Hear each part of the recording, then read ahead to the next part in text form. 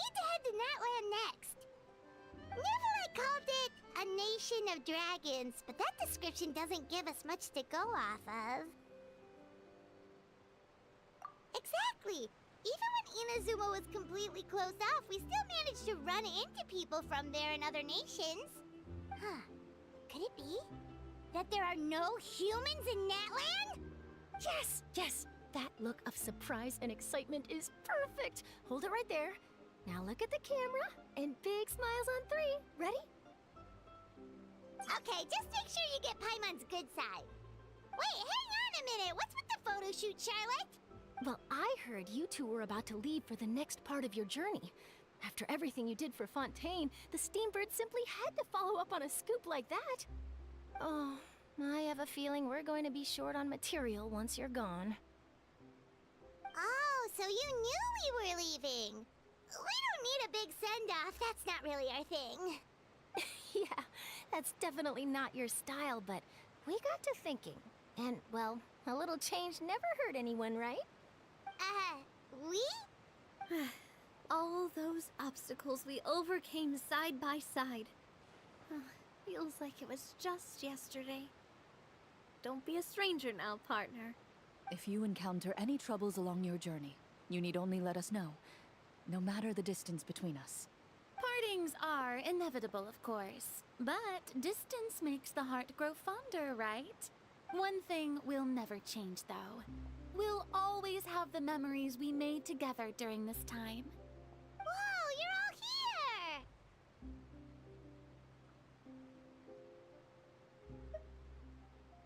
Already thinking about taking time off?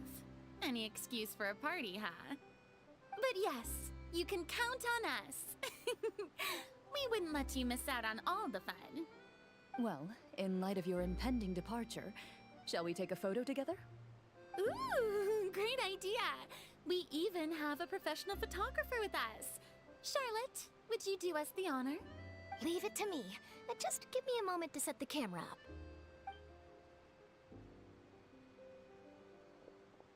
Oh, by the way, you're overthinking the whole Natlan issue, Paimon.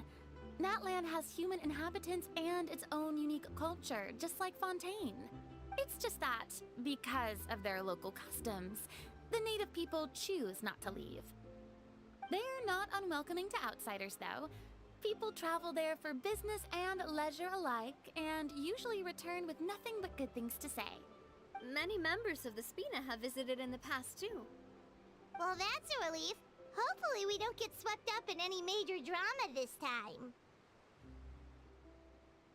Well, given your experience and skill in that regard, I have no doubt you'll be able to overcome anything that comes your way. Still, I hope you can avoid danger this time around. An uneventful trip might be a nice change of pace. All right, I'm ready. Shall we?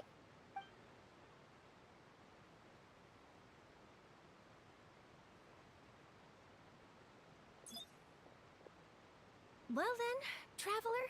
Bon voyage!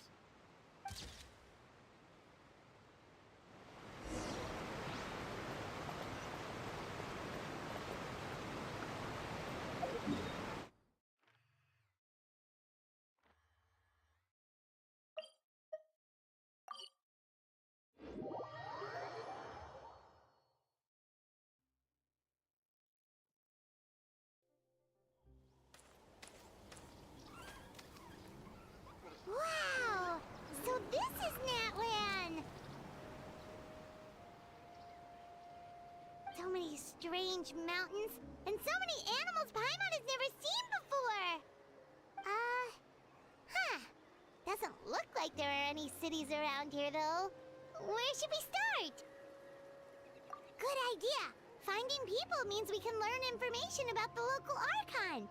And once we've met the Archon, we should have a better idea of what to expect during our journey. Well, Paimon hopes this one is easy to get along with. As long as we don't get on their bad side, we should be fine. Come on, let's keep following the road.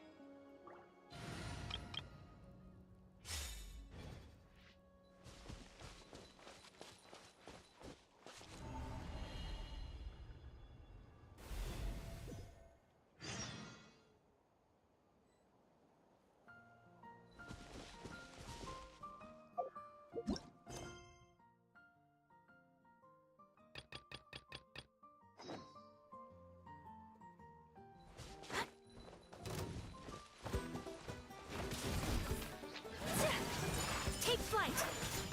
Ha! Yeah! Yeah! Ha! Yeah! Ha! Ha! Ha! Whirling snow! Ta!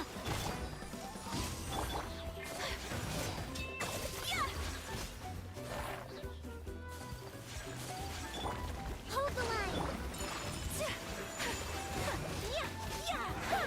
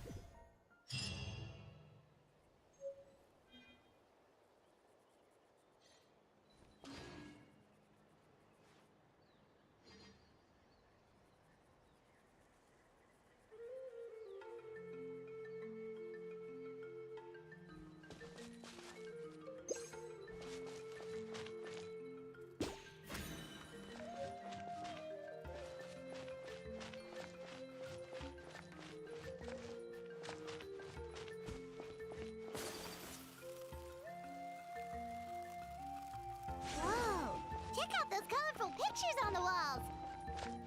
We've got to be on the right track.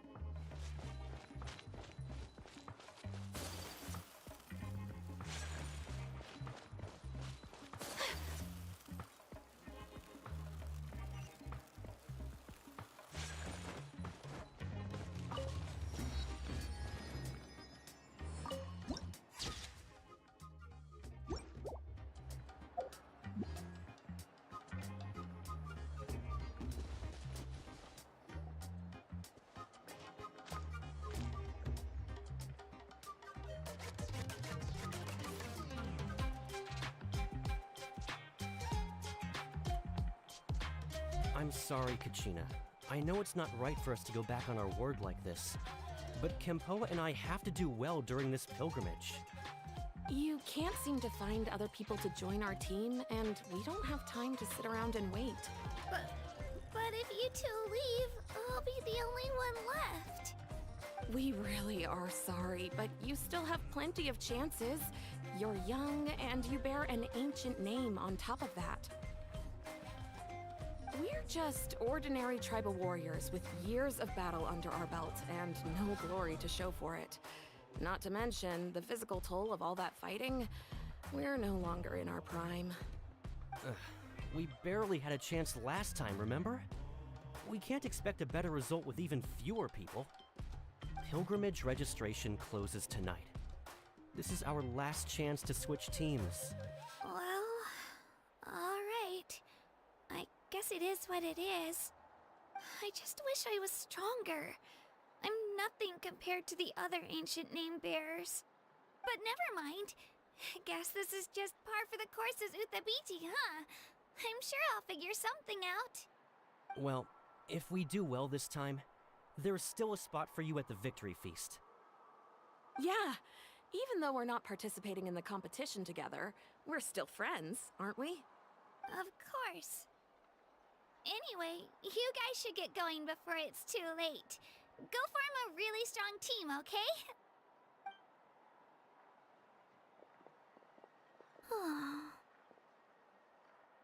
Guess I'll have to wait until the next pilgrimage.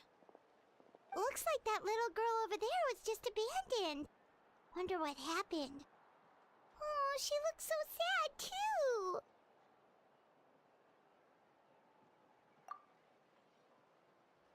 Huh?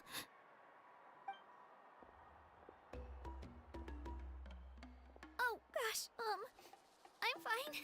Don't worry about me. Wait, I haven't seen you around the tribe before. Are you travelers? Yep, we just got to Natlan. Oh, welcome, welcome! I'm Kachina, Uthabiti Kachina. Oh, that's something we call an ancient name. It's a tradition we have here in Natlan, although it's kind of complicated to explain. You can think of it like a title for now. If you're here for the pilgrimage of the return of the sacred flame, you'll find out what they mean soon enough. So, this pilgrimage, is that what you were discussing earlier? Oh, yeah! It's a competition we hold every so often, where everyone competes to try and get the highest ranking. The competition receives tons of attention, so if you place highly, you're guaranteed instant acclaim, and you earn the right to take part in the Night Warden Wars. Basically, the winners become heroes, and that's pretty much everyone's goal around here. Sounds like a massive fighting tournament or something. Do you have to be in a team to participate? Well, due to the sheer number of participants, the pilgrimage is actually divided into two phases. Phase 1 is a team competition.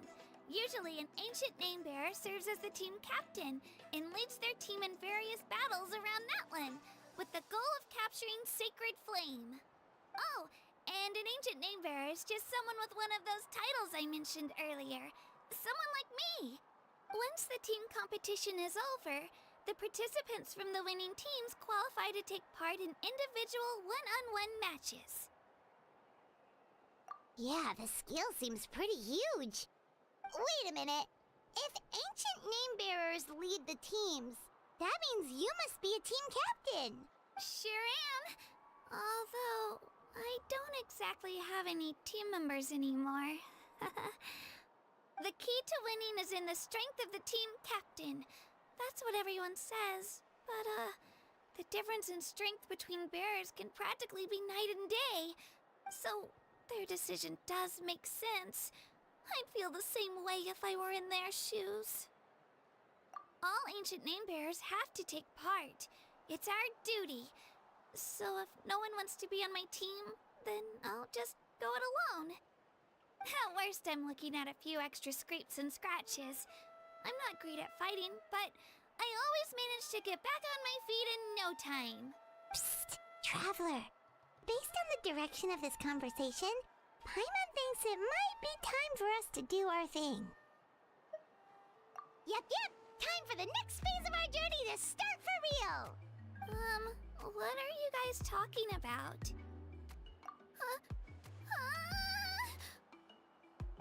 Sorry, didn't mean to freak out on you. How should I put this? I really appreciate the offer. That's so unbelievably generous of you. But only people from Natlan are allowed to take part in the pilgrimage. Oh, Paimon thought we could just join your team and fight our way to the top and then become heroes. It's alright. Really. I mean, no one's ever offered to join my team before. Really? We're all usually on good terms, but whenever pilgrimage registration rolls around, it feels like everyone starts avoiding me. They don't make eye contact or bring up the pilgrimage. It's like they're afraid I'll ask them to join my team. I probably don't even need to explain the reason. I'm too weak. It's pretty obvious there's nothing to gain from being on my team. That really doesn't matter to you? Oh, don't you worry. The Traveler's strong enough for the three of us. Gods, dragons, giant narwhals. He can give them all a run for their Mora. Oh, I get it. You were able to overlook my lack of strength because you're confident in your own skills. That's right. We always try to help people out during our travels. That's what makes a true adventurer. A true adventurer. You guys are really special. You know you're strong, but you don't take yourselves too seriously. That's exactly the kind of person I want to become. You're planning on staying in Natlan for a little while, right? Mind if I try to learn from you while you're here? Learn from us? Yeah, you know, like a disciple or a sidekick. You don't even have to teach me anything. I'll just observe. I promise I won't be in the way. Besides, I can take you to see the sights and introduce you to Natlan in the meantime. What do you think, Traveler? Seems like she really looks up to you. Oh, right! Didn't those people from earlier say the registration period was about to end? You don't need to focus on finding new teammates? Don't worry about it. I wouldn't be able to manage it this close to the deadline anyway. I lose all the time. I'm used to it. Everyone around me is used to it. So it's fine. No one expects anything out of me. But if I manage to learn a thing or two from you, I might just pull off a win next time. Thank you! Who would have thought I'd get the chance to meet such impressive adventurers? Today must be my lucky day. Well, come with me, you two. I'll show you where I grew up and introduce you to our tribe, the Children of Echoes. Hello, I'm Kachina, a member of the Children of Echoes. I adore green fruits and would love to become more strong, even though I'm still not much of a fighter. I should probably save all that for later, right? Then, are you hoping to go somewhere? I'm pretty familiar with these parts, so I can show you the way.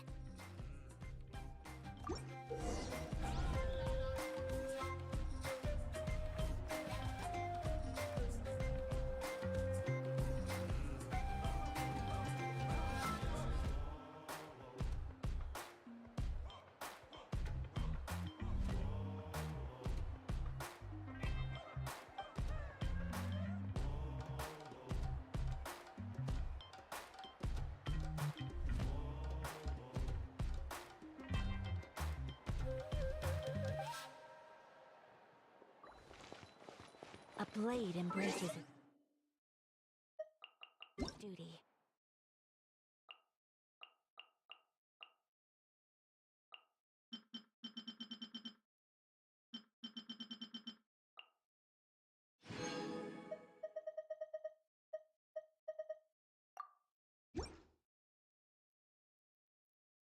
As a jeweler cherishes their...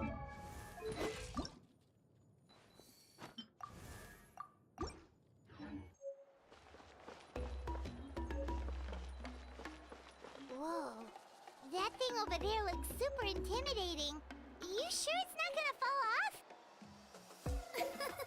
Don't worry. Our tribe works closely with stone. That's one of our symbols, actually.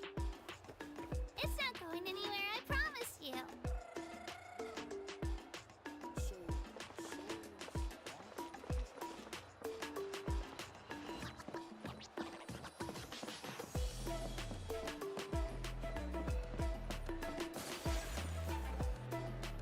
Many of our tribespeople love music and dance and have an amazing sense of rhythm.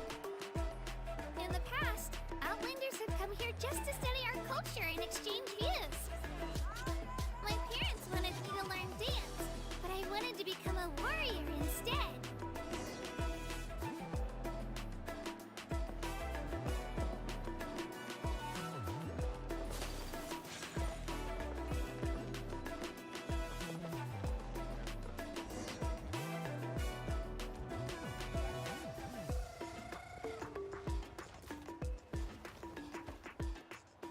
Hey, it's Io!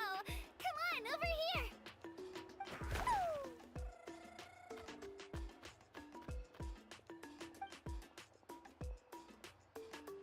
Allow me to introduce you. This is Io, my Saurian companion, and also an important member of my family. He's saying hello. I think he likes you. Saurian? So in Natlan, you consider Saurians to be part of your family? Of course. Natlan is not only a nation of heroes, but also a nation of Saurians. They occupy an important place in every tribe.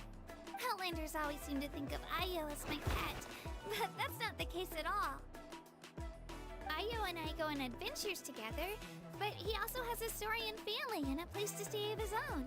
Sometimes he even brings his entire family over to eat at our house. The children of Echoes have the closest ties to the Tepetlisaurs, which are naturally very friendly to humans. That's how our relationship became what it is today. All Saurians have their own personalities, but I think calling them our companions pretty much sums it up. See? Io agrees with me. Oh! You're here too!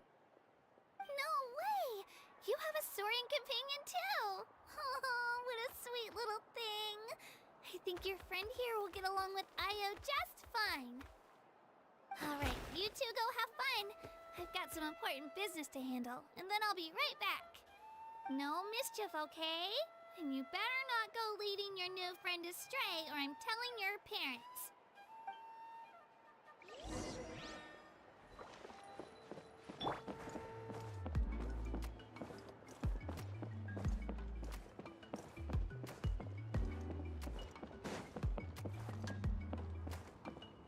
This is the most cherished and most sacred item in our tribe. It symbolizes the Wayab that protects us and grants us blessings. Wayab? Is that a god of some sort? Sort of.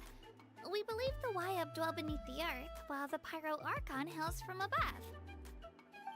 We hold regular gatherings here, actually. Our chief recounts and interprets dreams relating to our Wayab to decipher its will. The Wayab know the past and can foresee the future. Isn't that extraordinary? Huh. Kachina, what are you doing here? Chief! Oh, let me introduce you. This is Pakal, the chief of our tribe. Chief, these two just arrived in Natlan. They're super accomplished adventurers, and they're letting me stick by them so I can learn a thing or two.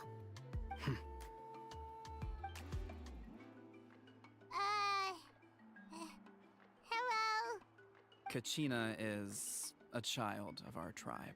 Her safety's my responsibility, so I'll just come out and say it. I don't know how you met her, but I'm gonna need you to prove your identity. Whoa, whoa, whoa, whoa! There's no need for that, Chief. They're good people. I can feel it. A feeling isn't going to satisfy your parents, Kachina. How about, we show you our adventurer handbook? It's where all our previous travels are recorded. The people who belong to the Adventurers Guild are kind of a mixed bag. I'd prefer something more reliable. Huh? You're the Traveler, and you're Paimon, his familiar. Paimon is a guide! Jeez, these rumors are getting out of control. Well, okay, maybe this one's not that bad. It does make you seem super powerful and mysterious, Traveler. Wait, is there something special about those names? You haven't heard? Nope. Learn well from him, Kachina. It's unlikely you've ever had a teacher of greater merit. Really? To earn that kind of praise from the Chief, you guys must be even stronger than I thought. Apologies for not trusting your word. Oh, don't worry about it. You were just doing your duty. Well, Kachina's still young, so you can never be too careful. As for you, Kachina, isn't registration about to close? Why haven't you headed out yet? Don't worry, Chief. I told my teammates to go ahead. I'll catch up with them in a bit. I may not be much of a fighter, but I am quick on my feet. Kachina's trying not to worry him, huh? I see. Well, I hope I wasn't interrupting anything just now. If I did, just tell me where you left off, and I might be able to help with the explanations. Let me think. I told them about the Wayab, so now's the perfect time to dive into ancient names. Good thing you're here, Chief. I don't think I could explain it very well. Oh, right! That word kept popping up in our conversation earlier. So what does it mean exactly? Well, Natlan is a nation of heroes whose valiant deeds are preserved and passed down over time in the form of stories. You can think of an ancient name almost like a label for these stories. By mentioning an ancient name, we remind ourselves of the epic sagas of heroes past. For example, the most famous bearer of my ancient name fought in 27 Night Warden Wars. By the time he fought in his last one, he was already over 60 years old. Even though he wasn't quite where he used to be physically speaking, he still managed to achieve top rankings during the pilgrimage. Impressive, right? Ancient names allow us to preserve the stories of the past, but they're also much more than that. Think of an ancient name almost like an heirloom passed down from generation to generation. Do you have your stone on you, Kachina? Of course. Here, take a look. Whoa, that black stone looks so mysterious.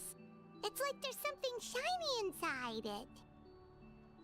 The Wayab decide who is deserving of inheriting an ancient name. Once a successor is selected, the name becomes theirs to bear, and their deeds are then preserved within it.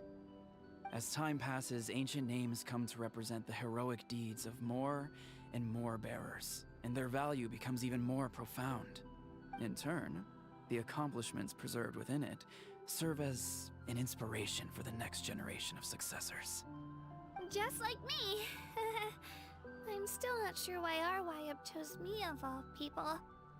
But if I didn't know the stories of all the past heroes, how they never stopped fighting, I probably would have given up a long time ago. Then you're saying this stone doesn't have any actual power? Like it's not gonna make Paimon super strong or smart? None at all. And that is precisely how it exercises its unique value. Think of it this way. If you become a hero because the heavens granted you strength, are your triumphs earned or given? Oh, Paimon gets it! If people start to ask those kinds of questions, the stories suddenly become a lot less inspirational. Someone had this to say about ancient names. Our forebearers carved miracles into obsidian rock, yet future bearers looked upon them and saw strength.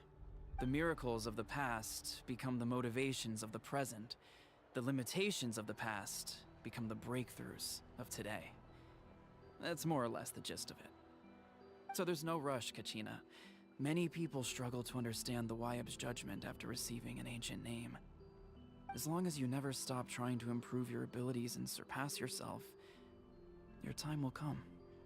Thank you, Chief. I'll get it together, just you watch. Well, it's getting late. I've got to get to the Stadium of the Sacred Flame. Oh, right. I'm not sure where you're headed, but mind taking a detour with me? Is that where the pilgrimage is taking place? Yep. And outside of competition season, it's the place where our intertribal gatherings are held. Of course! She's the most important figure in the entire event! Sounds like a plan then. Let's go! Well, if the Traveler and Paimon are with you, then I don't need to worry about your safety.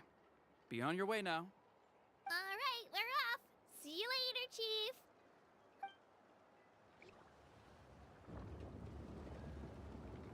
I got so carried away just now, I didn't consider what would happen if our destinations were different. Luckily, that's not the case. Or, well, I guess we just have to meet up after the tournament. You sure it's okay you didn't tell the chief about your team? Chief Pakal's a really nice guy. If he knew the truth, he might even ask to join me. But he's not as young as he used to be, and he's got some old injuries that still bother him. He's not cut out for any more attempts. He'll find out what really happened when he sees me compete. I'm sure I'll get an earful for lying, but this is for the best. Yeah. Your teammates left you high and dry and you made sure they didn't feel guilty about it. It's not their fault, really. The pilgrimage is extremely important to the people of Natlan. We all grow up listening to stories about the heroes of the past and dream of becoming warriors with the strength to defend our nation. Not out of a selfish desire for glory, but to lend our strength to a greater cause. Anyway, don't worry about it for now. Once you witness the spectacle for yourself, maybe it'll all start to make more sense. It'll also be a great opportunity to experience our culture and history. Alright, time to leave our settlement. Let's head that way. Our last stop, the Statue of the Seven, is also in that direction. Let's go!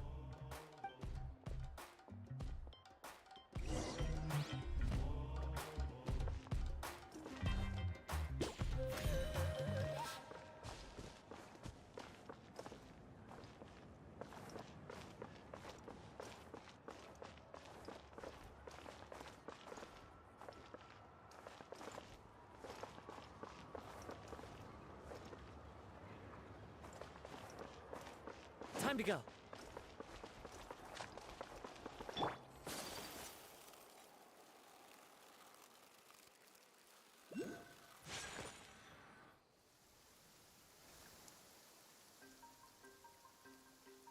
The statue is so pretty. Is that what the Pyro Archon is like? You betcha.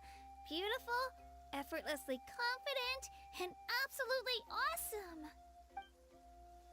Oh, since we're here, you might as well go get your shiny new elemental powers, Traveler.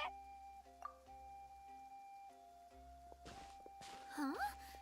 You can get elemental power from the Statue of the Seven? Oh, just you watch, Kachina.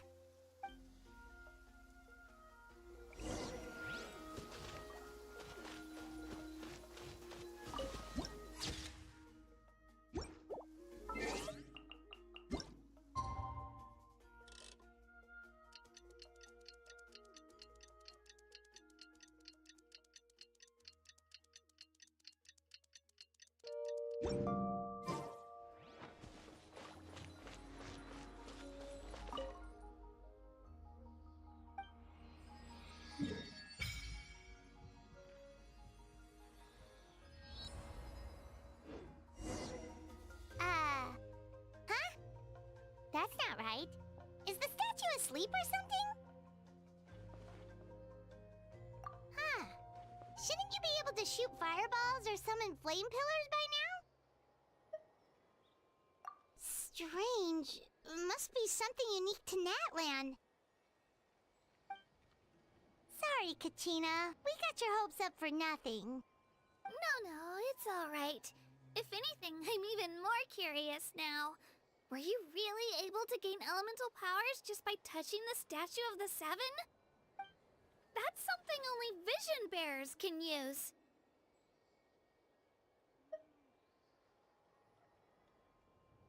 Could you show me? Only if you want to, I mean. No pressure. Take it away, traveler.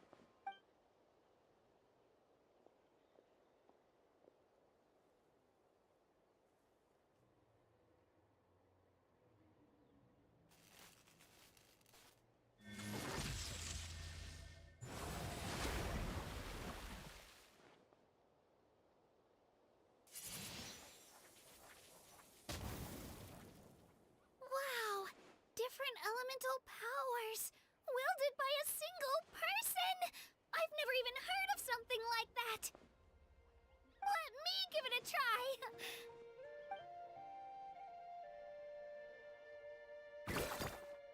Nope. Still just Geo. Anyway, I was right! You really are something special! Just wait until you hear about our previous adventures. Ooh, what's that?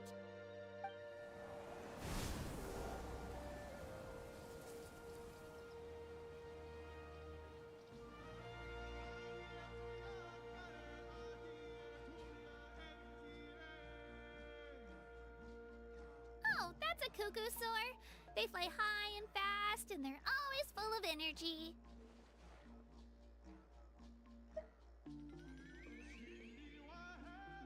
Paimon already made the connection, traveler. You don't have to imitate her. Oh, before I forget, we've got a pretty long trek ahead of us, so here, take this. They look like shiny little gems, don't they? Don't be fooled, though. It's actually candy. My mom made them. I always bring a few when I know I'm gonna be out and about for a while. A little boost of sugar can really come in handy in a pinch. Woo! Paimon loves candy. Thanks. My pleasure, my pleasure. I've got all sorts of bits and bobs on me. I'm sure they'll come in handy at some point.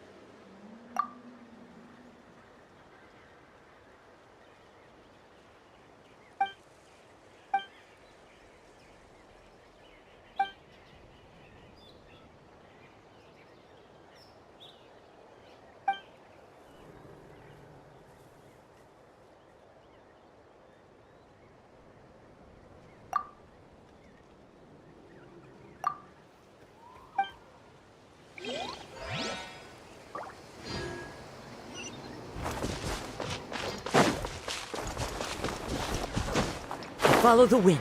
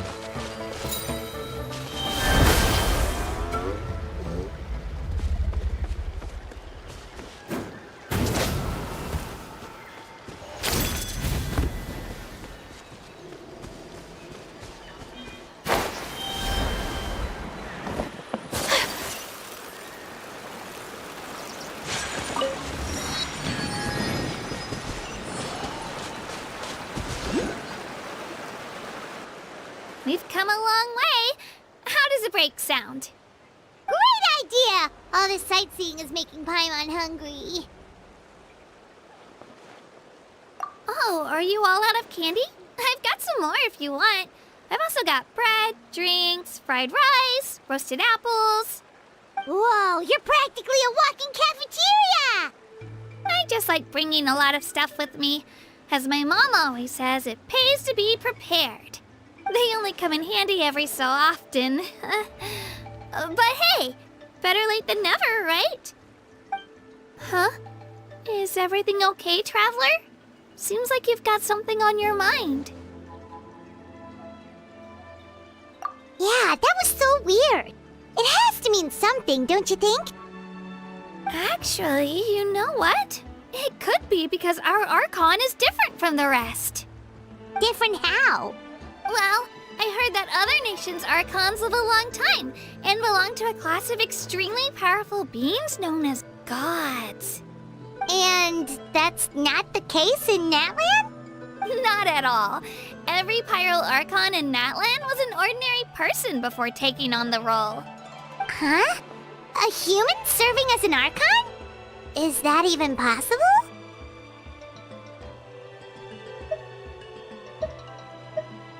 You find it hard to believe too, huh? So that's not normal then? I guess I've just gotten used to how things are here in Natlan.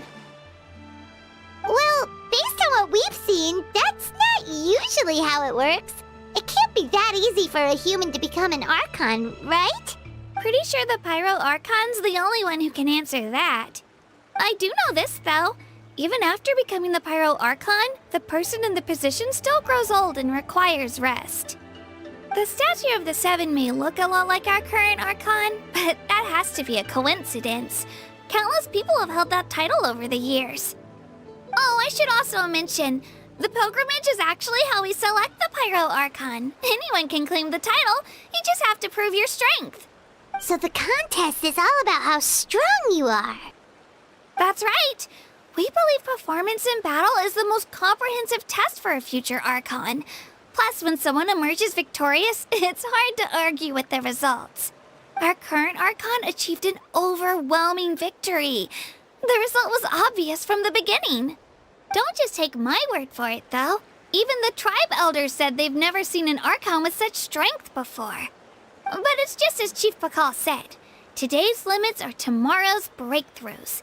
Our future Archons will go from strength to strength. Okay, Paimon's gonna ignore the whole human becoming an Archon thing for now. It's just, if she's really that strong, do you think that's a good thing or a bad thing for us? If we think back to what happened in Inazuma... I wouldn't worry about it.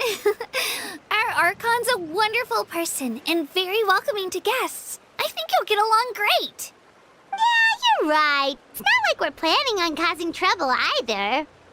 It'll all work out. You'll meet her soon enough. All right, Paimon's just about ready to... Huh? What's that? Oh, we call this a phlogiston chisleth.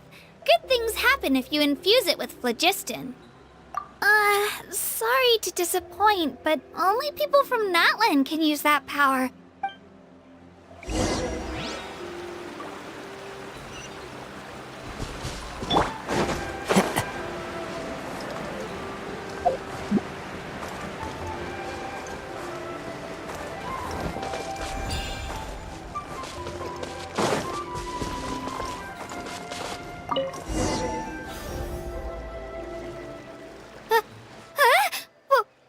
Wait! You can use it too? How? That was amazing! I don't even know what to say!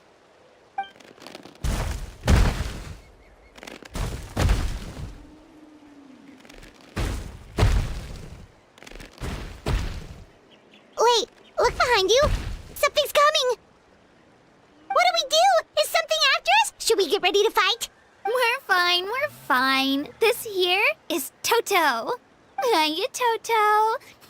It's me, Kachina.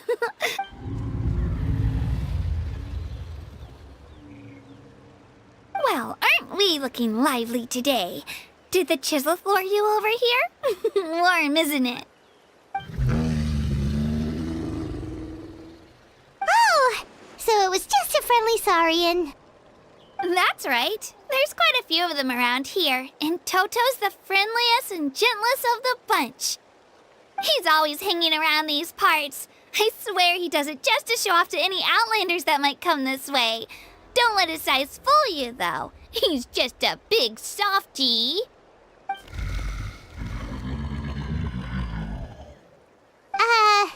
What does the crouching mean? That's an invitation. He's offering us a ride.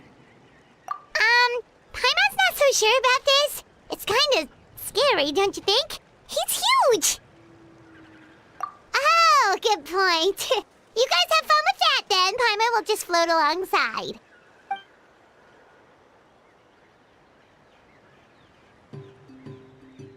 Wow, the sightseeing is even better from up here. The higher the vantage point, the better the view. Are you and Toto close, Kachina? Yep. When I was little, my parents and I went to the Stadium of the Sacred Flame to buy a bunch of different fruits, but the cart we were using to transport them flipped over on our way back. Toto wasn't even half his current size back then, but I still burst into tears when I saw him approach. I was afraid he was going to eat all the berries and sunsettias and leave none left for me. In the end, though, he didn't eat a single one, and even chased off a few other saurians looking to snatch a few for themselves. After that, he used his big head to help get our cart right side up again. I've been bringing him fruit ever since. Oh, and I was the one that named him Toto, actually. With the sheer amount of food he can eat, he pretty much grew like a weed. Before I knew it, he was already this big.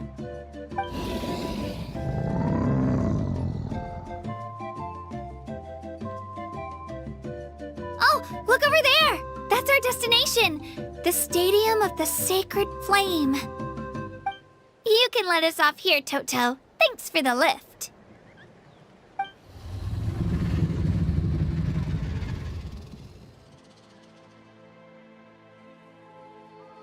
It's an easy walk from here, so I say we head the rest of the way on foot. It'd be quite the trek for Toto otherwise. That's true, especially considering his size. Well, see you later, Toto!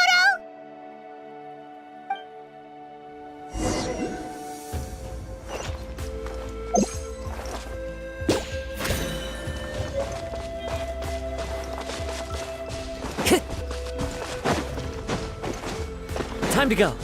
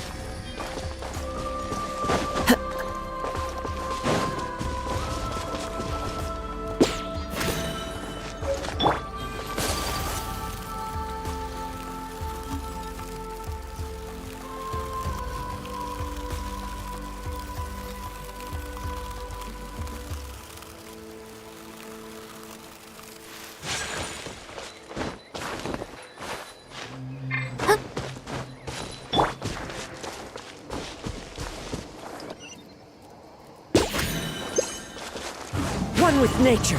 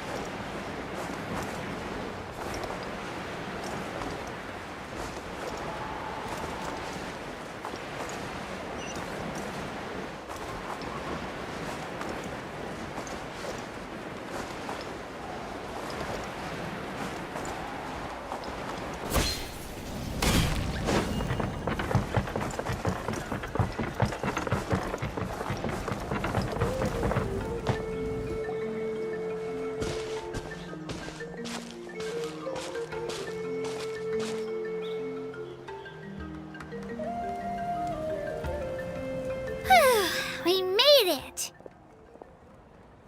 I'm supposed to meet some friends here, but... I don't see them anywhere. Maybe they're not here yet. Open your eyes, Slowpoke! Ugh, we've been here this entire time. I've already lost track of how long you've kept us waiting. Listen here, you. It's not just Kanish and Moalani's time you're wasting, but mine, too! What the heck? That's a strange-looking Saurian. Or, wait, is it even a Saurian? Take it down a notch, all right? You don't even know some of these people. Just because Kachina's too nice to get mad at you doesn't give you an excuse to be rude to her. And what are you gonna do about it? You think you're the boss of... Hey! Oh, what do you think you're doing? Alright, I've put him in a timeout for now. Sorry about that. Aw, you didn't have to do that. Hal just doesn't have much of a filter, that's all. I don't mind. He got what he deserved. Let's just hope the lesson sticks this time. Moalani, there you are. Looks like you made some new friends. And here I was worried you ran into trouble on your way here.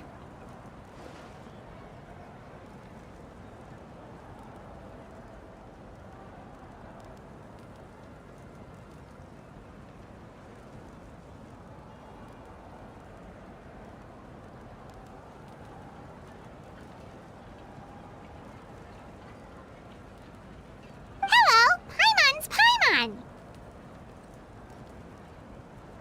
A traveler, you say? You came at the perfect time. The pilgrimage is a sight to behold this time of year. I don't see your teammates with you, Kachina. Where are they? Oh,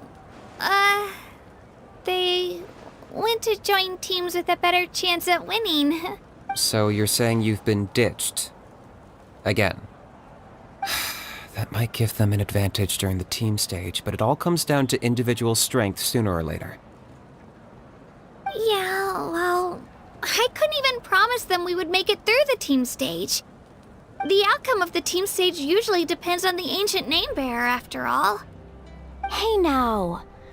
There's not a single person here that can promise their team victory. You're putting too much pressure on yourself. Besides, you're not lacking in strength at all. You just need a bit more confidence. You were only 3 victories short of reaching the Night Warden Wars last time. Wait, so if the pilgrimage is like a national sporting competition, then what are the Night Warden Wars? The former is a battle of skill. The latter is a real war. A war against our eternal enemy, the Abyss. So they're here too. Well, wait a second. You're saying the prize for winning the pilgrimage is the chance to go to war?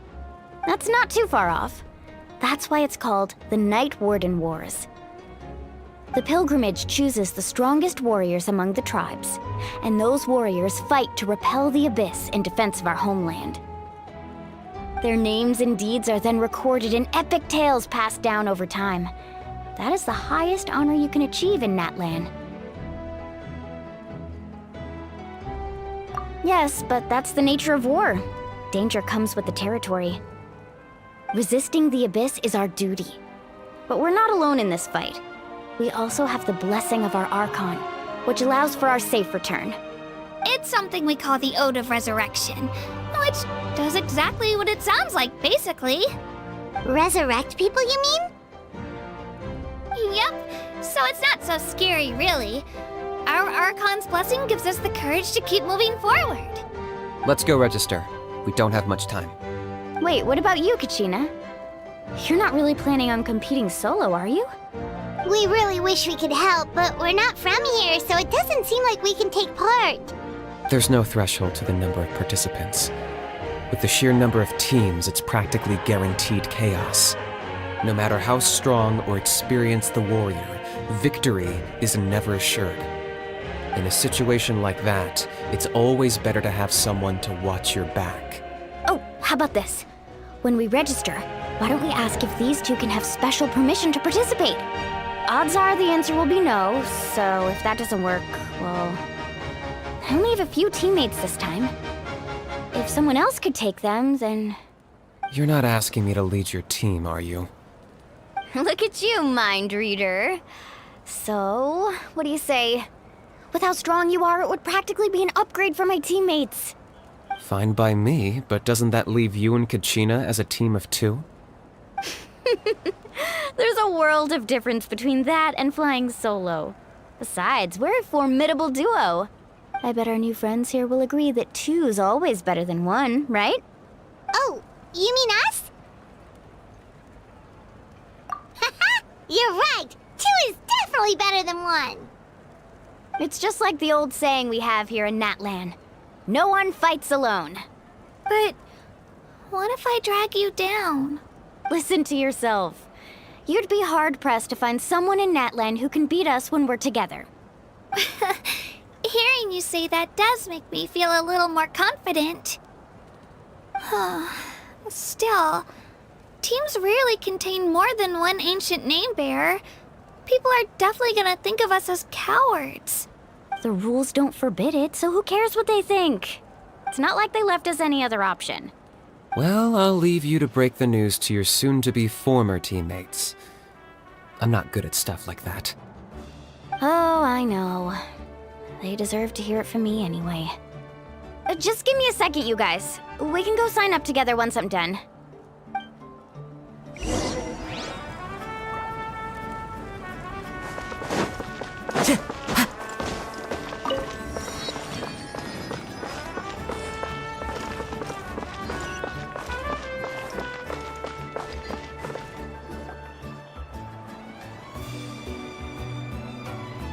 This is the place. Let's wait for Mualani here. Did you see the flags at the front gate when we entered? Oh, yeah. There were flags, weren't there? Those are our tribal flags. One for each of the 6 tribes that make up Natlan, including the Children of Echoes. Why the sudden tour guide routine? I said I'd introduce them to Natlan, and we've got nothing better to do, so I might as well deliver on the promise. Fair enough. Well, I'm from the Scions of the Canopy. We live high in the mountains and have the closest ties to the Yumkasaurs. My friend Mualani belongs to the people of the Springs, a seaside tribe. The scenery over there is beautiful, and you can find some really tasty fish. That just leaves the Flower Feather Clan, the Masters of the Nightwind, and the Collective of Plenty. If we get a chance after the pilgrimage, I'll be sure to show you around. Well, if we're talking tribes, allow me to stand in for our chief and welcome you on behalf of the people of the Springs. Mualani, you're back! We were just talking about you. Everything settled on my end. My teammates took it unbelievably well, actually. Your reputation is really something else, Kanich.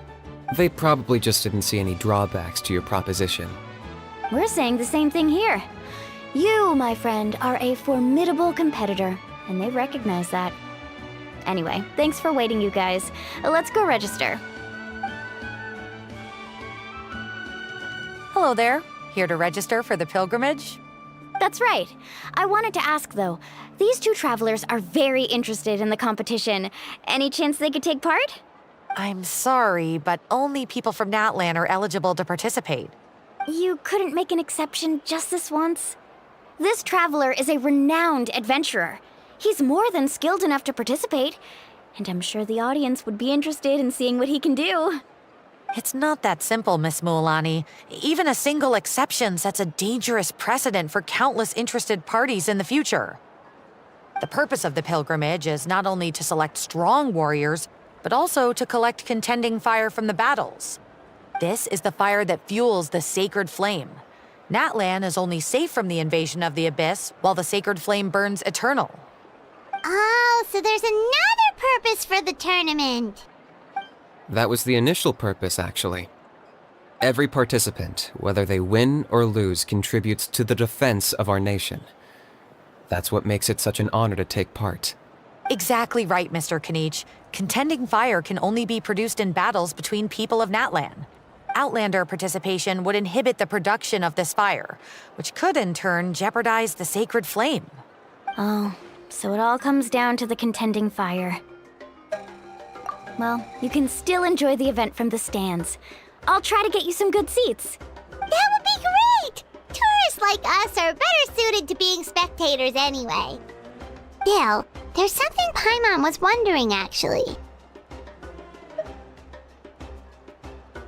You read Paimon's Mind Traveler. Why doesn't everyone just fight together? You know, since you can bring them back to life. The power of resurrection has its limits. For starters, the ode only works on those who bear an ancient name.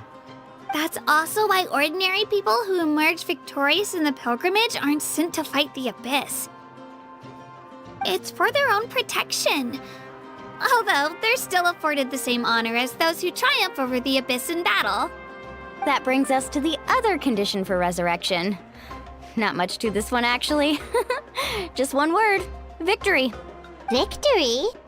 The victors shall burn bright, while the losers must turn to ash. Only those who triumph over the Abyss earn the right to be revived. Defeat in battle not only means death, but also the destruction of your ancient name, preventing it from ever being inherited again. The tales of the vanquished are eventually forgotten, and an ancient name cannot survive when the stories of its bearers are lost to time. Yeah, they won, right? Isn't it the defeated ones who need reviving? You have to think about it at the team level. For example, 5 representatives will be sent to repel the Abyss this time. Even if 4 of them were to perish, the Ode of Resurrection would still take effect. All you need is for 1 person to return victorious. Because every victory is a building block of our legacy. Of course, the team needs to be strong enough for that to be the case. Otherwise, the price of failure is still very high.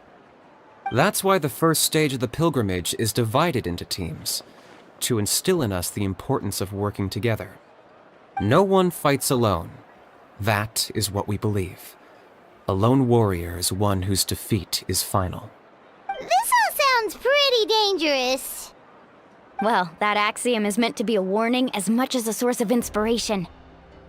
Danger is always present, but together, we can move forward, united in the knowledge that behind every hero charging into battle lies the support of all of Natlan as well as our Archon. Not to mention, the Abyss isn't an enemy with a concrete form. We're often just dealing with the fallout of its scheming. I've actually fallen in battle before. I spent some time wandering the realm of the Wyab. It was unlike anything I'd ever experienced before. The realm of the Wyab? Does that mean the Wyab exists somewhere in Natlan? Hard to say. The realm's not somewhere you can access by ordinary means, and very few people are capable of establishing a mental connection with the Wyab. We call this realm the Night Kingdom, a mysterious liminal space between the body and mind, life and death. The fact that you were resurrected at all is the worst thing in the world. Then releasing you from your timeout has gotta come in at a close second. You would do well to speak with reverence of the almighty Dragon Lord Kahula-How, lest you live to regret it. If you're done arguing, your registration is now complete. It all went fairly quickly, considering we all know each other. Now, I just need to register your team members according to their name cards, and you'll be all set. In the meantime, you can all go rest at the hotel. As usual, dinner and lodging for tonight are free. Nice. Oh yeah, I forgot to mention. All food and entertainment before tomorrow's matches are on the house, courtesy of our Archon. Family and friends included, which means you both get in on it. Come on, let's go have some fun!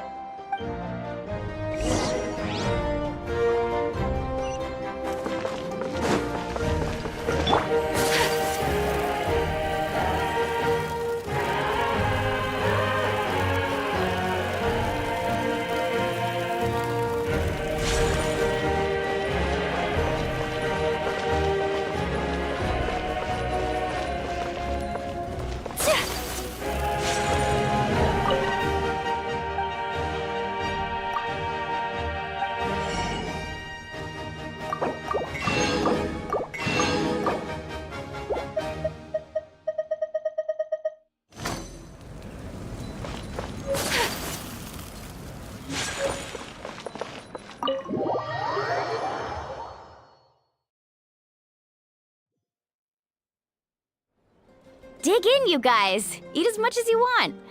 These dishes are all local specialties. There's more where this came from too, so don't be shy. Let's feast until the bill gives the Archon a heart attack. Don't be dramatic. The Pyro Archon is very generous, even if it does cause some trouble for all the hotel workers and volunteers. Speaking of trouble, I've locked Ahau away for now, so you don't have to worry about him being a nuisance. Wait, isn't that a little harsh? Nah, Kinich and Ahau are always like that. Everyone has their own unique way of getting along with their Saurian companion. What's got you all down in the dumps, Kachina? You don't have to worry about tomorrow. I'll be with you every step of the way. I know. Everything's fine, really. I'm just nervous.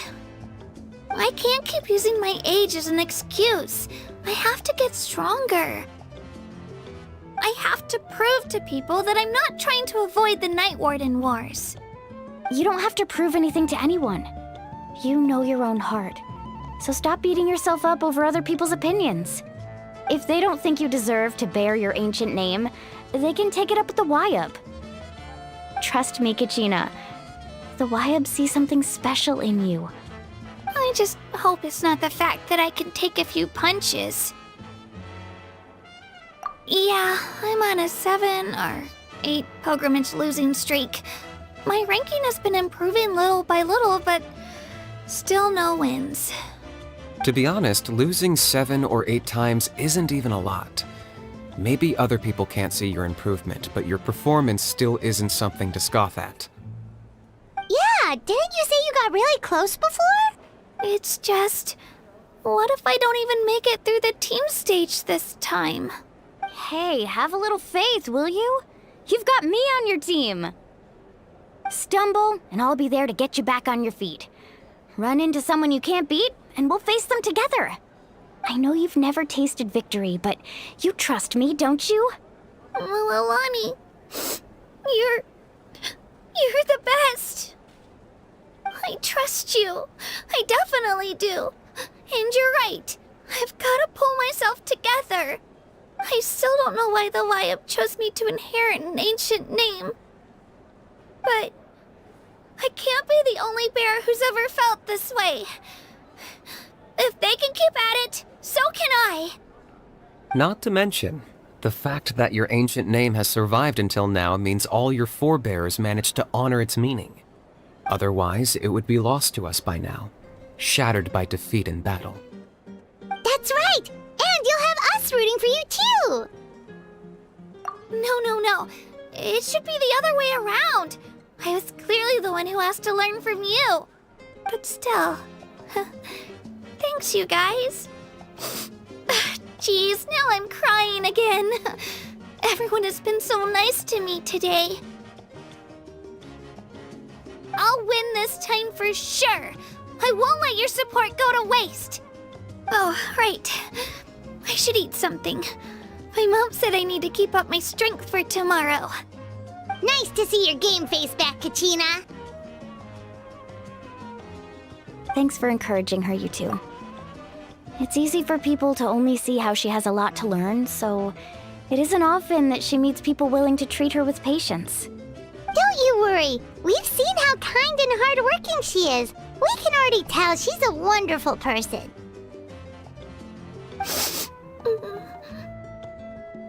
Take it easy. You're getting tears in your food. I'll pour you all some drinks. I brought some homemade fruit juice. Let me just go grab some cups. She even travels with homemade juice? Kachina's backpack is practically a bottomless pit. It's got everything. That's true, but she definitely only offered us some so she could go find somewhere to cry for a little while. Seems like you two really look out for her. She's like a little sister to me, you know? She's already so talented. She just needs that one decisive win to convince her of it. And I have a feeling this is the one. This could be the win that finally gives her that confidence. Why are you so sure? Is that what happened to you? Oh, no. I was just born confident. Mulani's being modest. She's already a 3-time veteran of the Night Warden Wars. Came out on top each time. And she's never had to be resurrected. Wow, that's amazing! Nah, it's no big deal. The opponents I had to face were pretty tame, that's all. Ooh, no wait, that makes it sound too unimpressive. Either way, the challenges haven't been that difficult so far. But I'd love to fight alongside Kachina and experience the glory of victory together. The flowers, the applause. Paimon gets it! That's how Paimon and the Traveler are too.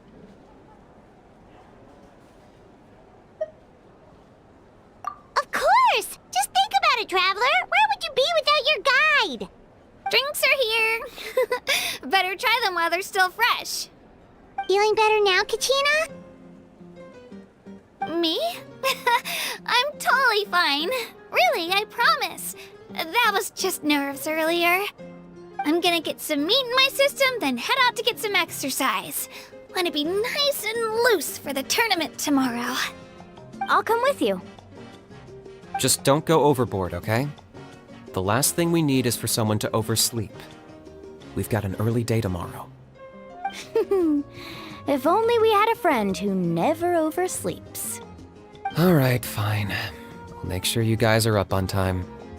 Attaboy. I knew you'd catch on. So full. I'm so sleepy. We should get a good night's sleep before the competition tomorrow. I'm still a little worried about Kachina, though. Maybe we can help her out with her training. She did say she wanted to learn from us. Not that Paimon's gonna be doing much of the teaching.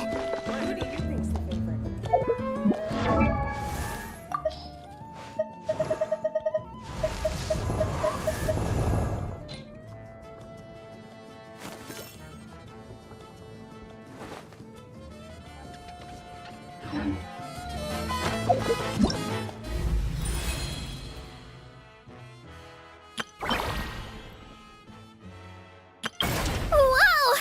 I can join the team?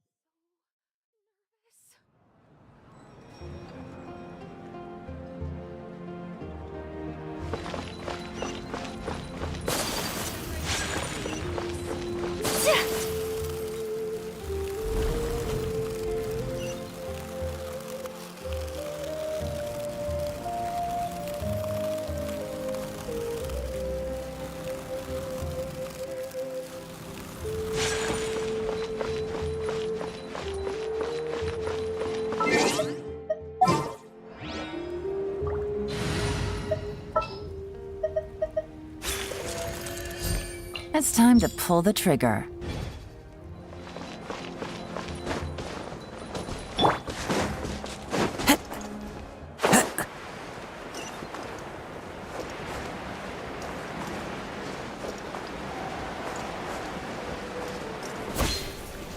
Time to go.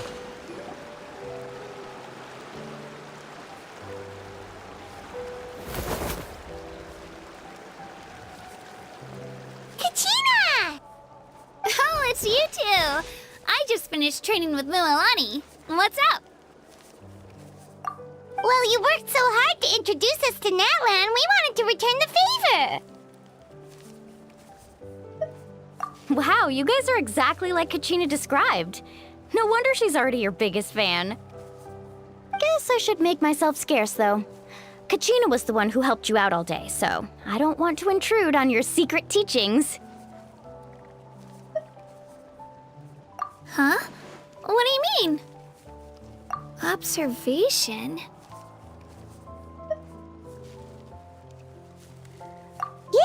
The person who hits the hardest isn't always the one who wins. Oh, I think I get it.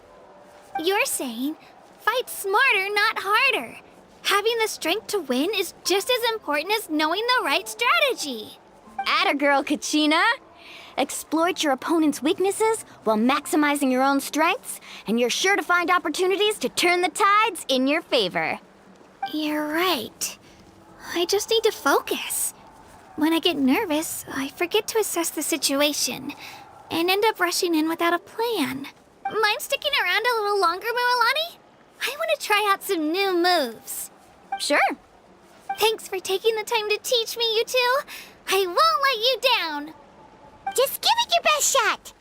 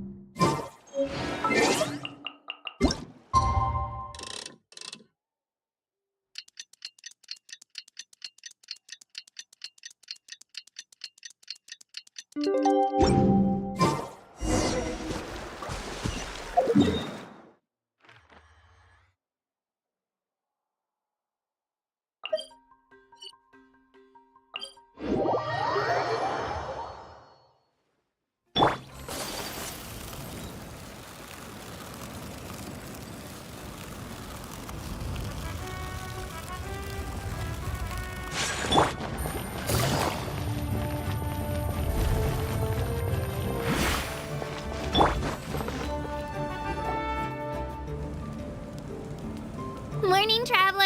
Morning, Paimon. Looks like everyone's here right on time. Good to see that no one overslept. Says the one who only made it because I was there to get you. How? Not so loud. You're gonna give me a headache. Well, if you don't do well today, we know who to blame now, don't we? See how your friends talk to me, Kanich? I help you wake them up, make sure everyone's on time, and do I get a thank you, a how? No! I get told off! Mualani's right, though. Hopeless. Every last one of you. Alright, moving on. How did you sleep last night, Kachina? I had some nerves at first, but my bed was great. I fell asleep the minute my head hit the pillow. That's good to hear. Maybe you handle stress better than you know. The competition's about to start. Did everyone eat something? A little. Didn't want to overdo it. Oh no! We were so busy focusing on the tournament we forgot to buy something! I thought that might happen. Here, I brought you some. No thanks necessary. I'll treat you to something even better once... Attention, everyone! The tournament is about to begin. All contestants proceed to the venue. I repeat, all contestants proceed to the venue. Well, I'd say more, but that's our cue. The opening ceremony is what kicks everything off. You should be able to see Kachina and me from the stands. We're counting on you to cheer us on. Don't you worry! Paimon's gonna cheer so loud, you'll hear it across the stadium! Thanks, you two. I'll be sure to keep an ear out. Well, we should get going. See you later. Okay, bye-bye!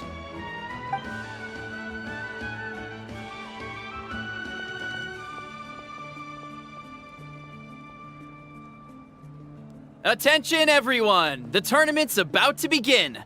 All spectators, please take your seats. I repeat, all spectators, please take your seats. Ooh, that's our cue! Wow, we've definitely never witnessed a competition of this scale before. Let's go in once you're ready.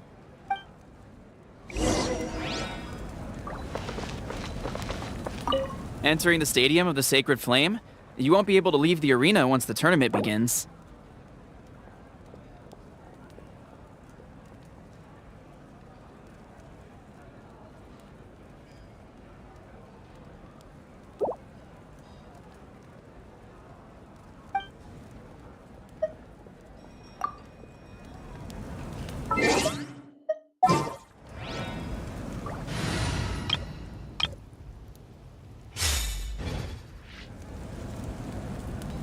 Entering the Stadium of the Sacred Flame?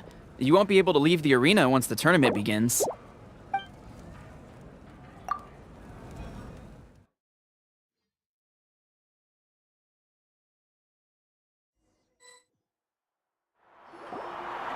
The Pilgrimage of the Return of the Sacred Flame is a competition with a long, storied history. Countless hopefuls have gathered here today, each vying for the same prize, the right to serve their homeland in the Night Warden Wars. Before we begin, allow me to remind everyone of the rules.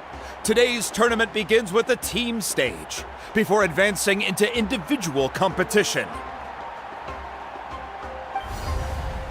Each team will board a hot air balloon, which will land at a random location. Contestants must search for fire towers within the contest grounds, accumulate contending fire through combat, and bring a sufficient amount back to the stadium. Defeat in combat, departure from the contest grounds, and running out of time all lead to elimination. Only the strongest teams will be able to withstand the onslaught of battle and return to the arena, blazing fire in hand. Only those who emerge triumphant in the team stage earn the right to take part in the individual battles. The outcome of these one-on-one matches not only affects the contestants' individual scores, but also determines their next opponent. After many rounds of battle, the contestants with the top 5 rankings will get the chance to take part in the Night Warden Wars. Now, let us welcome our Archon as she delivers the opening address.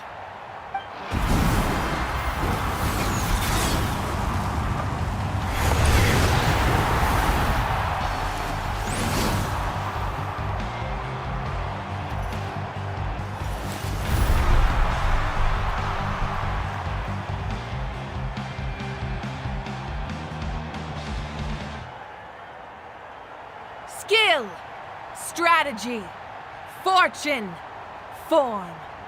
Many factors influence strength, but victory never lies.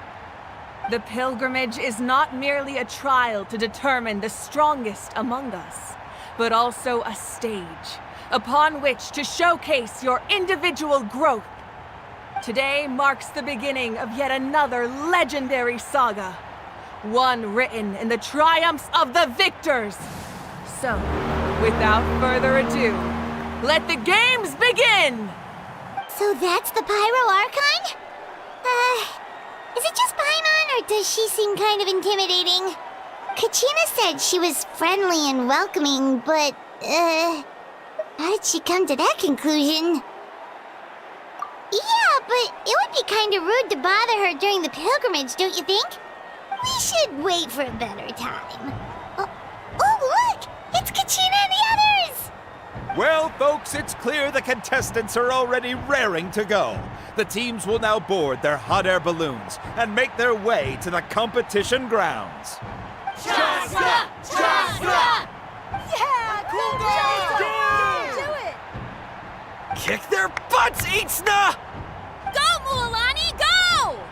You can do it, Kachina! And the crowd goes wild! The hot air balloons are about to ascend.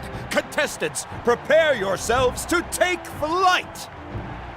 Remember the rules. The balloons will take you to random locations, and your battle starts the moment you land. Best your competition, collect sacred fire, and bring it back to the stadium. Good luck, everyone!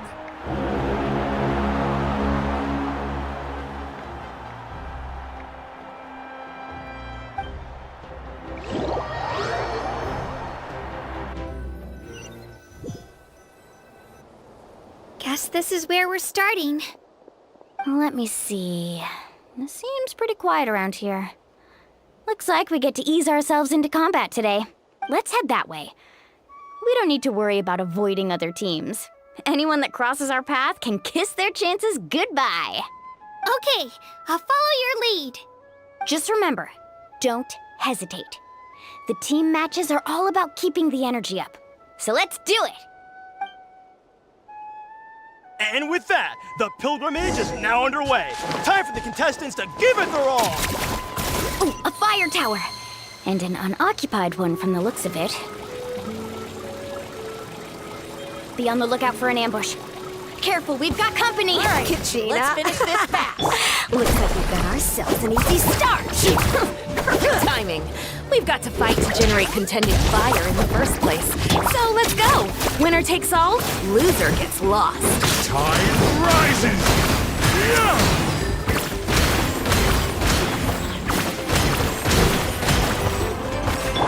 Let's drive it away!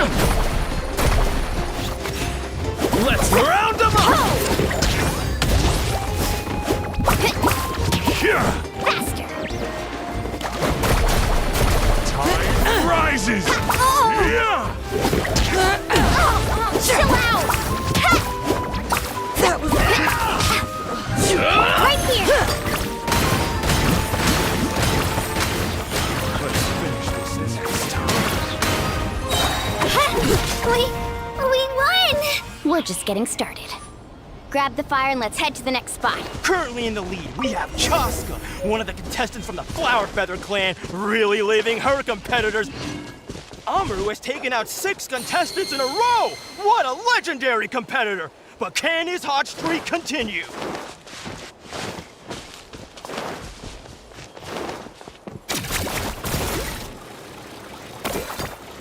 Oh, well, aren't you two an interesting duo? How did these monsters make it onto the grounds? It's part of the tournament. You can't handle a few monsters. How are you supposed to repel the abyss? Look, why don't we handle these monsters first? Then we can battle it out between ourselves. Huh. Your skills aren't half bad. But I think I've got a good grasp of what you can do. Sorry. But not everyone can make it until the end. Your run ends here! What's the surfboard? Right here! Clear the area! Let's shred, Sharky! Nicely done, Kachina! We actually beat a legend! Come on, don't just stand there. Let's grab the fire and go. We have a new team pulling ahead. Mulani and Kachina have already eliminated several favorites for the win. Need a surfboard? I knew someone would show up. Hand over the sacred fire and no one gets hurt.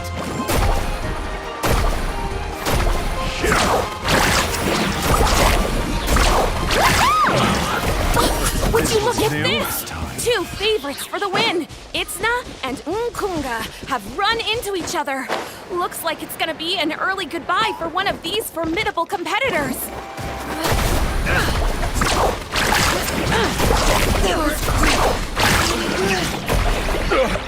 Forget it!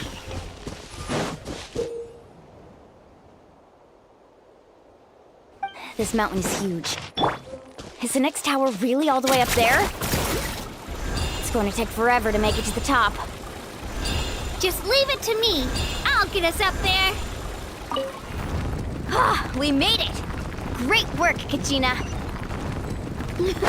Glad I could help. An empty fire tower. We're too late. And another competitor crosses the finish line. Ian-san from the Collective of Plenty, certainly living up to some lofty expectations. Kachina, is that you? I'm sorry about this, but since we ran into each other, I can't just let you pass. If you want glory, you'll have to go through me!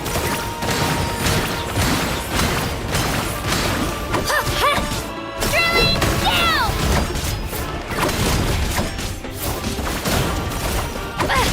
Out of the way or get blown away! Amazing! Every minute that passes, fewer and fewer contestants remain in play. The remaining competitors need to hurry if they want to make it out of this stage. Hold it right there. That fire is mine. In your dreams, I think someone needs a reality check, and I'm more than happy to oblige. There. Well, I like to Here see comes you the try. Hey, let's work together. Good idea. No way I'm letting them pull the rug out. Let's go.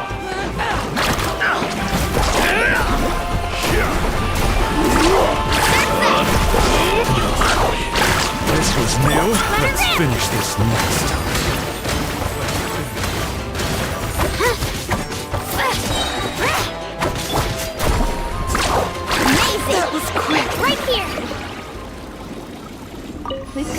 enough sacred fire. Still doing all right, Kachina? Yep, we're all good. Come on. Watch this! Uh-oh, we're running out of time.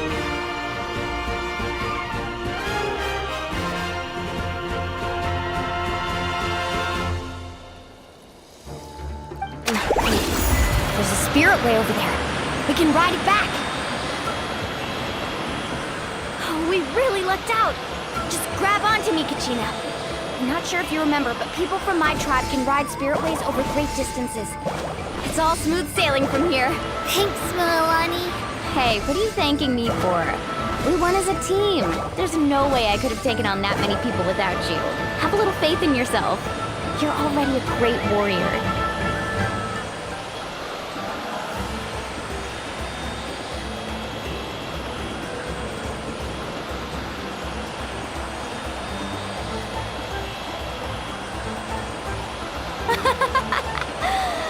Those were some steep curves. You're not scared, are you? I'm fine. I don't scare easily. Not after that last ride you took me on. Oh, yeah. Back when we first met, right? I accidentally knocked over your piece of cake, then offered to take you spiritway surfing to make up for it. Actually, I was feeling pretty down that day. My training didn't go well, and... Anyway, you really cheered me up. Milani, I really want to win this time. I want to win this pilgrimage and become a true warrior. That's what I like to hear. Let's meet each other at the top and fight in the Night Warden Wars together. If your team has gathered enough fire, please proceed to the stadium as quickly as possible. I repeat, as quickly as possible.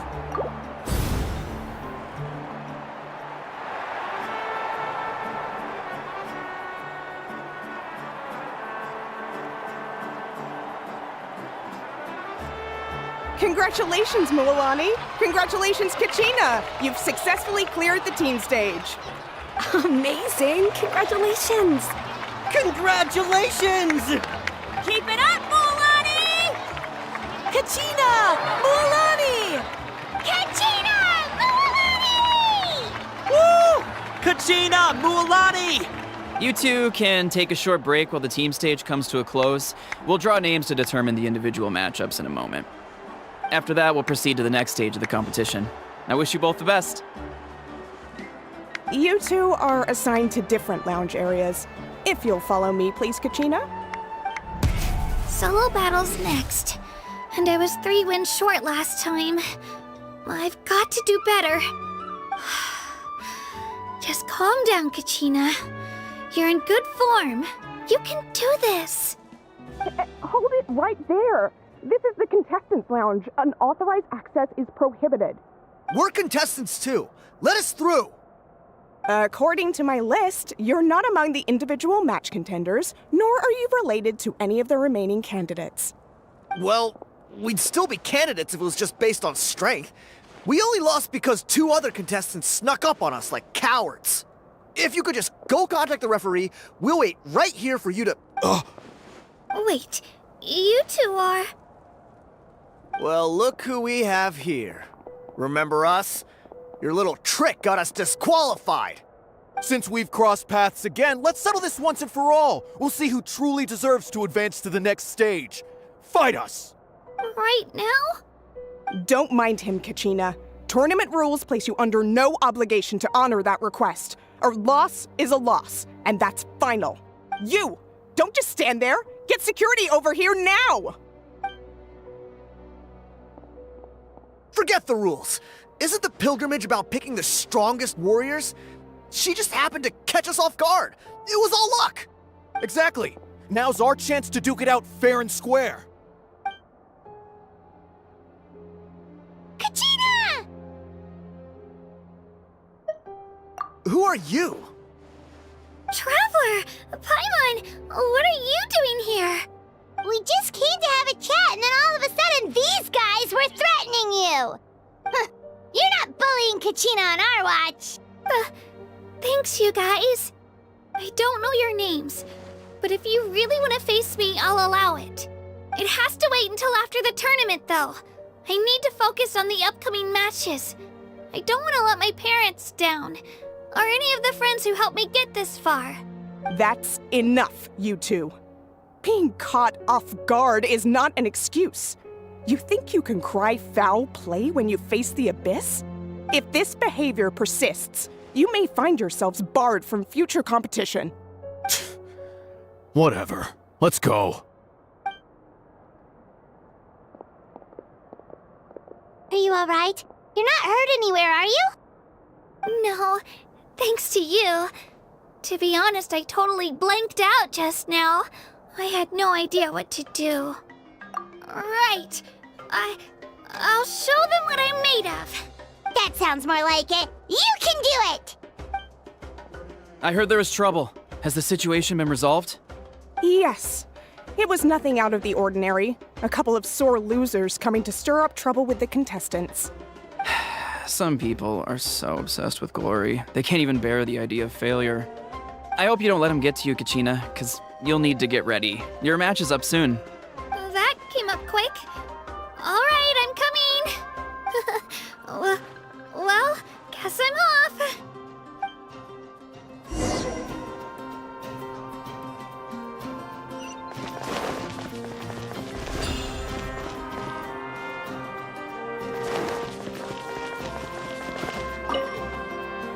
Have faith in yourself, Kachina, and don't get too tense.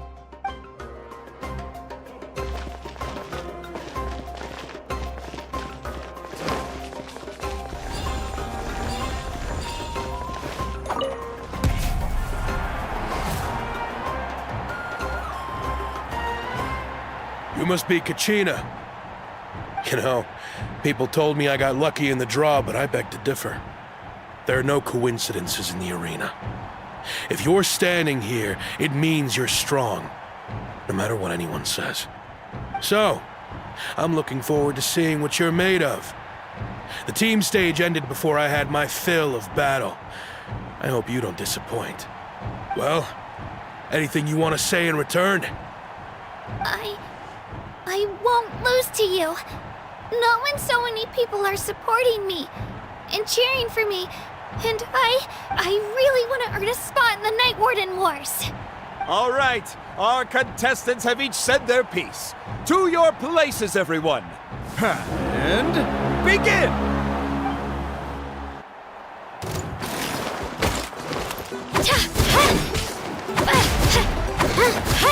Here goes!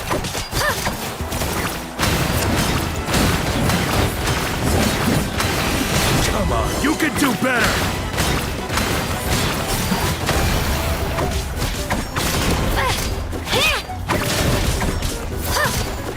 That's more like it. Again!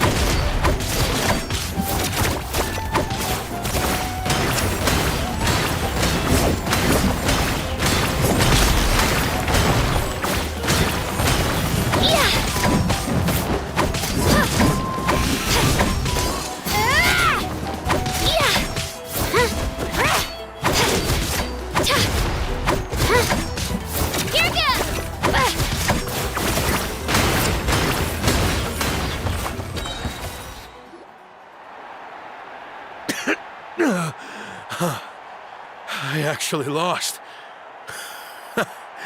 Knew I had an eye for the good ones. Guess that means I was right about you all along. Congratulations to Kachina for taking the win. Let's give her a round of applause, everyone. Now, diving into the other matchups. That's one down! Woohoo!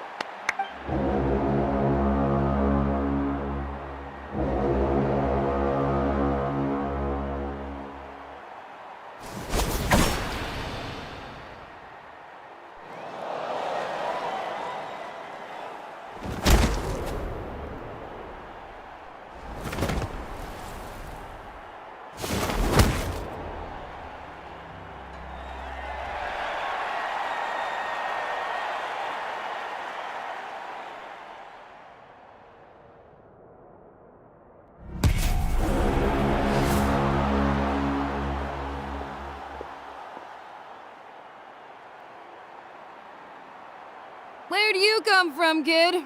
Think you've got what it takes to go to war?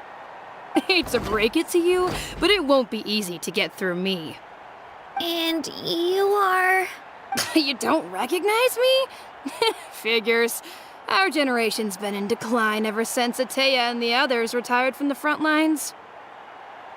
Either way, once we face off, you won't forget my name anytime soon. Let's do this! Hear that? Exhilarating cheers of the crowd. That's why I'm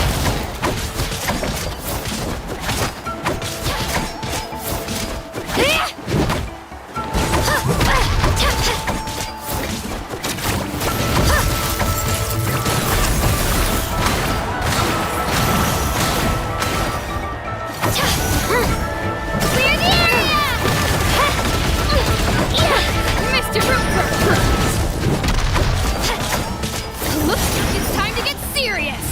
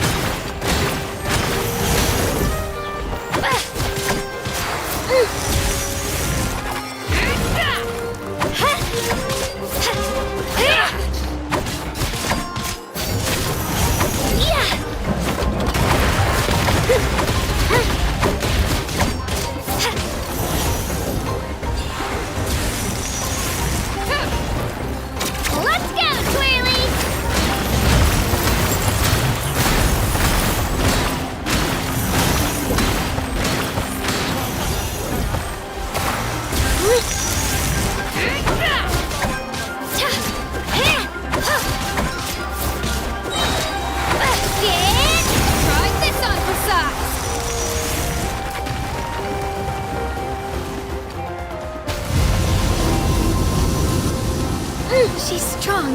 I can't rush this. Just like the Traveler said, I need to observe my opponent and look for an opportunity. It's not just about who hits the... Come on, Kachina, you can do it!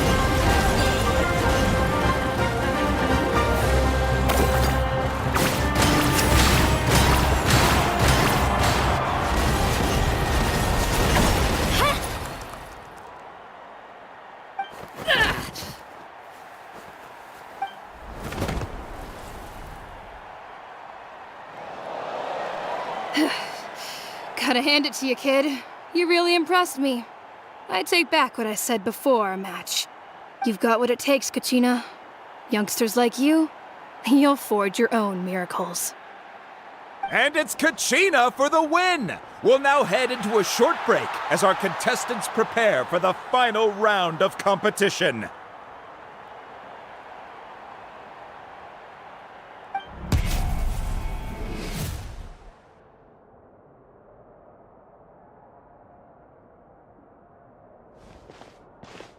Thanks for cheering me on, you two.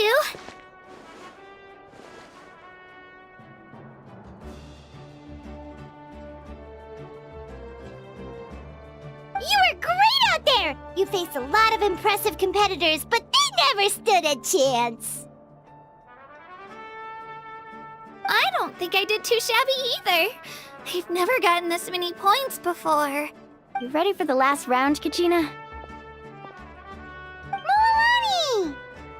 I got permission to come see you before the last round starts. Based on your score, it looks like you'll make it to the Night Warden Wars if you win your next match. But, your final opponent... it's me. What? Yeah, I just found out myself. We're really close in the rankings, so only the winner gets to move forward. But I wanted to fight alongside you. I did too, but it is what it is. People with similar scores tend to get matched against each other. But we just have to get past it. War is cruel, and the Abyss certainly isn't going to go easy on us. Only so, I'm going to give this battle my all, Kachina. And I hope you do the same. To hand victory to your opponent is to take pity on them. But no one's asking for pity here, yeah? So, you ready? I'll do my best! Atta girl. So, if one of you has to lose, who should we cheer for then? You mean one of us is destined to win? It's something worth celebrating either way. I'll be happy no matter who wins. And I know you feel the same way, Kachina. So, don't overthink it. Let's just have ourselves a good match. Traveler, Paimon, I'll see you after the match. Kachina, I'll see you on the field.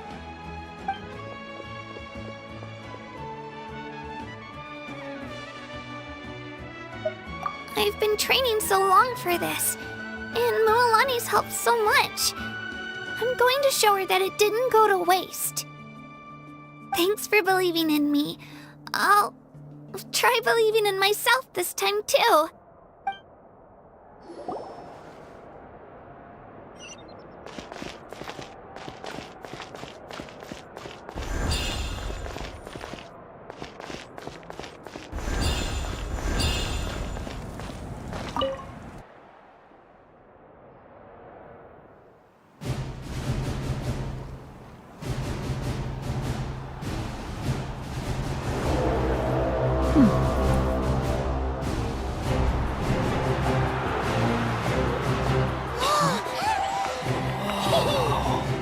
We've arrived at the final phase. The winner of this match will take the final spot among the victors.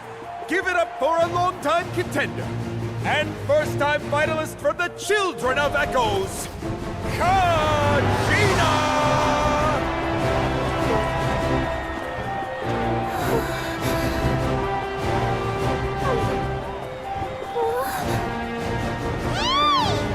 You get this, Kachina! And her opponent from the people of the Springs, a young prodigy and Night Warden Wars veteran, Moalani! This face-off between old friends promises to be an explosive showdown. May the best warrior win! You've come so far. Still nervous? Why does it have to be you? Still, I'm glad in a way. Even if I lose, I won't have any regrets. Come on! Kachina, this is no time to be modest. I know you want this more than me. And it's about time you start sounding like it, okay? I want to win. Moalani, this one's mine!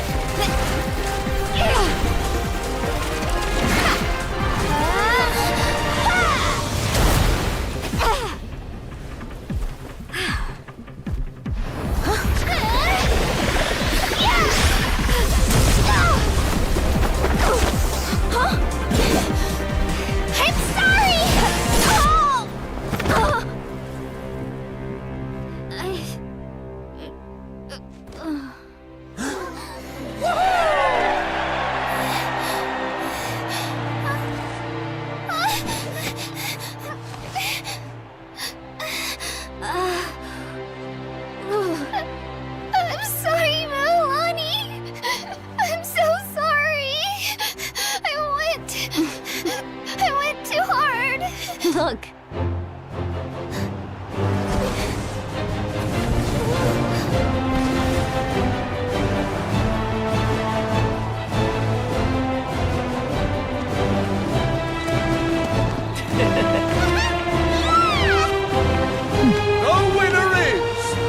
children of Echoes, Genshin!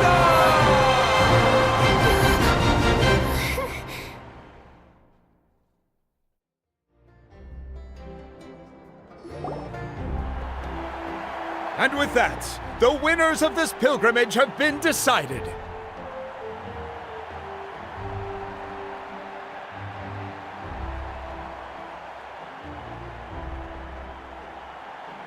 Put your hands together for our victors as we welcome them to the stage.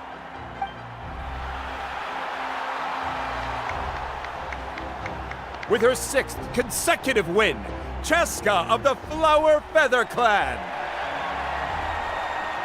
She managed to turn the tides all by herself. Ian-san of the Collective of Plenty. With an explosive comeback 10 years in the making, Kaiulani of the People of the Springs. A seasoned and renowned warrior, Kimongu of the Scions of the Canopy. Last but not least, finally living up to her true potential, Kachina of the Children of Echoes. Over here, Kachina! I made it. Feels like a dream. This is no dream. Your strength is what got you here.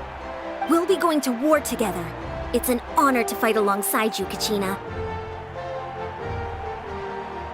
No matter how many pilgrimages I witness, I'm always overwhelmed with pride in this moment. Pride for you, my brave warriors. You give me faith that our innumerable sacrifices are not in vain, that the future of Natlan shall burn with the brilliance of a blazing fire. Brave warriors, the following is an order, and also a personal request. Go forth and crush the abyss! Seize victory and glory for Natlan! As you command. As you command.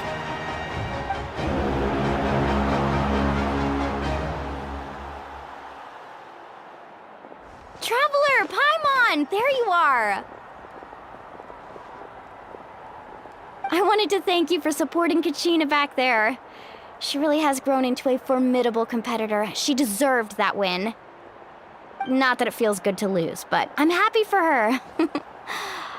It's definitely bittersweet, though. Hey, wanna go for a walk? Kachina and the others will be busy fighting the Abyss, so why don't I show you around Natlan for a while? Sure. What do you say, Traveler?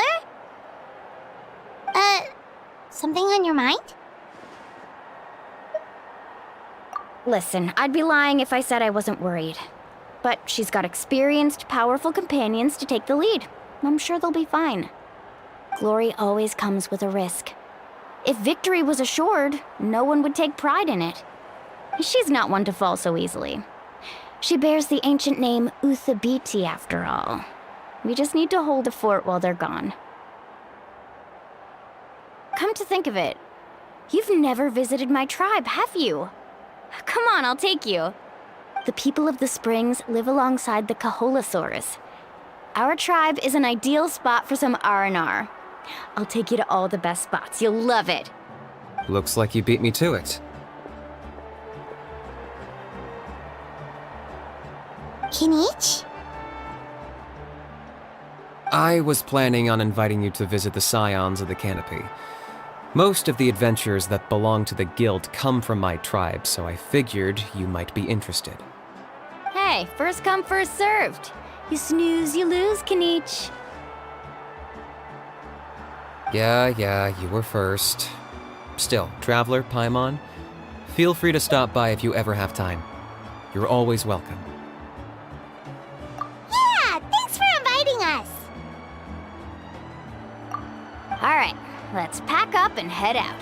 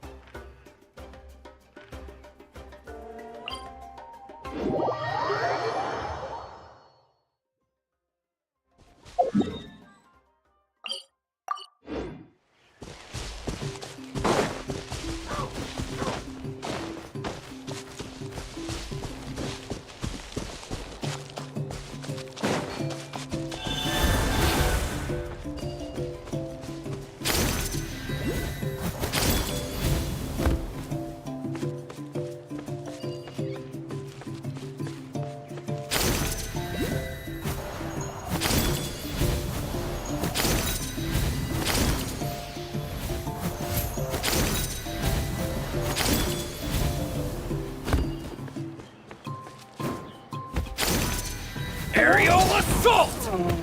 Gotcha!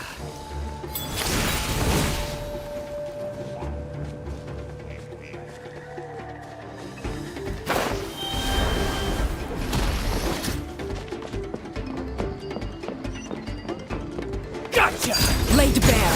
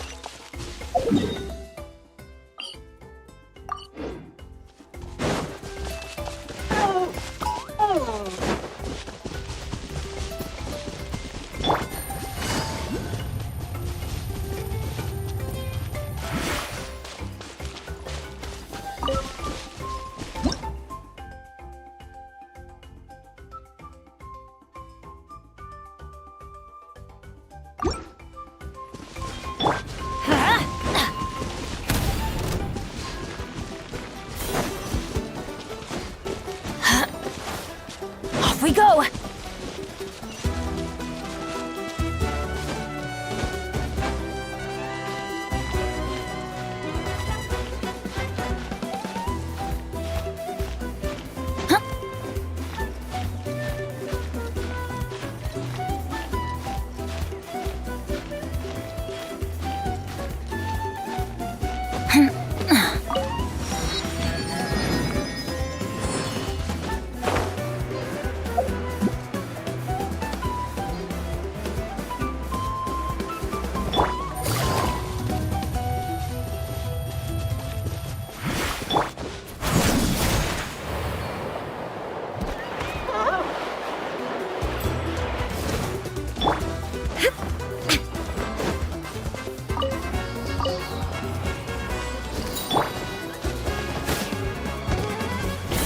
Transfixed.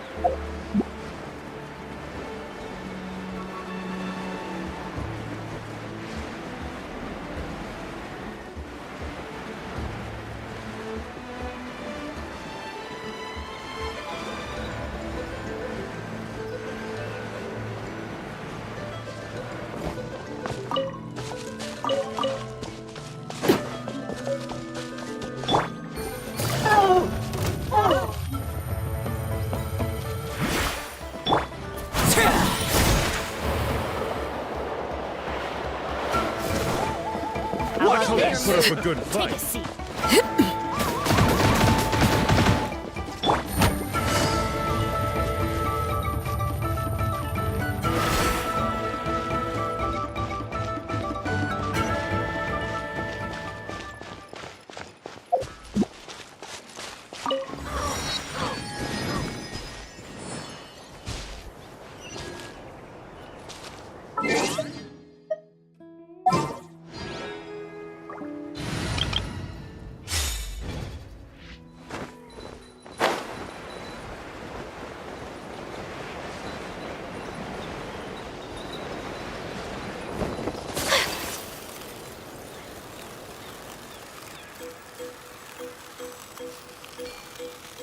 All right, let's finish this fast.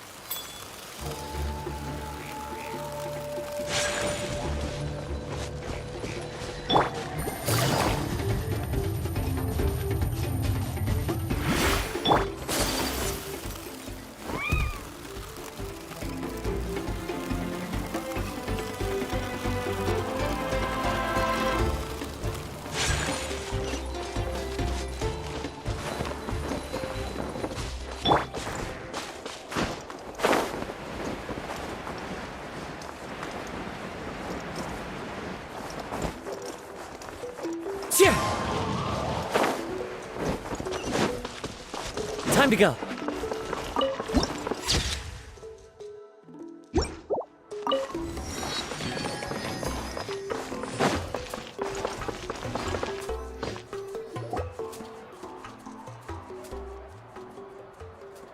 Ah, we're finally here!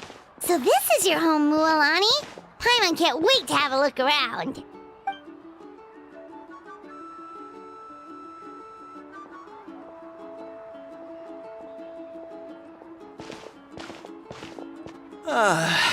See? What did I tell you? A dip in the hot springs after a battle is just the best. Fetch me a bottle of wine, would you, dear? Just one? Let's get another. It's still early in the day, isn't it? Want to go to Golden Dusk later? Now this is a vacation. Absolutely amazing. Wow, it's so lively around here. Is there some kind of holiday going on? We try to treat every day like a holiday around here. We believe every day is worth celebrating. Now, let me show you around. Where to start? Shochiqui Cattle Records, Kalamchi Plaza. Oh, there's so many options, but I recommend starting with the real highlight around here. The hot springs, of course. Natural hot springs have tons of health benefits. Go for a nice long soak and you're guaranteed a good night's sleep. Wait, you want us to bathe? Here? Oh, don't be shy. Come on, I'll take you to get changed. Mualani! Huh? Oh, Auntie Atea! Please, I've told you that just Atea is fine. Do I look that old to you? Were you taking these two to the hot springs? That's right. Oh, let me introduce you. This is the Traveler, and the small one next to him is Paimon. They only just arrived in Natlan, so I'm taking them around to experience our customs. Hi there! I'm Mualani's neighbor, Atea. By the way, Mualani, I heard you lost to Kachina during the pilgrimage. Is that true? Yeah, I was this close to winning. Oh, definitely not the result I wanted, but still not too surprising. Kachina's always been strong. Anyway, it's all in the past. I'm gonna take these two for a dip in the hot springs. Talk to you later. Oh, wait. You'll need swimsuits first. I'm sure I can find you something lying around the shop. I'll go look. Hold it right there, young lady. Have you forgotten the rule about bathing in the hot springs? Rule? Oh, wait, you mean... There's a rule about bathing in the hot springs? That's right. Outlanders have to complete a trial at an artificial hot spring before they're allowed access to the natural ones. It's not nearly as scary as it sounds. Basically, natural hot springs have higher temperatures that not everyone can withstand. A few travelers have gotten scalded by the water in the past, so now we have an unwritten rule. All Outlanders need to adapt to the lower temperature artificial springs first. But seriously, Auntie Atea, do we have to be so strict? These two are formidable adventurers. I know they can handle it. Famous last words. The hot springs are not to be underestimated. You can never be too careful. Besides, the environment's been unstable lately. Could be a sign that the abyss is about to attack. Oh, that sounds dangerous. You know, Paimon's really not all that formidable, so careful is good. Exactly. There will be no excessive risk-taking on my watch. Mualani, take them to the artificial spring first. Okay. That's more like it. And don't try anything funny. I'm heading to the artificial spring in a bit, and if I don't see you there, your days of cupping free meals at my place are done. Relax, relax. Oh, by the way, Atea, how have you been feeling lately? Much better. How else would I have the energy to keep an eye on all you rascals? Hey, you over there! How many times have I told you no roughhousing near the hot springs? Oh, shoot! That weird lady's back again! Run! Stop right there! Ugh, you need a stern talking to! She sure has a lot of energy. She's a legend in our tribe. Everyone knows her. Back before I inherited my ancient name, she was one of Natlan's most renowned warriors, famous for her love of hot springs. In fact, she often threw parties at the hot springs. She referred to anyone who came to these parties as her hot spring buddies. The attendees were all respected warriors like Liliuo, Kaiulani, Vichama, oh, and the Archon. If Paimon lived here, she would take advantage of the hot springs too. It's just, during battle, she was impaled in the abdomen by an abyssal monster. The doctors managed to save her life, but they made it clear that she could never bathe in the hot springs again. Abyssal power still exists within her body. Immersing herself in hot water would accelerate the corrosion of her internal organs and the progression of her illness. Oh, no wonder she has so many scars. Paimon had no idea she was so seriously injured. That's normal. She never talks about her injury. She's worked tirelessly over the years to dig up artificial springs so that more and more people can experience our tribe's natural wonders, even though she can't enjoy them herself. I really respect her for that. Anyway, let's head to the artificial springs. If Auntie Atea gets there before us, we're gonna be in some real hot water.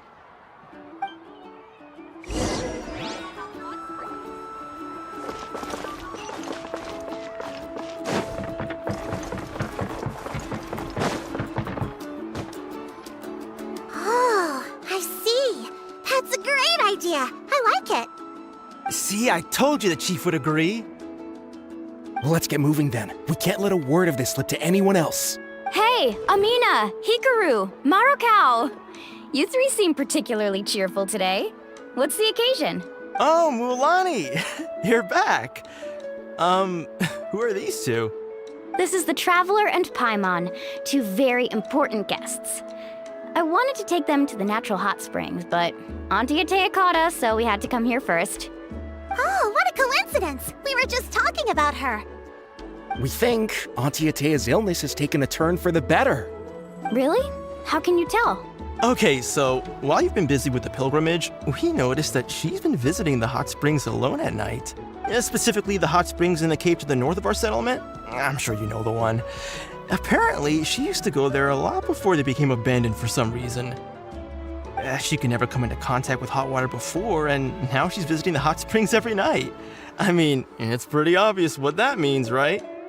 Yeah, so we got to thinking, what if we renovated the abandoned spring behind her back, then threw her a huge surprise party? Chief Amina thinks it's a great idea too. So, you want in? Of course! How could you even think of pulling this off without me? I'm a little busy right now, though. I'll come find you once we're done at the hot springs. Of course! Take your time. You should focus on our guests for now. These artificial springs are pretty new, but the experience is just as good as the natural ones, if you ask me. We really worked hard on them, so I hope you enjoy. And you two, I know you want to focus on Atea's surprise, but don't forget your patrol duties in the meantime. The Abyss could attack at any moment, so we need to stay vigilant. You got it, Chief. We'll keep an eye out. You can count on us. All right, we're off then. See you at the abandoned spring, Mualani.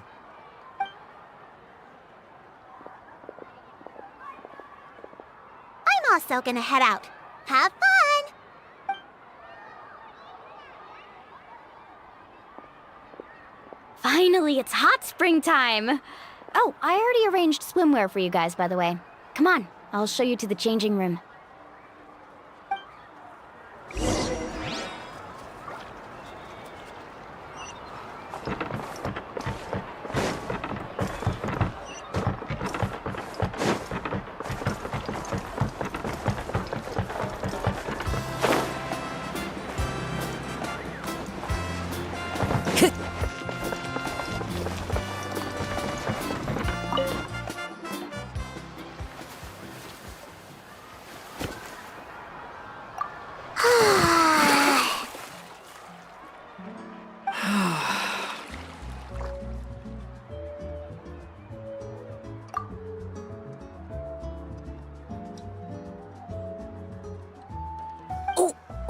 Ah,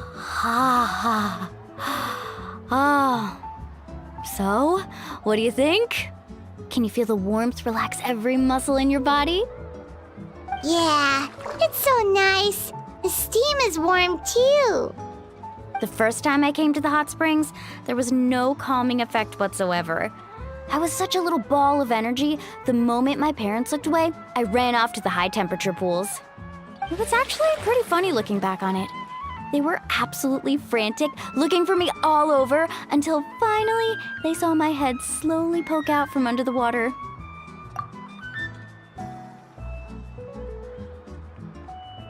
I was too young to remember the whole ordeal, but my parents told me all about it.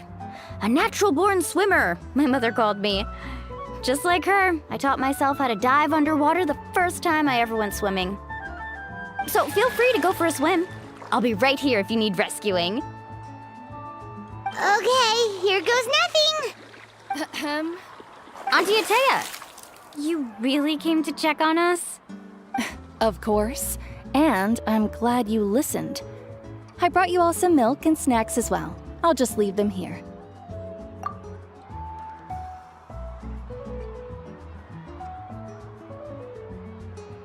The temperature in the artificial springs isn't too high, so I went with Saurus crackers and grain fruit chips. See how you like them. Oh, thank you! These are great! Well, I did make them myself.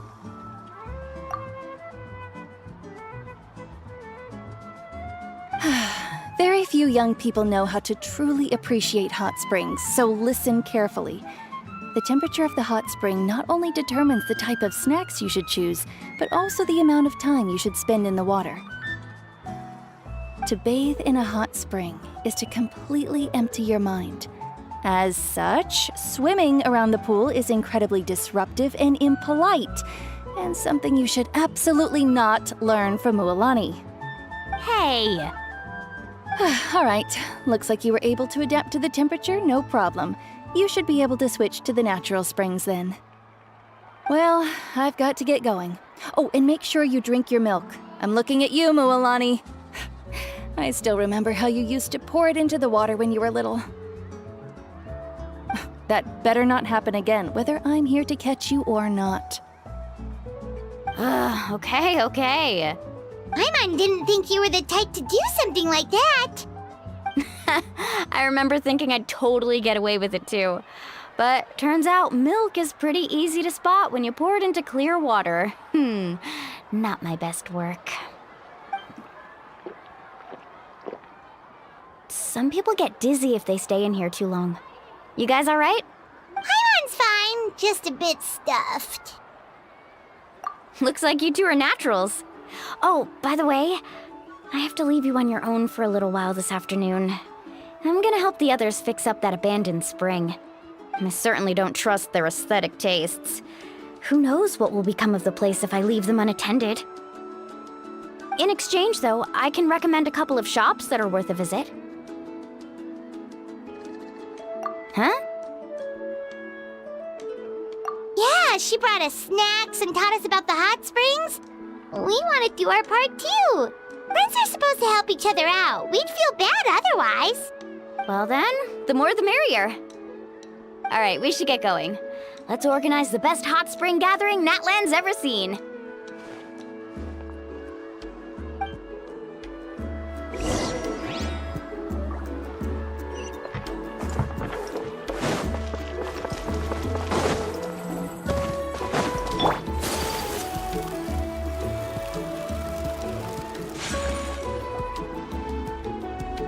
Mualani!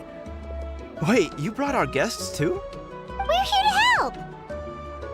But you're important guests. We can't put you to work. All right. Stop trying to out-polite each other, would you? The sooner we get this party started, the sooner we get to enjoy the real party. Now, where to start? Looks like the water outlet is blocked pretty bad. We'll need to dig under it. Ooh, those boxes in the corner need to be thrown out as well. Oh! They're moldy as all get out! Ugh. Also, someone needs to go out and get some cloth, wood, and decorations. Oh, and snacks too. I say we get enough for 20 or 30 people. Bulk purchases fetch the best prices after all. Oh. I'm not good at haggling. Why don't you go? Hey, I'm not any better, and I wouldn't even know what to buy. How about we handle things here while you three deal with the shopping? Yeah, that works too. I can introduce you to all the shops while we're at it. All right, let's meet back here later.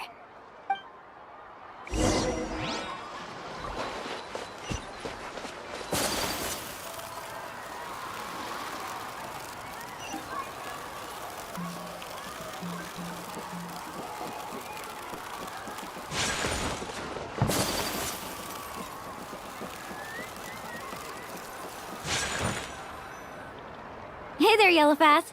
Hope business has been going well. Well, if it isn't Moalani, back from the pilgrimage? That's right. Didn't make the cut this year, though. Well, it wouldn't be a competition if everyone got to win. So, what'll it be today? Here, it's all on the list. Quite a sizable order, as you can see. So, can we expect a discount? Wow, that is a large order. What's it all for? A party? That's right. Keep this between us for now, but we're throwing a hot spring party for Auntie Atea. Wait, you're saying she can go in the hot springs again? That's great news! How about this? You can have the decorations on the house, and I'll give you 20% off the cloth and wood. Come on, I know you can sweeten the deal. That pile of wood's been sitting there since I left for the pilgrimage. At this rate, you need to get rid of it or it's gonna go moldy. All right. Such a handful. Just give me a moment while I pack all this up for you.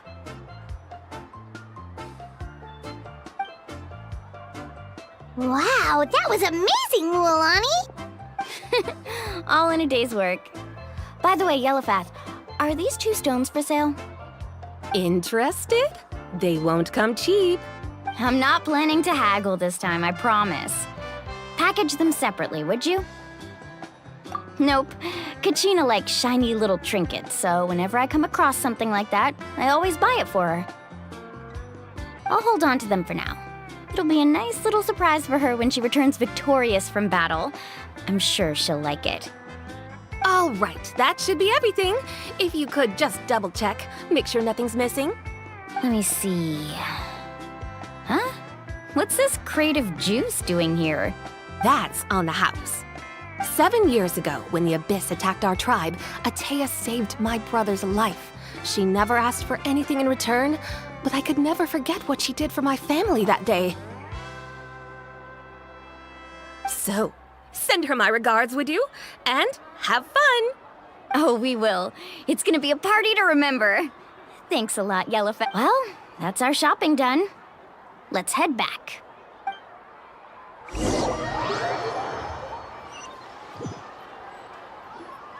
We're back. How's everything going? Wow, this place cleaned up nice. You got the water unblocked too. Good work. I would hope so. We spent all day clearing out debris from the bottom of the spring. Did you guys get everything? Oh, we brought back tons of stuff! We set it down near the cave entrance. All right then, roll up your sleeves, everyone, and let's get back to work. Actually, why don't you two take a break? I'll handle it from here. Traveler, mind lending me a hand?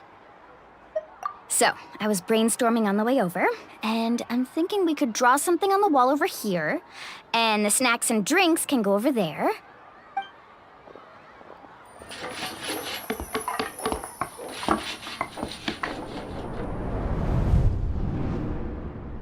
So, what do you think? Not bad, right? It looks amazing! Paimon had no idea you were such a great designer! Well, I'm usually the one in charge of the family store, so I'm pretty good at things like renovation and organization. Not to mention, this was totally a group effort. Still, I didn't expect it to take quite this long. Guess it's too late to invite Auntie Atea over, huh? Yeah, tonight's definitely not gonna work. Chief Amina set up those patrols to guard against the Abyss, and Atea volunteered. So she's on watch tonight. I see. Well, guess the surprise will have to wait until tomorrow. This could actually be a good thing. She can relieve all the exhaustion of keeping watch all night by soaking in the hot spring. Ha! She's gonna love it. Well, let's call it a day then. Traveler, Paimon, you must be tired too. Come on, I'll take you to the inn.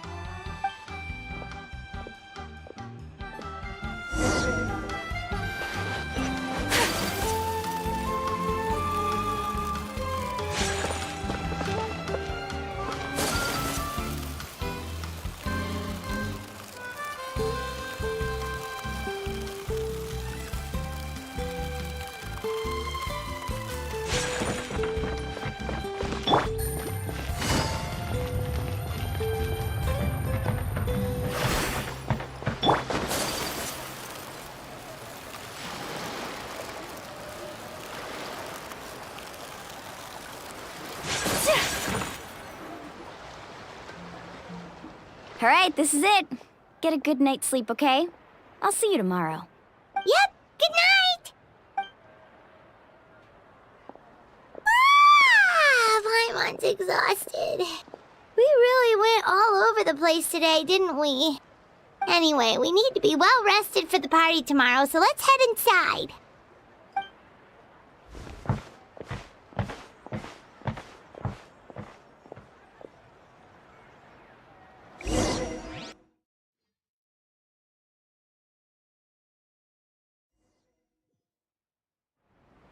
To arms, everyone! To arms!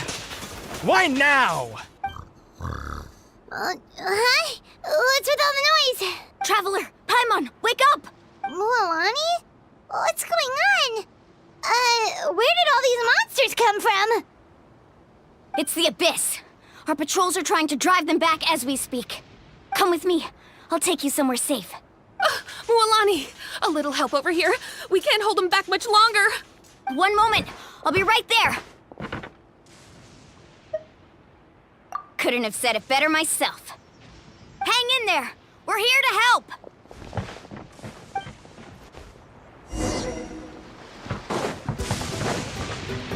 Let's ride!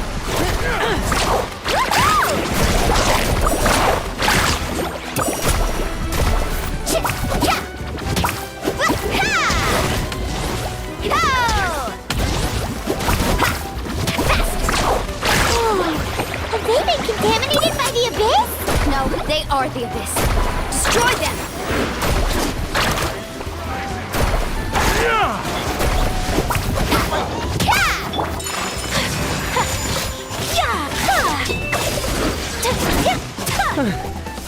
Thank you. Anora, go help the others. We're almost done.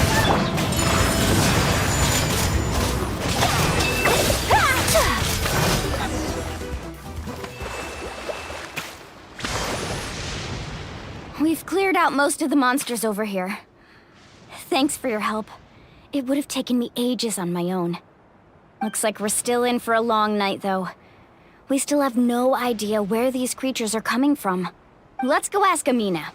She'll have a better handle on the situation.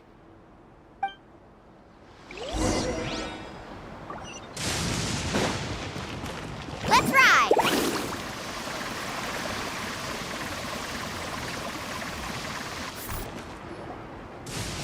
Amina! Oh, it's you three.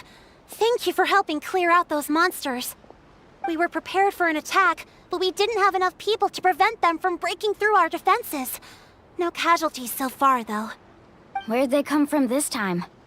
The east side.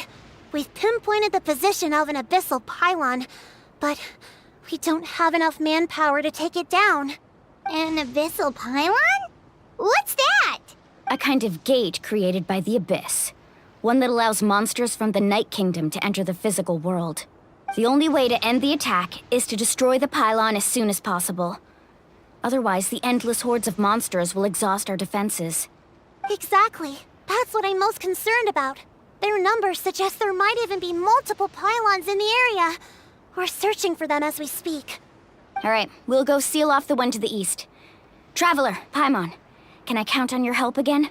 Of course! We can't just sit back and do nothing! On behalf of the people of the Springs, you have my thanks. Let's go. There's no time to lose. Take care, Amina.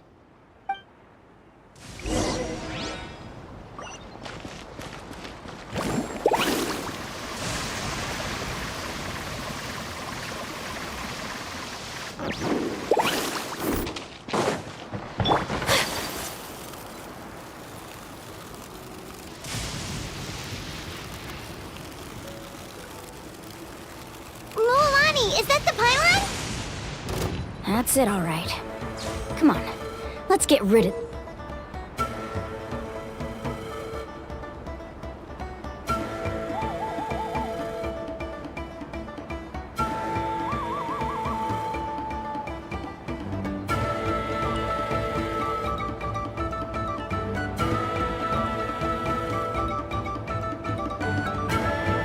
this thing.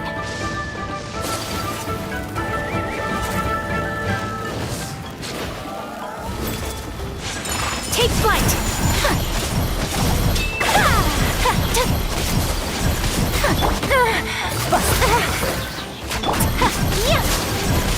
My apologies! Wind strike!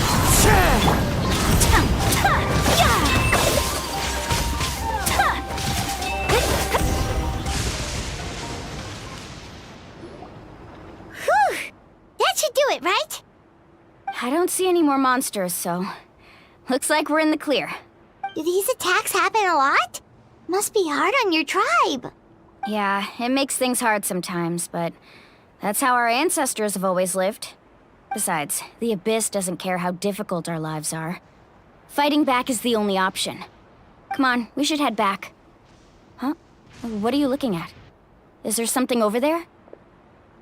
You're right. Mualani, look! They're coming from that direction! Wait, that area looks kind of familiar. What? How unlucky can we get? We just finished the renovations. We probably don't have any reinforcements over there, so it's up to us. Let's move! Huh? Seems like the monsters are decreasing in number. Come on, everyone! Keep it up!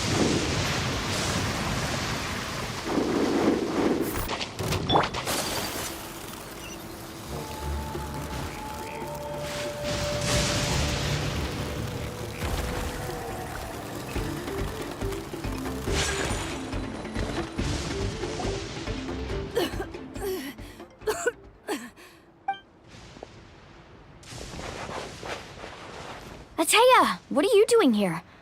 Where's the pylon? Where do you think? If I'm here, means that thing is long gone. I was in a hurry, so it's not my best work. You should check if all the important stuff is still here. Stop talking for now. That wound looks bad. The abyssal power is corroding your body. Is this the right area? Hello? Anyone there? Mualani and Ateya. What's going on? We were told the second pylon was over here.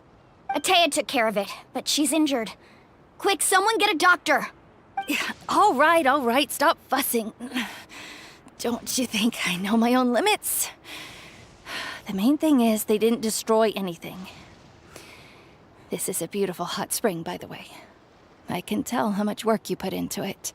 Wait, no! This was meant to be a surprise. For me, right? I know. Ateya! You think I couldn't tell you were avoiding me on purpose? Not one of you stopped to say hello today. It couldn't be more obvious that you were hiding something. And you, Mualani, were you the one that brought the snacks? How many times have I told you, you have to choose them based on the temperature of the water? Oh, forget about that. The doctor's almost here, and you're gonna get all better. Then we can have a meal together, and I'll help you make whatever you want, okay? You just have to hold on.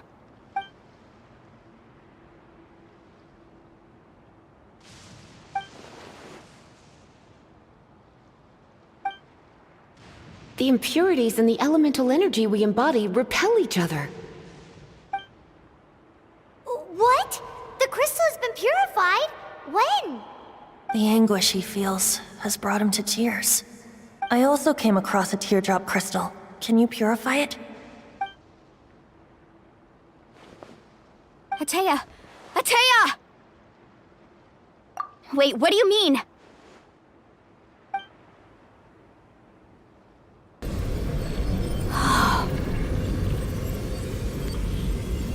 What is this? Some sort of purification?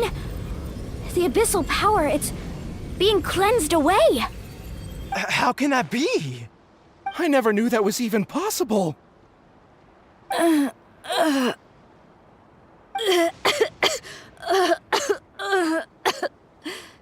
Atea! The mark of the abyss. It's gone. Yes, thanks to the Traveler. By the way, Traveler, are you alright? I just saw you purify abyssal power from Atea's body. That didn't injure you in any way, did it? You're sure?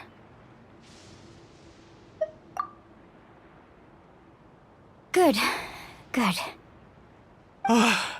Thank goodness. You scared us all half to death just now.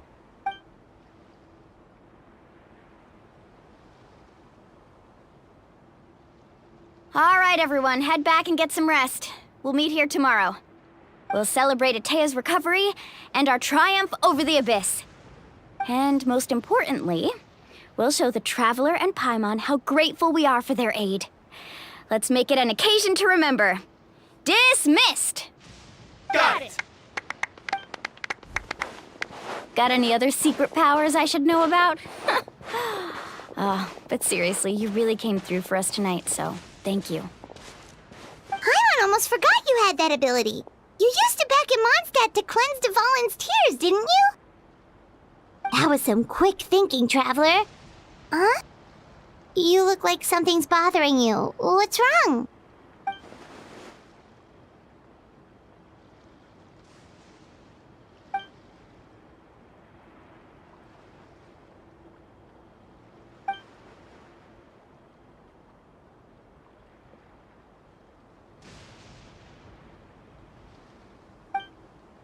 Abyssal power still exists within her body. Immersing herself in hot water would accelerate the corrosion of her internal organs and the progression of her illness. We think Auntie Atea's illness has taken a turn for the better. She could never come into contact with hot water before, and now she's visiting the hot springs every night. I mean, it's pretty obvious what that means, right?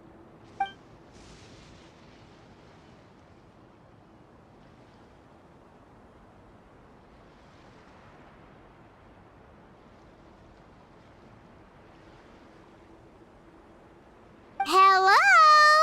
Traveler? Maybe you can zone out some other time because Paimon can barely keep her eyes open. Let's head back for now.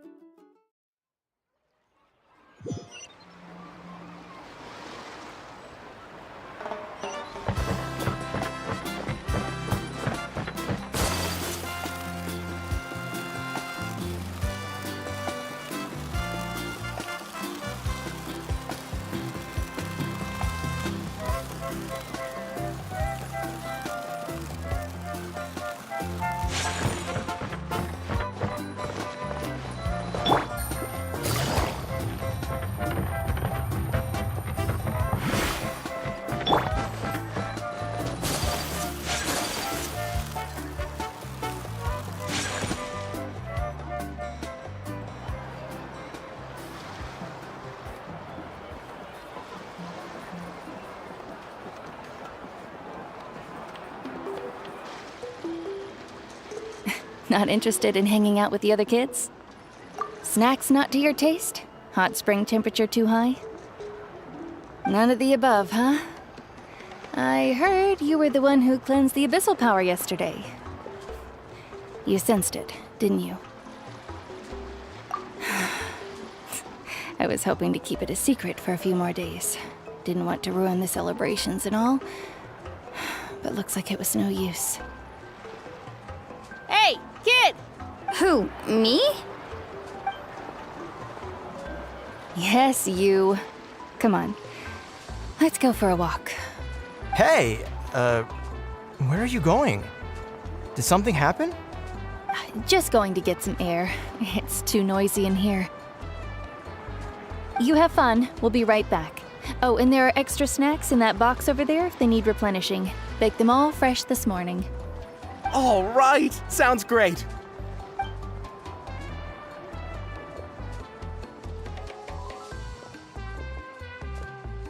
Mualani. Yeah? You've gotten so tall. You know that. Feels like just yesterday you were that rambunctious kid causing trouble all around the hot springs.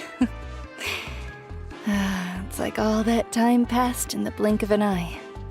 Tell me, how are your parents? They're away on business. Seriously, Atea, what's going on? You're acting strange. Traveler, did something happen? Both of you seem a little off today. I guess I should explain. I wasn't visiting the hot springs because I was getting better. And that pylon yesterday, I didn't go face it by myself because I was reckless or too anxious to wait for reinforcements. It's because my body isn't going to last much longer. Your friend saved my life in that cave, and because of that, I got to enjoy this celebration with you all. But I'm just a few days shy of the end. The hot springs, I'm just trying to enjoy them for as long as I have left. Oh. Mualani? That better not happen again, whether I'm here to catch you or not. That's what you said back at the artificial spring. I had a bad feeling then, but I didn't want it to be true. I wanted to believe you were actually recovering. You want to know something? Recovery, death, to me, the two aren't all that different. Both are worth celebrating. You've never been resurrected, so you might not understand. But Death and I, we're old pals by now. There's nothing sad about being reunited with an old friend. I lived with regret for a long time. Regret that my illness meant I could no longer take to the front lines, especially as our nation slid deeper into crisis. But yesterday, I was finally able to let go of that regret. Not only because I found the strength to fight the abyss, even at the end of my life, but because I got to see you in action, Mualani. Seeing you out there, it made me realize that I don't need to worry about our tribe or our nation's future. You have the capacity to bring us all together. Even if I was never injured, old age would still take me one day. But I've done what I needed to do.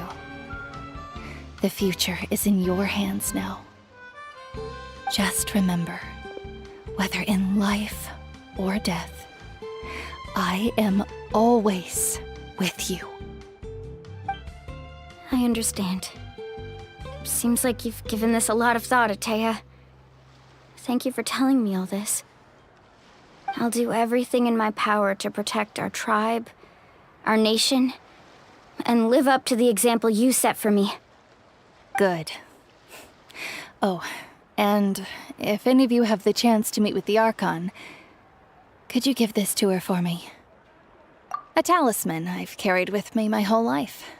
It may seem strange to say while I'm still alive, but just think of it as a relic I'm leaving for her. It's brought me good fortune in battle. Even after I became too sick to fight, I never took it off. Just tell her it embodies fond memories and my strength of will. She'll know what I'm trying to say. Don't worry. We'll make sure she gets it. All right. That's all I wanted to say. Let's head back to the party. No use spending what little time I have left being sad.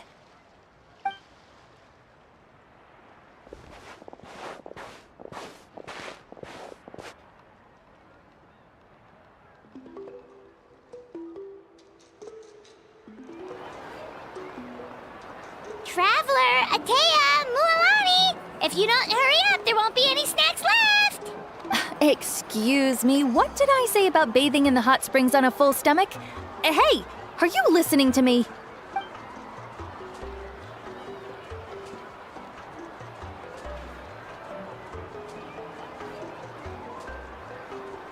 Life is a journey in which there's no turning back. So forge ahead and don't hold back.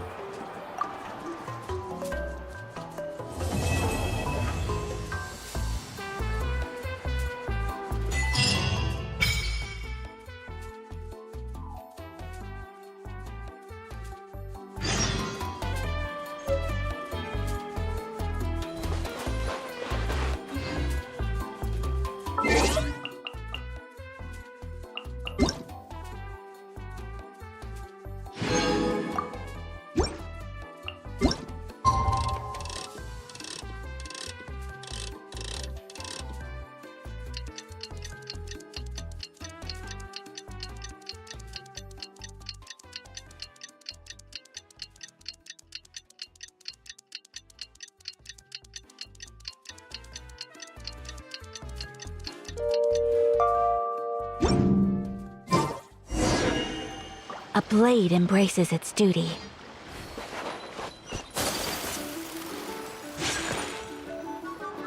Paimon feels like a whole new Paimon after those 2 days in the hot springs. The Abyss kind of threw a wrench in our relaxation, though. Still, spending time here really has felt like a vacation.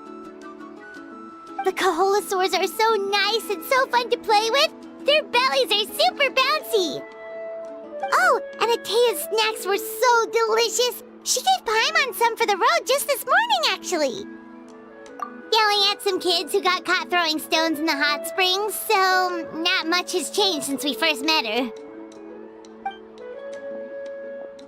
Hey, you guys. Sleep well last night? Yep, this area is so nice. Glad you like it. I was thinking of taking you guys out to do some sea fishing. Later tonight, we can eat whatever we catch. Fresh fish is absolutely delicious right off the grill. Hey, Mualani! Yeah? What do you need? The team sent out to fight in the Night Warden Wars has returned. And Kachina? Is she back as well? Kachina fell in battle. But don't worry, the team was victorious, so the Rite of Resurrection will be held in the stadium soon. That's a relief. The Abyss is cunning, and it was her first time. Mistakes are bound to happen.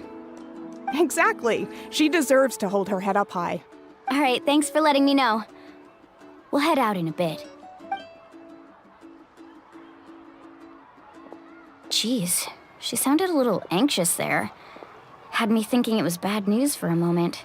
Mualani, you said the Abyss was cunning just now, but it seems like the Abyss just wants to destroy everything.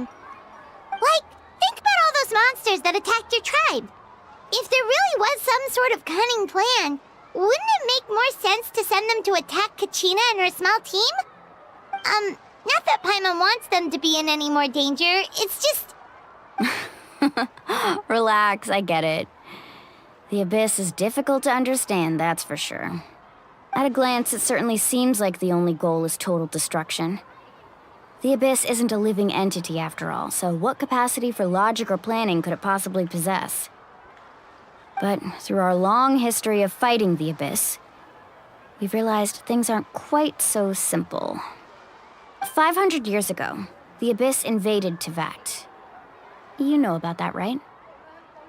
That's right. Conria suffered greatly during that time. But so did every other nation in Teyvat. And Natlan was the worst affected of all. It took the combined efforts of the then Pyro Archon and heroes from every tribe to finally repel the Abyss. Even so, the effects of the invasion lingered for hundreds of years, only able to be reversed little by little. Our tribe's waters were contaminated. The Children of Echo's territory was overrun by dangerous sludge surging from underground. Unrelenting black winds tore across the lands of the Flower Feather clan. It was like each disaster was designed for a specific tribe. Exactly.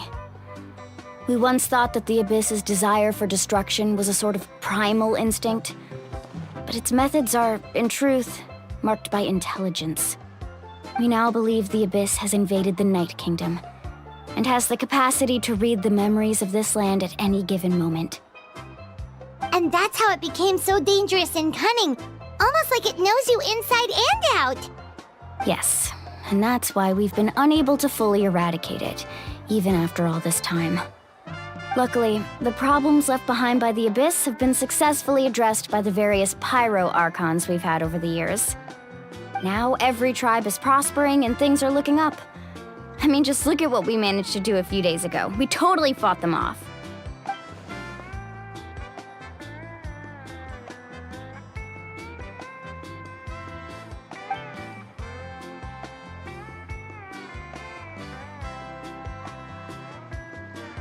You must have had to sacrifice a lot to get to this point. Every battle, every sacrifice is in pursuit of a future where we get to stop fighting. Responsibility, duty, unavoidable burden. Everyone in Natlan views the war differently, but I believe we will be rid of the Abyss one day, and the efforts of all who fought against them will become a story for the ages. To think that my name could survive in ballads passed down to future generations, it's kind of romantic. Everyone has something that drives them forward, you know? We have to. Not only for ourselves, but for our future. Anyway, let's head to the stadium. Our fishing trip can wait until Kachina's back with us. The sea's not going anywhere.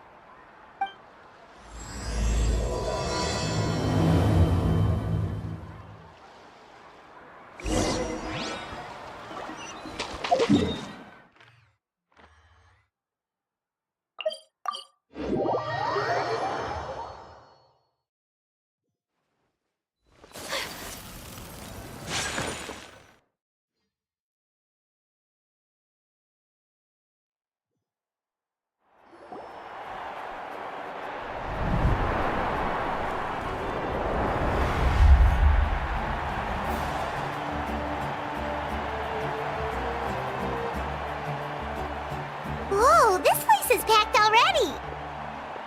Of course. No one's gonna miss out on the chance to welcome our heroes back from battle. It's their moment of glory. Kachina's gonna be so flustered. She's never had this many eyes on her before.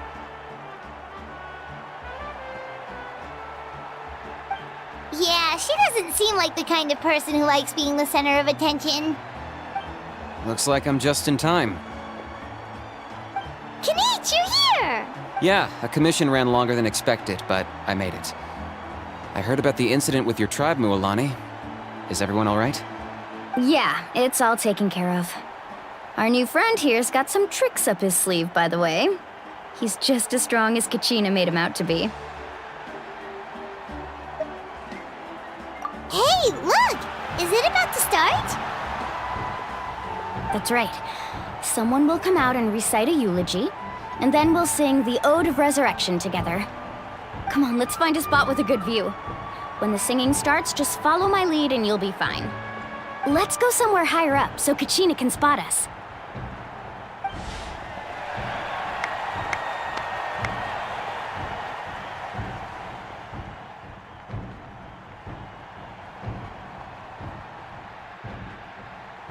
Warriors of Natlan, heed the call of life. We are the inheritors of memory and legend. Those who grew alongside sun and wind. Those who forged our own destiny and future. That is Natlan's fire, the lifeblood of our nation.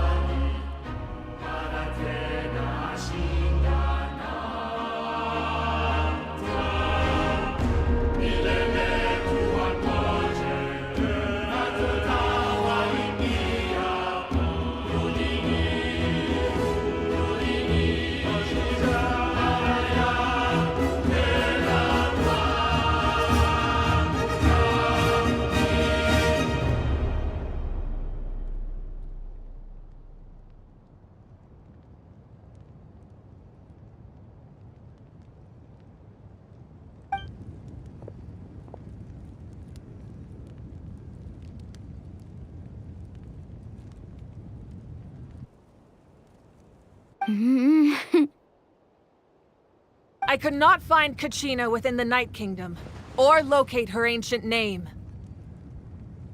What? What does that even mean? Usually once the ode is complete, the Pyro Archon and resurrected person will emerge from the flames. But something went wrong. What's going on? This has never happened before. Well, I think it's pretty obvious. Clearly, the team sent to fight the Abyss didn't win after all. Think about it. The Ode rekindles all victors. We witnessed it countless times. Since the Archon couldn't find Kachina in the Night Kingdom, that must mean there's more to this victory than meets the eye. Hey! You just haven't gotten over the fact that Kachina beat you in the pilgrimage! Pathetic. The both of you. Your wild guesses are misplaced. We completed our mission. Maybe you did, but who's to say whether that little girl even contributed at all? Maybe she got scared and ran off. Why would the YUB recognize someone like her, even if she was on the winning team? How dare you insult a hero of Natlan like that?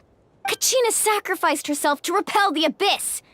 She doesn't deserve to be subjected to your vile rumors when she— Calm down, Mughulani. There's no point arguing with the likes of them. I can't just sit here and let them slander her like that. To insult a hero of Natlan, the person actually has to be a hero. You... Think about it, everyone. Who do you think is really at fault here? A girl who never should have even gone to war? Or the great Pyro Archon? Why would the rules of our nation suddenly stop working? That's true. If she wasn't revived, it must mean she failed to achieve victory. Maybe the YUB interpret victory in different ways? I mean, that girl didn't look all that strong to me.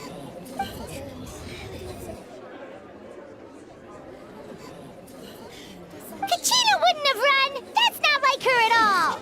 No, she's been waiting for this moment for too long.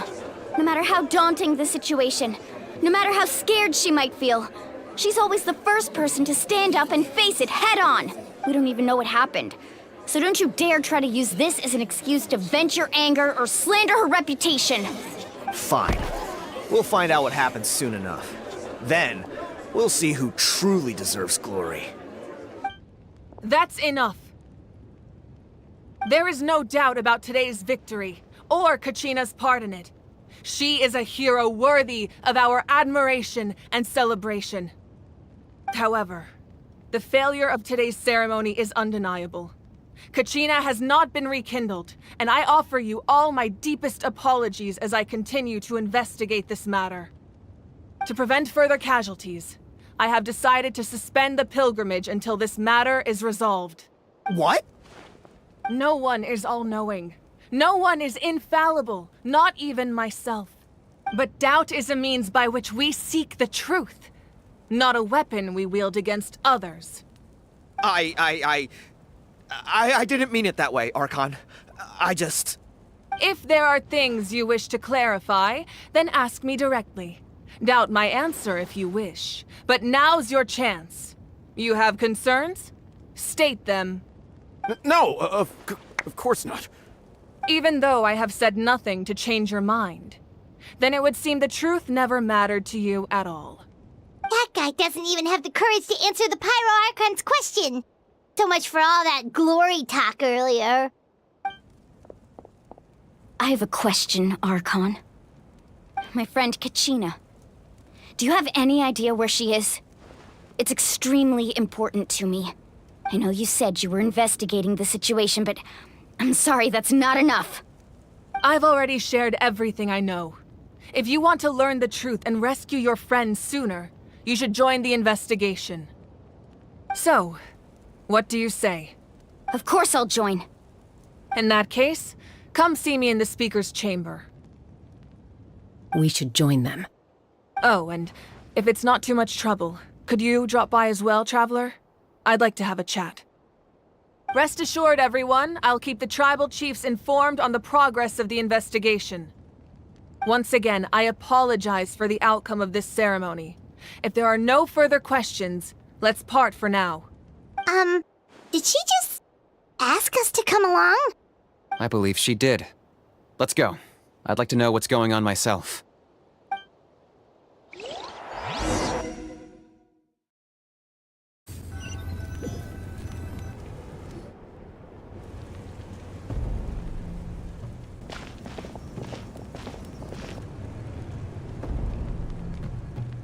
The situation is urgent, so I'll get straight to the point. Kachina is undoubtedly a hero of Natlan, and I'm deeply sorry this happened to her. There's been unrest in the Night Kingdom, but I don't know what's causing it. As a result, I've been unable to track down her location. Until we find and address the cause of the unrest, the Ode of Resurrection will continue to be ineffective. And that means Kachina won't be able to come back? That's correct. Not until the problem with the Night Kingdom is resolved. How long will that take? It's hard to say. Kachina always dreamed of fighting the Abyss, of doing her part to defend Natlan. She wasn't afraid of death because she knew, if it came down to it, the Pyro Archon would be there to bring her back to life. Whenever we sat down together, exhausted from training, she would always hum the Ode of Resurrection. She was supposed to come back to us. We were supposed to hug her and celebrate with her and share her joy. We supported her every step of the way, but what are we supposed to do now? Sit peacefully and wait for her return? Lose ourselves in grief over her death? Tell me, are we her friends? Or her murderers? That's not fair, Mualani. It's all right. I understand your rage and your grief.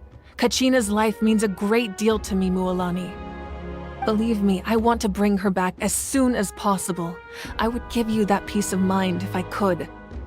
But please, hear what I have to say so I can at least give you a broader picture of the issue we are now facing. Considering the recent attack on your tribe, I believe the Abyss has found a new means of undermining the rules of our nation. You mean... The Sacred Flame. The foundation of our resistance against the Abyss. If we continue to hold the pilgrimage and send teams to fight the Abyss, there will likely be more casualties. But if we stop altogether, the Sacred Flame will only grow weaker. The Abyss will scale up their attacks, and the tragedy we saw with the people of the Springs will only be the first of many.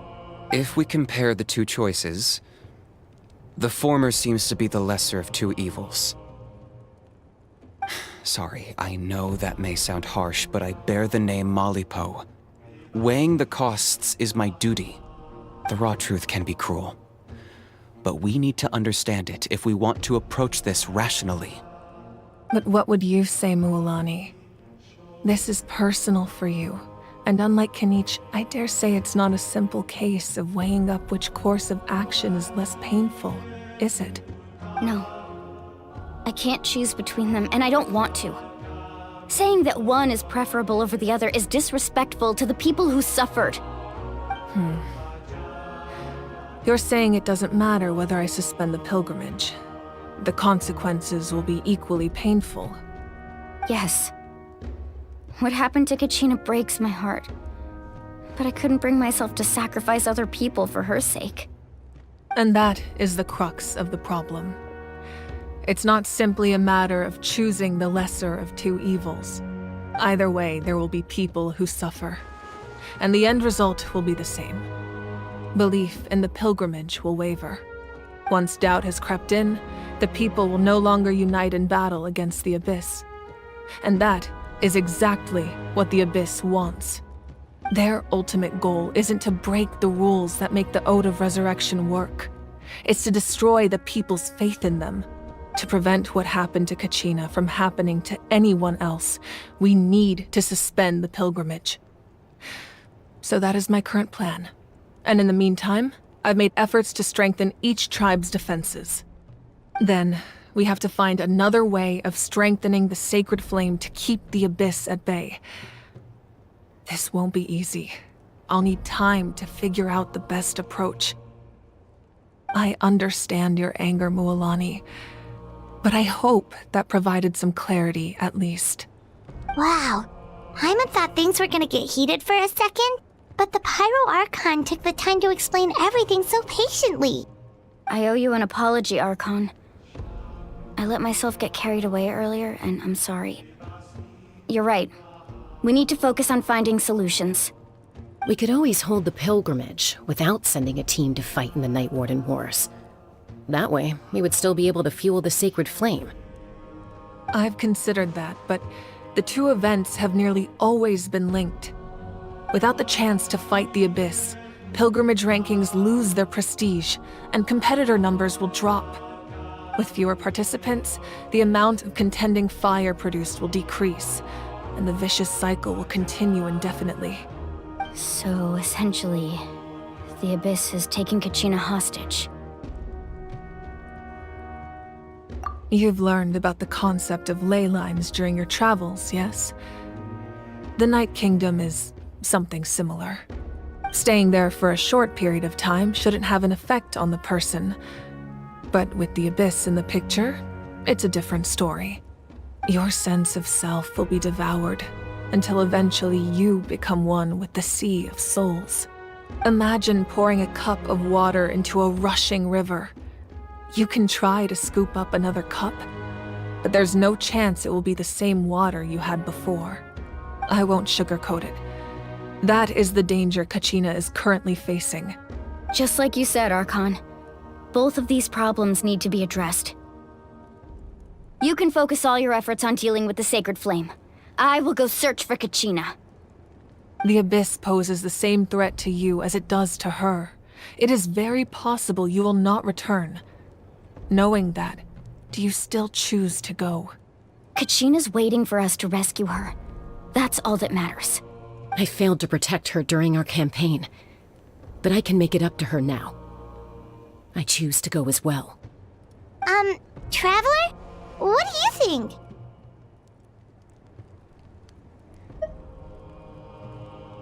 Understood. Then I'll support you in any way I can. The Masters of the Nightwind have a technique that can extract an ancient name from the ley lines. If we can find Kachina's ancient name, I can use the link between them to pinpoint her position within the Night Kingdom. Then comes the hard part. You need to visit the Night Kingdom in person and rescue her. But isn't the Night Kingdom a land of souls? Can we even go there? Under normal circumstances, only the consciousness can enter. But there is a way to go there in person. However, know that the Night Kingdom will attempt to repel you, and the Abyss certainly won't leave you be. That's fine by me. Same here. Fighting the Abyss is nothing new for me. So, Paimon's the only one who's scared? Well, if you're going, Traveler, Paimon's going too. Citlali of the Masters of the Nightwind once created an artifact that can be used to communicate with the Wyab. We call it the Spirit Speaker Stone. It was originally used as a ceremonial artifact wielded by the tribal chiefs, but that spiritual quality also means it can be used to search for an ancient name. That was the artifact I delivered to the Scions of the Canopy a few days ago. Didn't think I'd be hearing about it again so soon. Thank you so much for your help, everyone. Your thanks are unnecessary. I will offer you whatever aid I can, but your fellowship and courage are what will truly decide the success of this operation. Besides, You're the ones helping me. I can only focus on one thing at a time, after all. Traveler, I certainly didn't expect our first conversation to be so serious. I've heard all about your accomplishments. Ever since you arrived, I've been hoping to meet you and offer you Natlan's highest level of hospitality. Why? Why? Is that not what happened in the other nations you visited? Yeah, things were pretty complicated at the start. And, you know, in the middle. But our reputation's solid nowadays. That's more like it. After all, I've heard you're someone who transcends fate.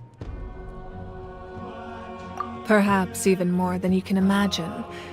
But we can talk about that some other time. Ideally, this would be the perfect night for a drink and some musical ambiance. But there are important things to be done. Oh, I almost forgot. Atea was wounded in the fight against the Abyss. She wanted us to give this to you. It embodies fond memories and my strength of will. That's what she asked us to tell you. She said you'd know what that means. I didn't think this day would come so soon. The flames of her life force. I can feel them flowing within the talisman. If things were different, the two of us could have enjoyed the hot springs together while she gave this to me in person. We're supposed to be hot spring buddies after all. But don't worry. This talisman means a great deal to me. I'll take good care of it, and once this is all over, I'll pay Atea a visit.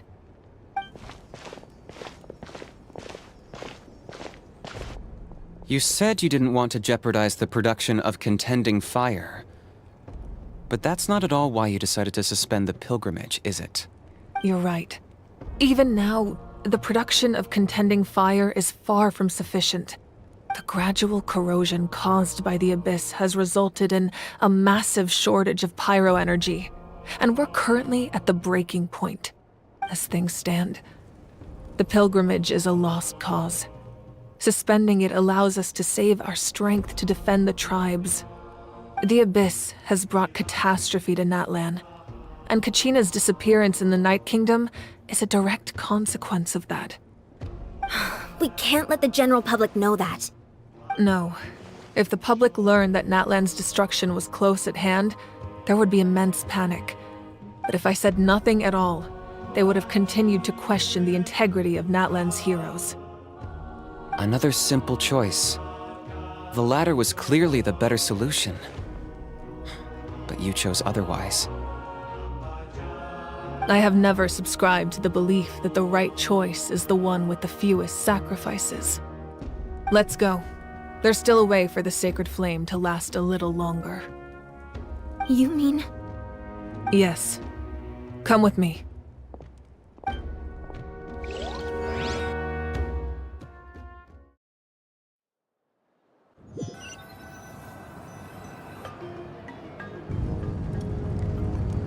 The sacred flame must never go out. Not only does it strike fear in the Abyss, but it's also the pillar of Natlan's stability. So until our heroes are ready, I will sacrifice my power to keep it burning. But that can only last so long. I think we should focus on the remaining ancient name-bearers. Don't let desperation cloud your judgment. Those chosen by the Wayab have already embarked on their destined path. It is for them to decide how that journey ends, not us. All we can do is support them. Even so, for you to make this sacrifice, it's not right. If not me, then who? No other is capable of sustaining the sacred flame. I possess great strength, but I'm not above my people. This is part of my duty.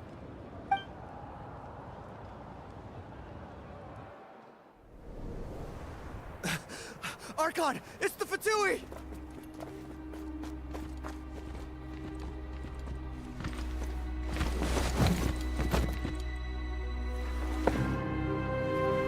The Archon of Natlan. A force to be reckoned with. The secret of the ley lines is no secret to me. Long have they been destined for ruin. And since the oath made 5 centuries ago remains unfulfilled, what use is the Gnosis in your hands? I don't know what you mean. But it sounds like this is about more than the Tsaritsa. In times of crisis, someone must pick up the mantle of salvation. Your plan has reached an impasse, and now it falls to me to create new rules for Natlan. But before the dawn of a new age, the old must be destroyed.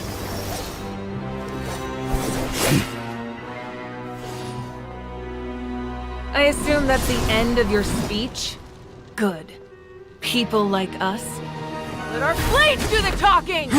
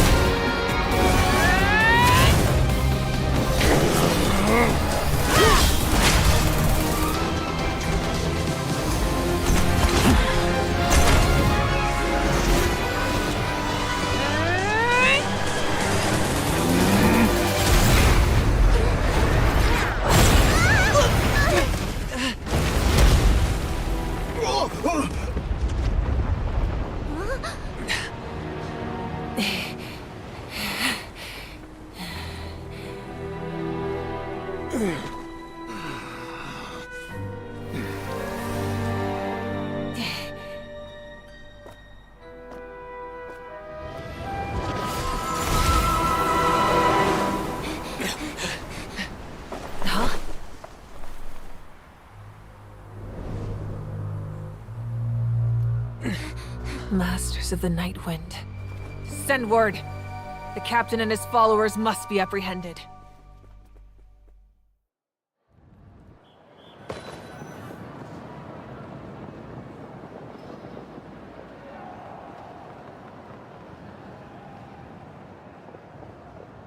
Are you alright, Archon?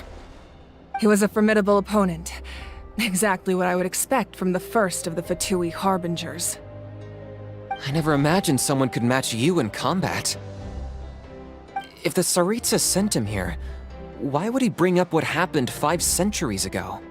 Yeah. And how much does he know about Natlan? The Harbingers are all driven by their own personal goals. The only purpose that unites them is collecting the Gnosis. But I'm sure the captain has his own reasons for being here as well. Whatever his motive, we should shift our focus to the Fatui. If they attack again, and we're not prepared, we're done for. No, we're running out of time. The wound I inflicted should hold him back and weaken him for the time being. Besides, I'm sure you noticed, the power that came to his rescue just now came from the Masters of the Night Wind.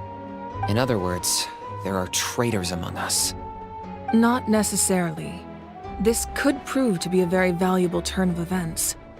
When we exchanged final blows, I sensed an unusual presence within him. I'll need to investigate further.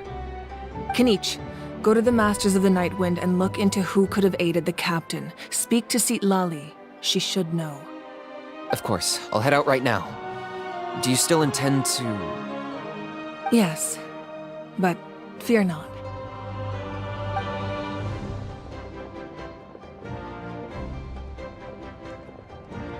Natlan's strength has never rested solely in its Archon.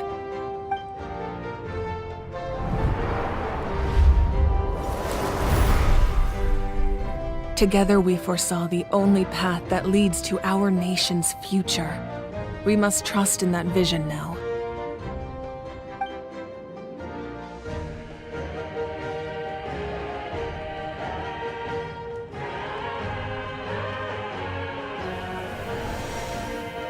Is everything okay, Archon?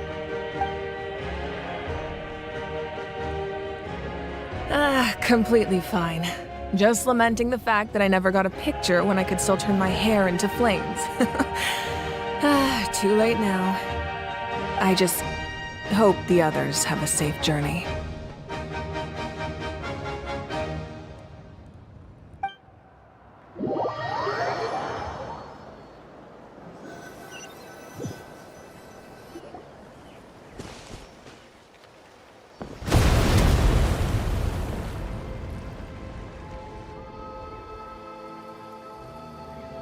What's happening at the stadium? Did something explode? It feels like the Archon unleashed her power. She must be fighting a formidable opponent. Should we go back and check what's going on?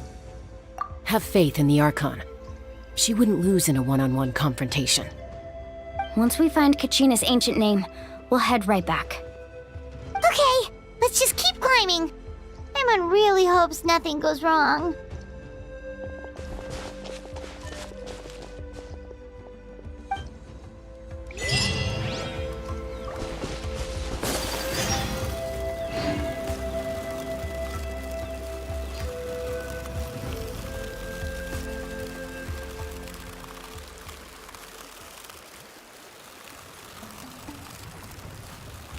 What can you tell us about the Scions of the Canopy?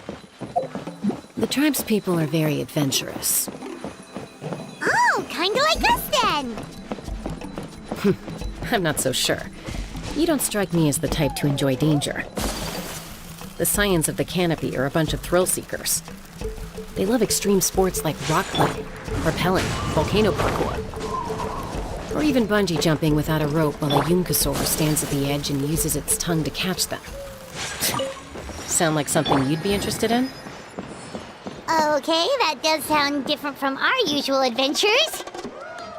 Paimon's not doing any of that. She can just cheer you on from the sidelines.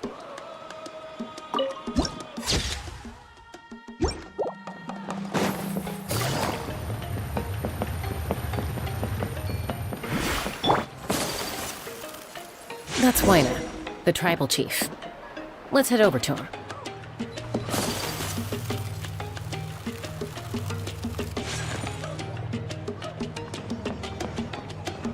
Chaska. Nice to see you again, Wyna. I'm afraid we don't have time for pleasantries, so I'll get right to it. We're here for the Spirit Speaker Stone. Whoa, hold on a second. At least tell me why you need it first. My friend Kachina is trapped within the Night Kingdom. We need the stone to find her ancient name and rescue her. Rescue her? From the Night Kingdom? That's right. I'm sorry, but someone needs to tell you what you don't want to hear. Going there, a mature warrior would never make such a foolish decision. The nature of battle is unpredictable. You never know how it's going to end. Losing a friend is tragic, but when that happens, the best thing you can do is focus on how to prevent further casualties. I appreciate what you're trying to say, Chief Wyna. But if the price of maturity is abandoning a friend in need, I'll choose foolishness any day. If Kachina's still holding on, then so will I. I thought you might say that. Is something wrong, Wyna? This doesn't seem like you. Life isn't complete without taking risks. That's always been your mantra. It's nothing. The Night Kingdom is a dangerous place.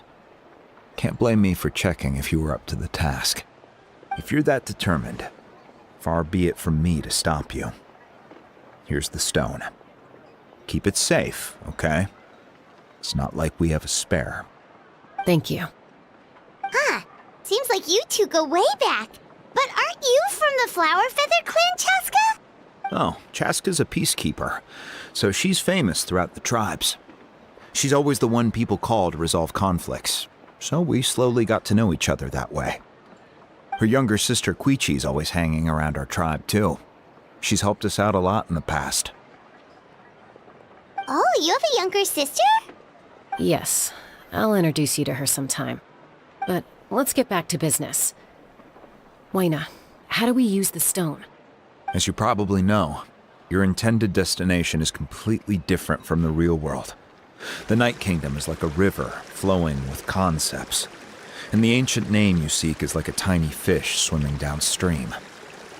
In that sense, the stone is like a fishing boat drifting down the river, but the boat alone isn't enough. You need a fisherman experienced enough to steer it in the right direction.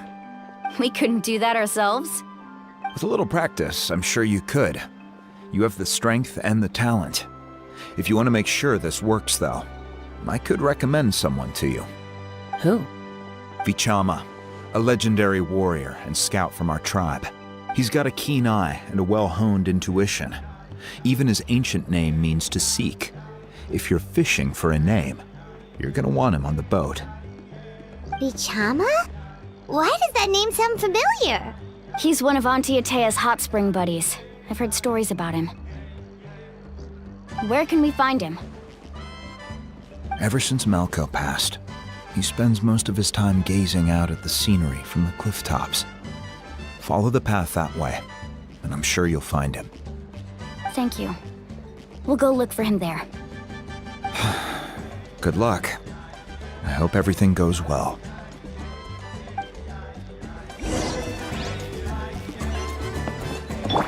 Time to go.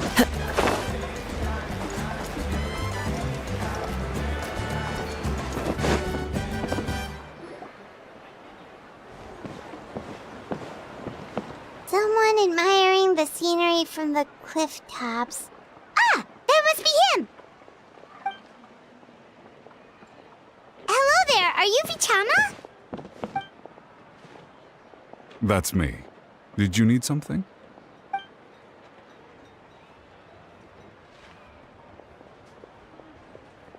What? You're saying you can bring someone back from the Night Kingdom? How is that even possible? No, if you really think about it, anything's possible in that kind of place. But that would mean... Are you okay? You don't look so good. Everything's fine. I'll help you, but I do have a small request. After I help you find Kachina's ancient name, I want to use the stone to look for my friends as well. Your friend? Oh, why not mention someone named Malco? Is that who you're talking about? Yes, but I'd rather not get into it if it's all the same to you. That's not a problem.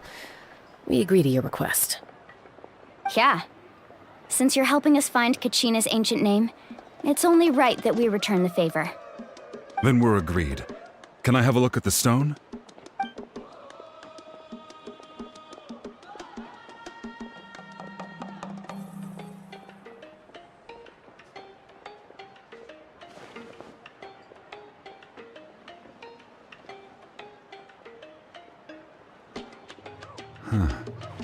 I see. From what I can tell, it functions almost like an abyssal pylon.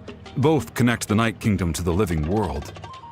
Once the connection is established, the abyss will come surging through the opening like a predator honing in on the scent of blood. So we have to be sure not to use it in a tribal settlement. Wow, you got all that just from looking at it? I just picked up on the basics, really. I still have no idea why it works. You said someone named Sitlali invented this. They must be a genius. I'll go find an open area and start setting things up. In the meantime, I need you to get 2 things for me. We'll go right away.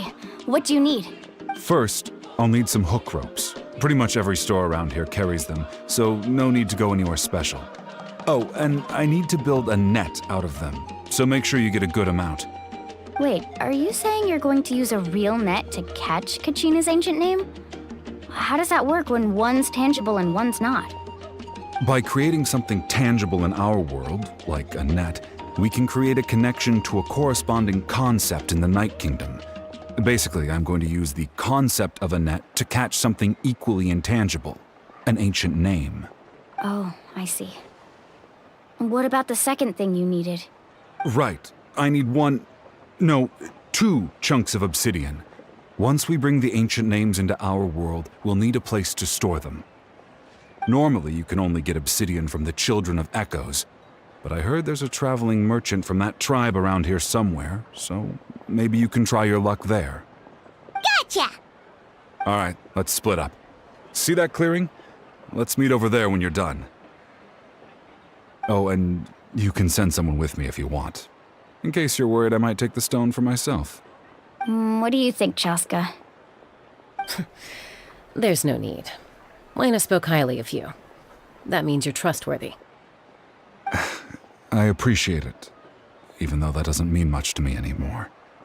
Anyway, it'll take some time to set everything up, so no need to rush. I'll see you in a bit.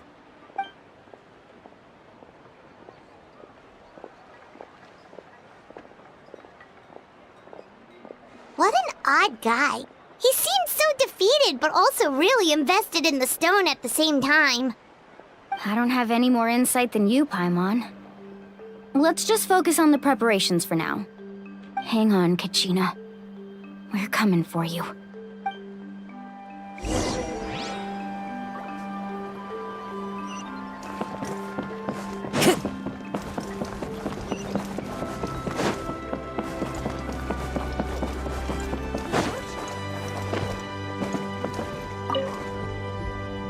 Hello. Do you have any hook ropes for sale? Hook ropes? As in rock climbing equipment? Yes. How much for your whole stock? Oh, the whole thing? Let me see. That would be 30,000 mora in total. Deal? Deal. Wait, really? What, you want me to drive down the price? We just need these as fast as possible. Thanks. Oh, no problem at all. I'll even pass along some information on the house. These ropes are usually used by rock climbing enthusiasts. If you want to learn, Roka's the person you want to ask. All right, that's everything.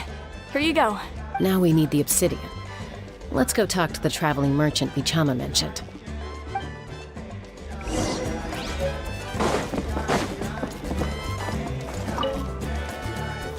Excuse me, do you sell obsidian?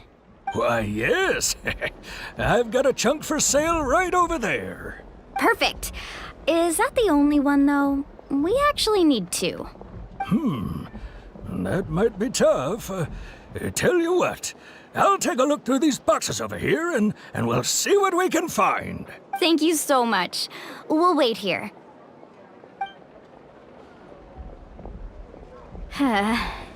Relax. Everything's going according to plan. I know, it's just... I could tell Vichama feels the same way about his friend that I do about Kachina. I hope this chunk of obsidian isn't the only one. Kachina always carries all sorts of shiny stones with her.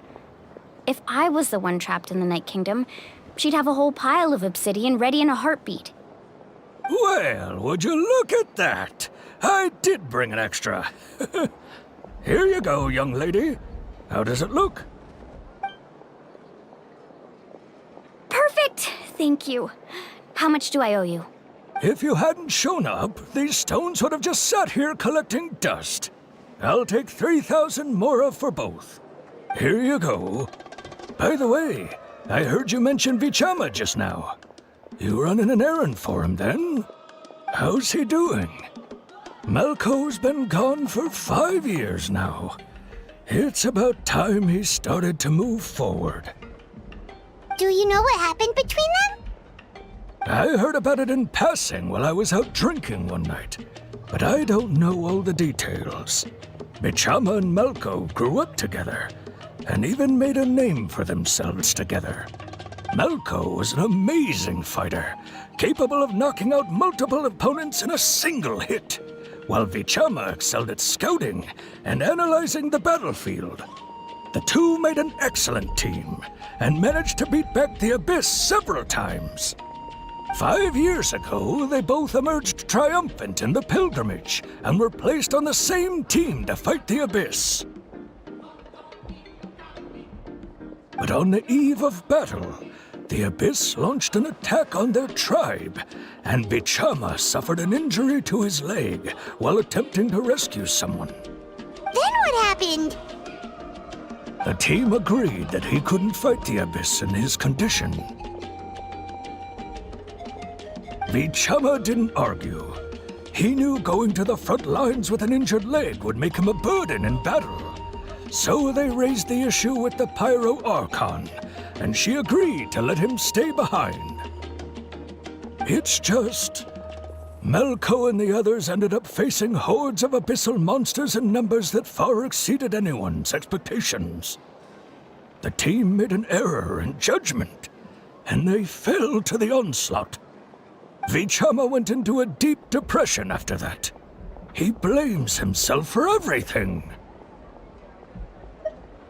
Oh, you're not wrong. But it's possible he chooses to blame himself. Not because he did something wrong, but because he wasn't able to do anything at all. I've tried convincing him to move forward, to stop dwelling on the past.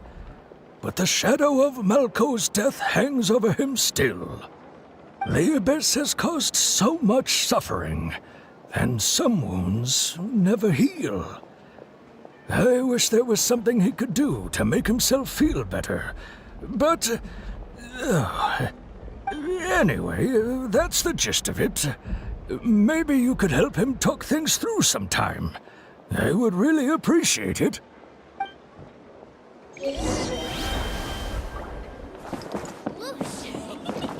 No one can catch me.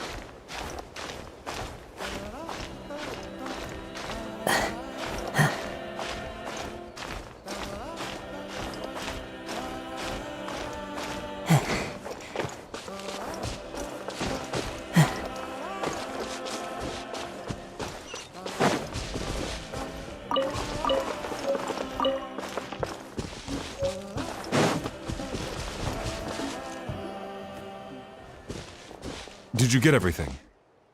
Yep, it's all here. When do we start? I've made all the necessary adjustments, so we're good to go. As agreed, I'll help you find Kachina's ancient name, and then you return the favor. Go ahead.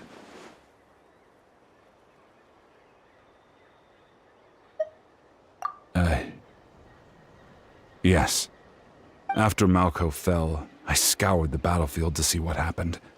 It turned out he wasn't bested by some impossibly powerful foe. He was dragged to his grave by the sheer number of enemies. If I had been there, I would have been able to sense the danger. I could have warned them not to advance. I've always blamed myself for what happened. But when you told me about Kachina, I realized there's a chance Malko might also be alive, fighting for survival in the Night Kingdom. But that happened several years ago, right? The Pyro Archon said all life within the Night Kingdom eventually becomes one with the Sea of Souls. There might not be much hope, but I still have to try. Malco and I promised each other, even if we never managed to root out the Abyss for good, we would fight together until the end. All right, let's get to it. I'll start searching for the conceptualized version of Kachina's ancient name. If you see any fragments scattered around the area, please collect them.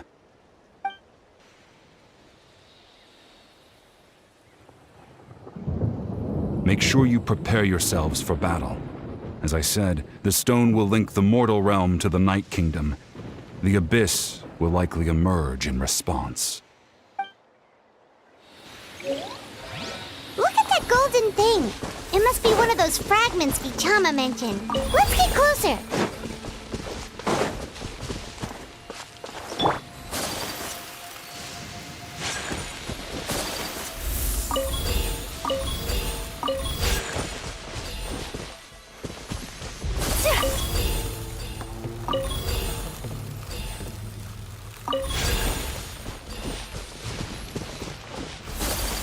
Whoa, monsters incoming! Watch out, everyone!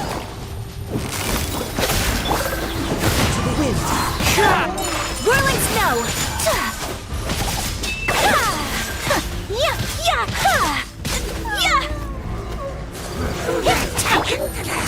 Gotcha!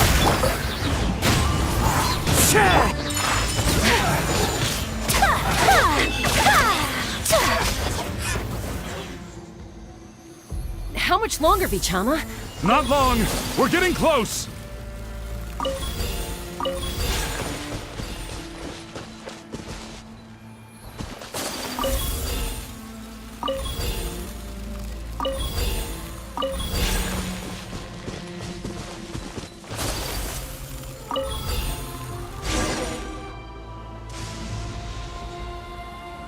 Vichama!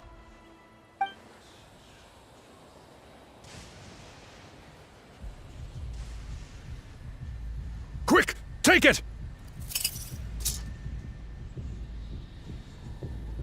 I found Kachina's ancient name. Hang in there, Malco. Just a little longer. Something's not right. The power of the Abyss is getting stronger.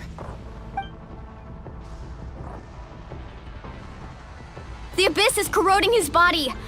Vichama, you can't keep going. You'll die. I should have died 5 years ago. I just need a little more time. Please, I'm almost there.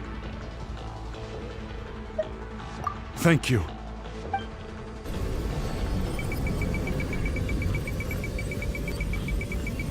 Whoa, watch out! The power of the Abyss is strong.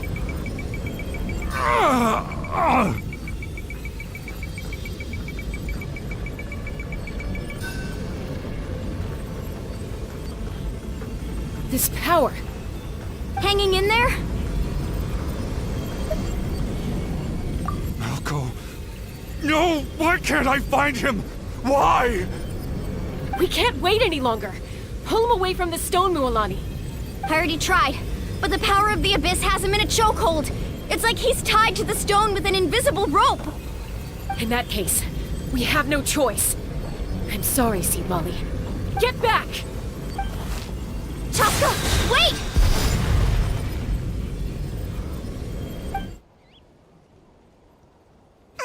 Ouch! What happened just now? It looked like the Spirit Speaker's stone was... The stone's power was spiraling out of control. The only way to stop it was to destroy it. You were all caught in the shockwave of the explosion. You might feel dizzy for a while, but that's normal.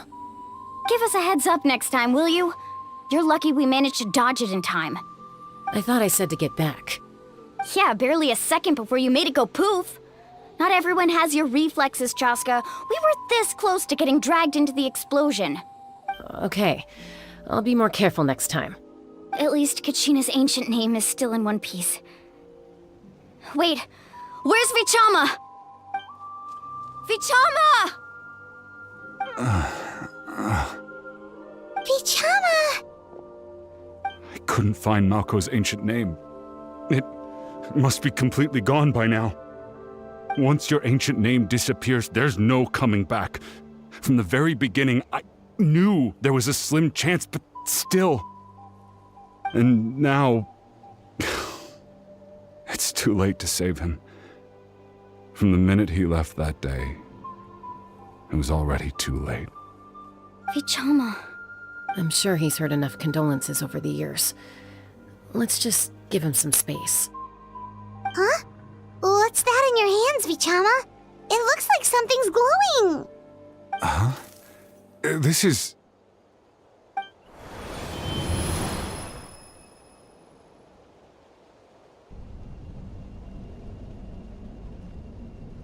Hey, Malco. Got any strength left? Not enough to swing a sword, but to say a few last words? Sure. Too bad. No one will get to hear them. I never thought I'd actually die on this mission. Not that I'm afraid to die. It's just... hard. Thinking about my mom's face when she hears the news. Guess I have something to be thankful for then. My parents died a long time ago. They won't have to mourn me.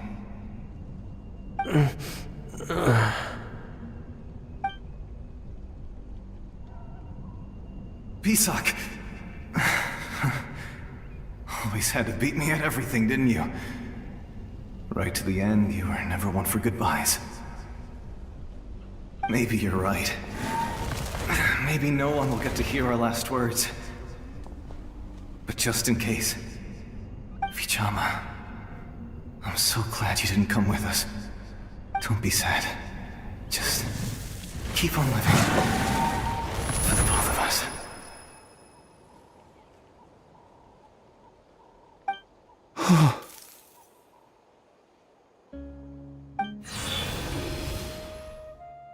Was that... a memory? Seems like we were able to salvage something after all.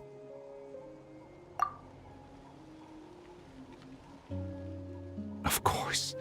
Seeing him, hearing his voice again, it makes me unbelievably happy. But it also brings with it an even deeper pain. A deeper pain? Why? Malco was always the type to put on a brave face. But in that memory just now, his hands were shaking, and his smile was forced. For all these years, I regretted not being able to fight alongside him to the end. And now I know, at the end of his life, he was thinking the same thing. Vichama. I'm fine. Actually, I heard Chief Wyna wasn't really on board with your plan to go to the Night Kingdom. When you asked for my help, I hesitated too. I knew helping you find your friend's ancient name meant leading you one step closer to danger. But I also understood why you had to try. Everyone has regrets in life, but not everyone gets the chance to make up for them. Once allowed to fester, guilt strips us of our most valuable qualities as warriors. In that sense, we might as well choose the braver path from the very beginning. If I could do it all over again, I would have followed Malco to the front lines no matter what. Even with an injured leg, there were still things I could have done. That way, even if the outcome stayed the same, I still would have fought alongside him to the end. There are critical junctures in life, and if you don't seize the chance to act, there's no going back. That's something I had to learn in hindsight, but you're still at the crossroads of your journey, so I hope you can walk away without regrets. Thank you, Vichama. I feel even more determined now. Kachina will come back to us. I'll make sure of it. I promised I would find her, and I intend to keep that promise. That's good to hear. Strange. My body, it's... Once abyssal corrosion enters the body, a portion will fuse itself to your internal organs. Even though the Traveler possesses powers of purification, The corrosion can never be fully eradicated. Thanks to him, though, you were only briefly exposed. Slowing your breathing and controlling your emotions should help you keep the symptoms in check.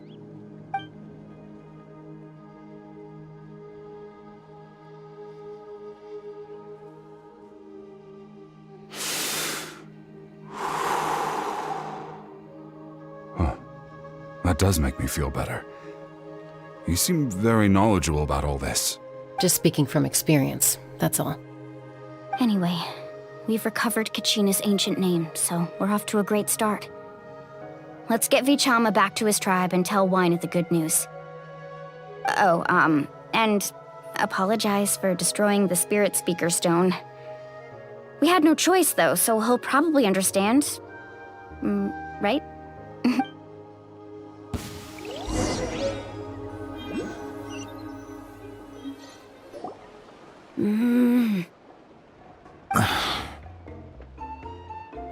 Koichi, are you really gonna just stand there like that? I don't know what you want from me. I think you know exactly what I'm trying to say, Uncle Wyna. I can hear it in your voice. Honestly, it's just one thing after another with you two. They're back. Koichi? What are you doing here? Don't play dumb with your own sister. You know exactly why I'm here. My apologies, everyone. I just need to borrow Chaska for a few minutes. You come with me.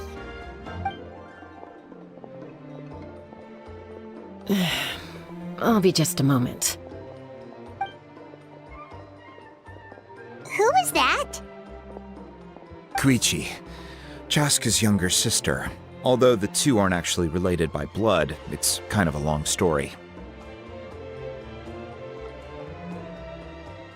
It's not really my story to tell, but I guess it's not a secret. You see, Chaska was actually raised by cuckoo sores. She was afflicted with a rare disease when she was a child, and abandoned in the wild as a result. The Abyss found her out there, all on her own, and tried to devour her. But in the end, all that did was trigger her will to live. That strength of will pushed her to survive, but it also planted a seed of conflict within her. Eventually, she was adopted by the cuckoo source. Wherever they went, she followed, getting into fights right and left. For some reason, Paimon can totally imagine that. Well, when Chaska finally returned to human society, it was Koichi's parents who adopted her. At the time, Chaska still had a habit of getting into fights, so Koichi was always taking her around, apologizing to everyone. Ah, I remember those days. One of those fights was definitely with me. But, you know, kids. You're fighting one minute and your friend's the next. Eventually, she found a way to rein in that desire to fight.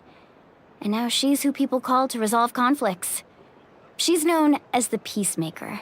It sounds like she still argues with Koichi, though. Don't siblings usually stop fighting when they get older? That's partly my fault.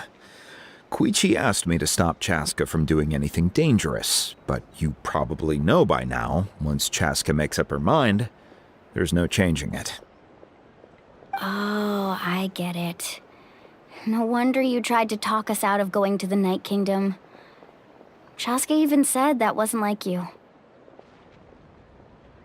I'm all for your adventure. You need to take risks when you're young, because by the time you're my age, you couldn't attempt something like that even if you wanted to.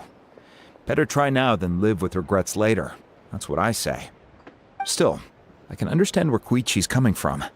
In the end, nobody wants to sit back and let a loved one put their life on the line.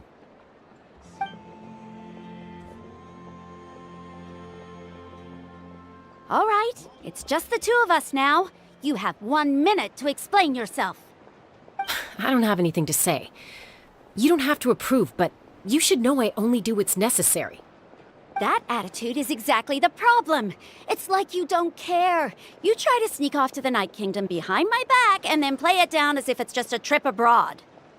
Well, technically I am going abroad, right? Again with the excuses!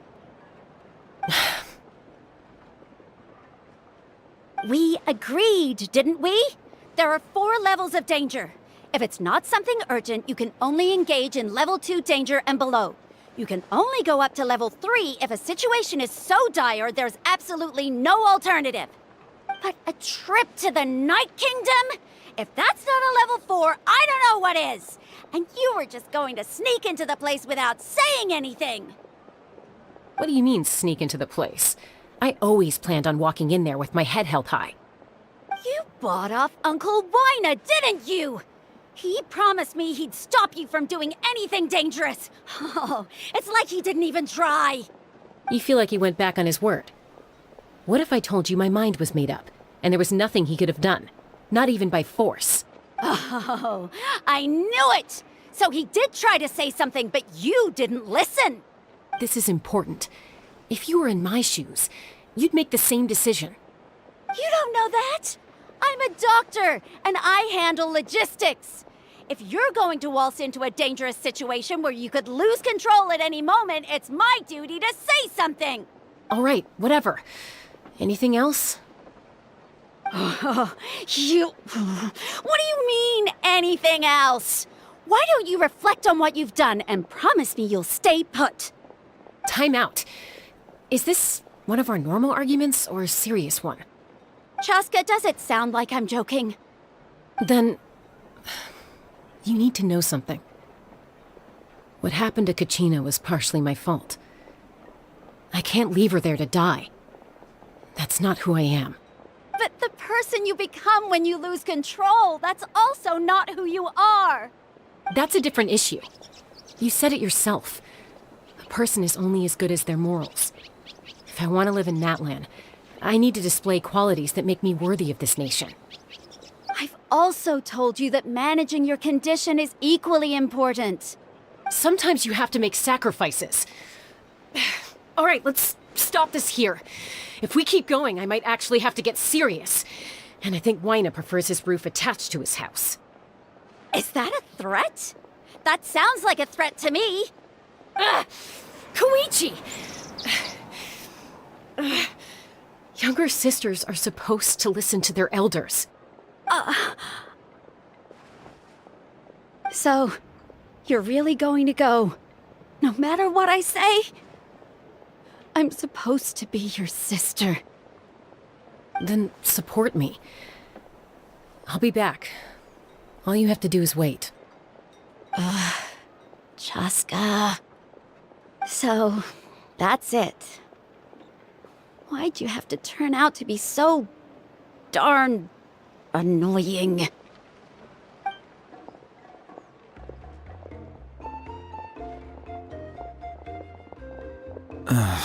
You two are something else. Something you wanted to say? I know you aren't related by blood, but you two sure are similar. Really? You know, I said that very thing to Koichi not too long ago, and she reacted the exact same way, down to the very tone of voice. It's not my place to get involved, but I will say this. Try to spend a little more time with your sister. You're tough kids. That doesn't mean you have to go it alone. Thank you. Anytime. All right. If you're done with the Spirit Speaker Stone, you might as well hand it over. According to Kinich, it's an important ceremonial artifact, so it'd be safer to keep it with me. About that. If only Tone-Deaf Bard was here, he could have repaired it just like the Holy Liar. It might be in a few more pieces than you remember. Huh?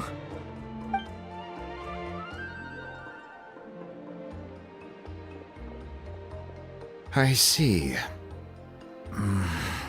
Sounds like it was an urgent situation. If someone's life was on the line, then you had no choice. Still, Citlali's going to be a nightmare to deal with now that you've broken her stuff. I'll explain everything to her later. Stay safe out there in the Night Kingdom, okay?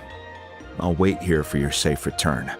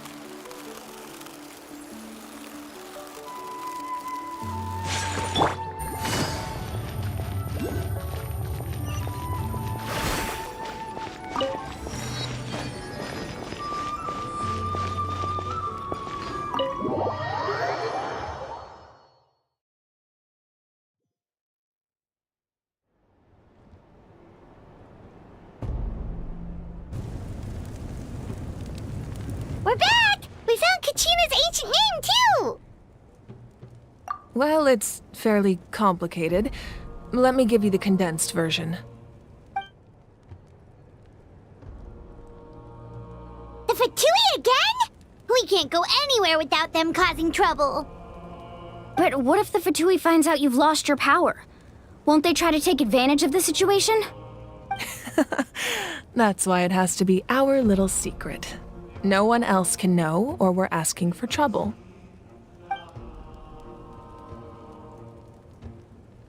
Look, I wish I could offer you some sort of consolation, but I won't lie to you. With multiple factions closing in, there's nothing comforting about the situation we're facing. Still, all you need to do is focus on your goal. You can leave the complicated matters to me. I can also step in on the Pyro Archon's behalf. There's a limit to what I can accomplish, but I'll help you however I can. There's no need to be so modest, Yan-san. Your incredible strength has long been a well-known fact. You're the pride of your tribe.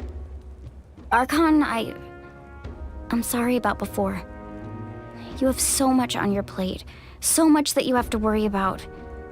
But all I could do was focus on my own feelings. You have nothing to be sorry about. We all get overwhelmed by our emotions, myself included. Your reaction to Kachina's disappearance, I understand that feeling very well.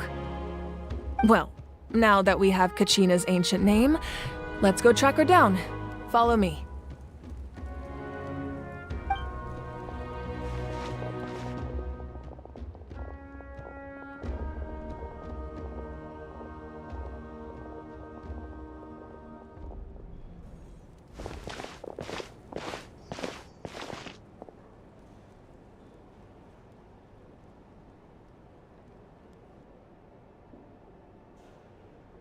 What is this place?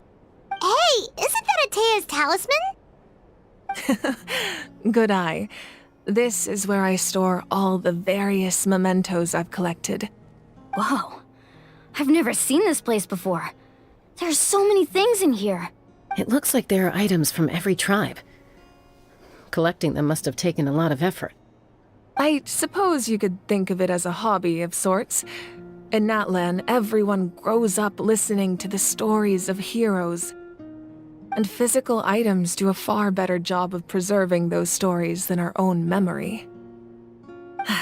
Now, I still have some preparations to make for the ceremony, so feel free to take a look around in the meantime. If you're curious about an item, I'm more than willing to tell you about its origins. All right, we'll have a look.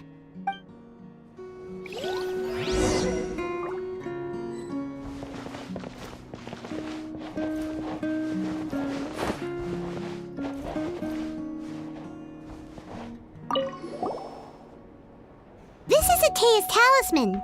I'm sure you're familiar with this one already. Atea was rarely ever without it. The talisman brought her a lot of luck in battle.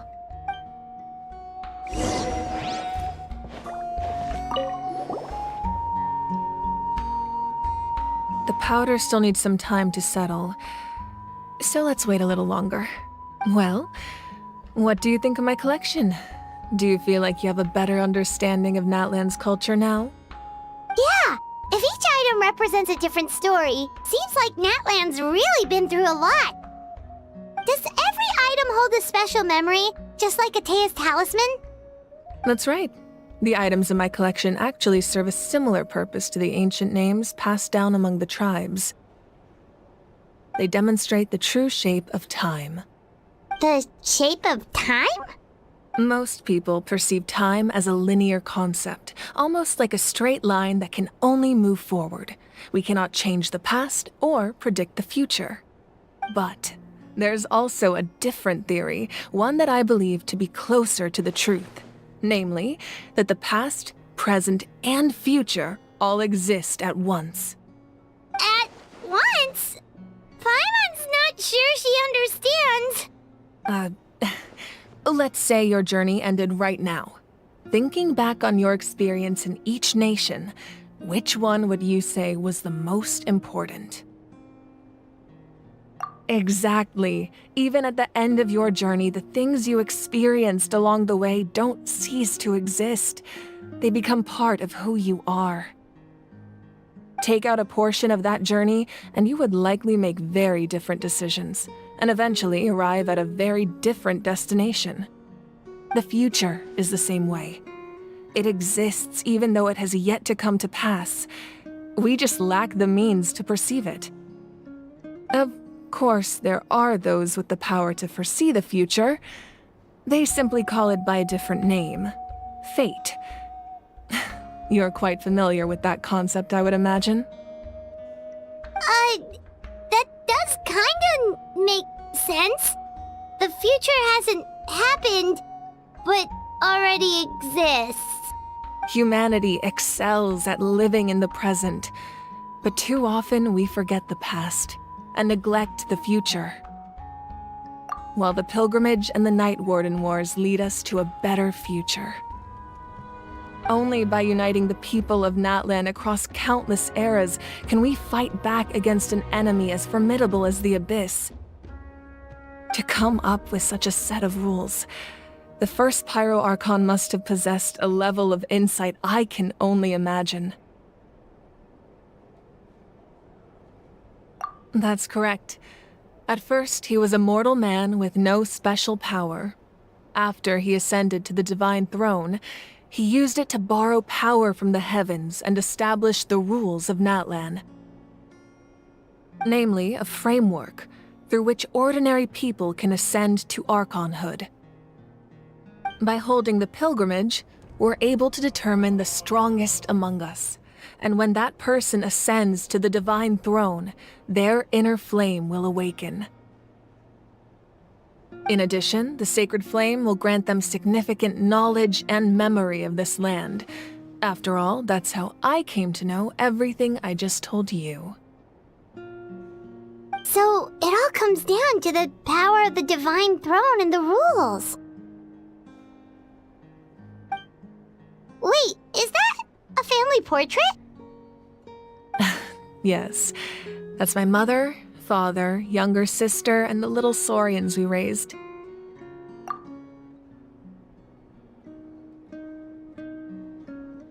I turned a piece of my dad's leather armor into a canvas and commissioned a famous artist to paint our likeness. Your sister is so cute! It looks like the two of you are really close.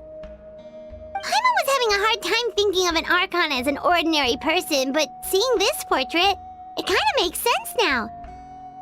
It really doesn't look like there was anything special about you before. Oh, wait, is Paimon allowed to say that? A little late for that question, don't you think?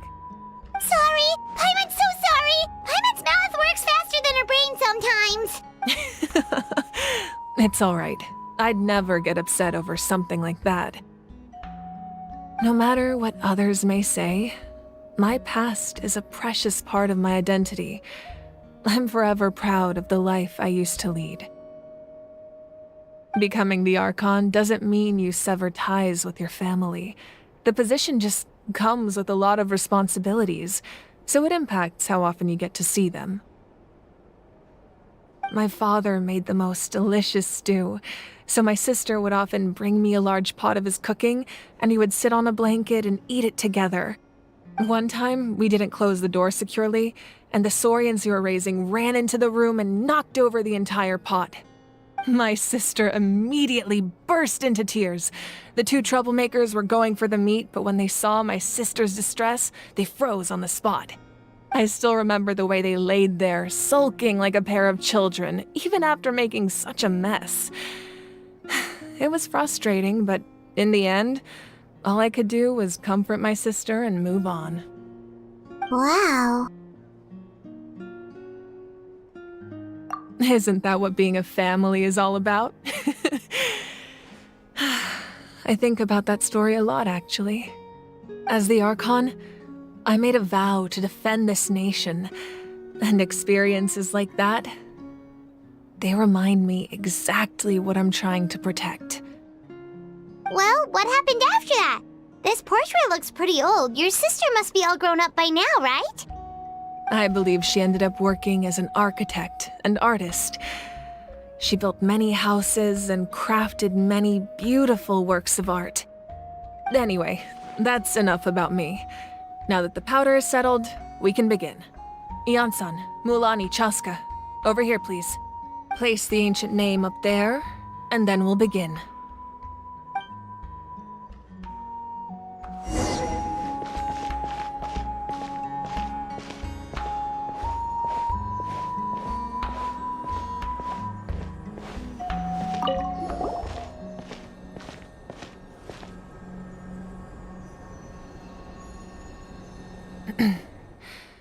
Surely as the echoes of life resound through heaven and earth, so too shall our stories remain eternal. Ancient name, take us to your fated bearer. Allow her to answer our call.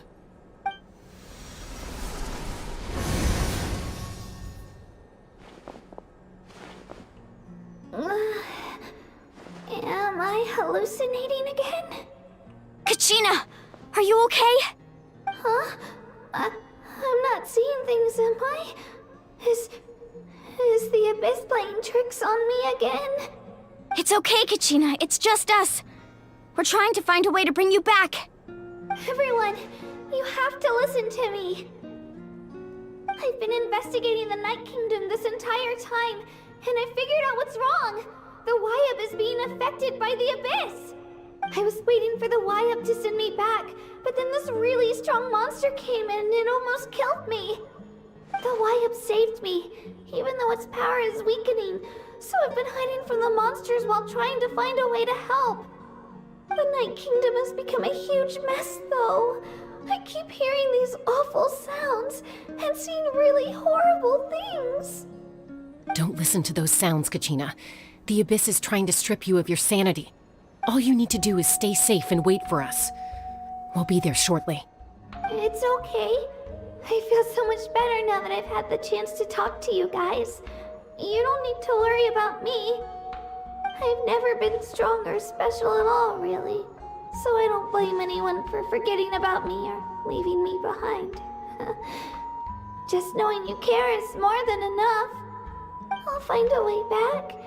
You don't have to put yourselves in danger to come rescue me. You're always like this, Kachina. Now's not the time to act tough. We're coming for you, and that's final. I don't know what lies the Abyss has been feeding you, but I'll tell you something right now. Nobody here sees you as a burden. You're a victor of the Night Warden Wars, a hero of Natlan. All you need to do is wait for us to rescue you, and you'll get all the applause and recognition you deserve.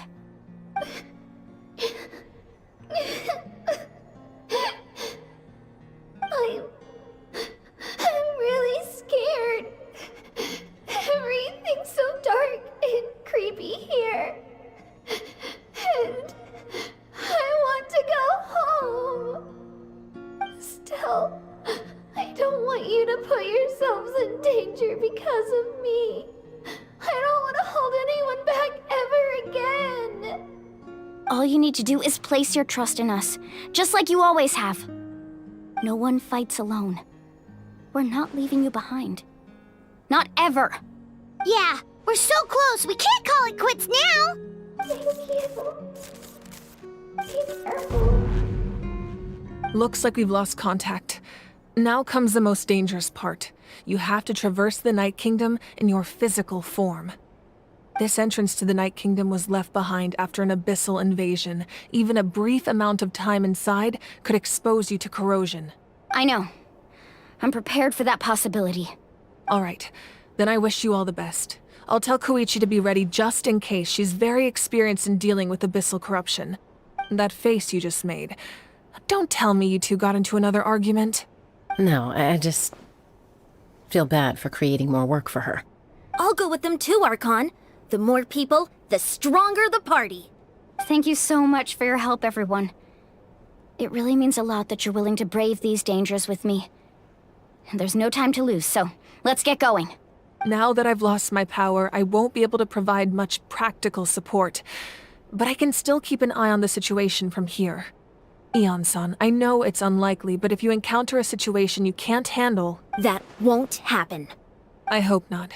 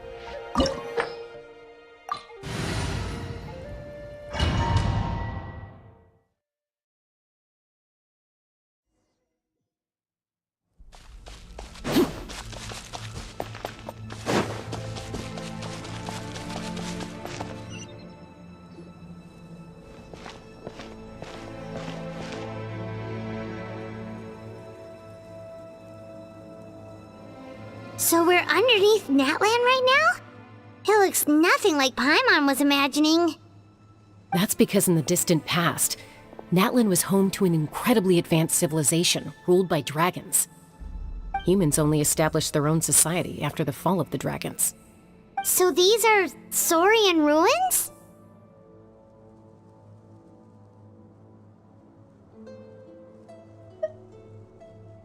Wait! You mean like the elemental sovereigns?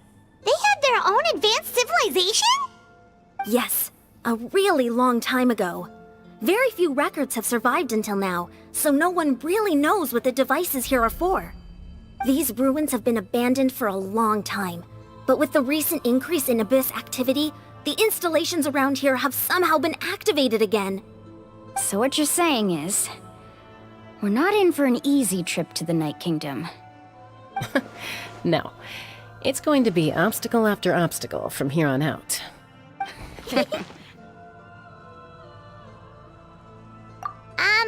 Why are you all laughing like that? It's creeping Paimon out. It's the pre-adventure excitement kicking in, right guys? Of course. I'm eager to get started. Then let's go. We won't let anything stand in our way.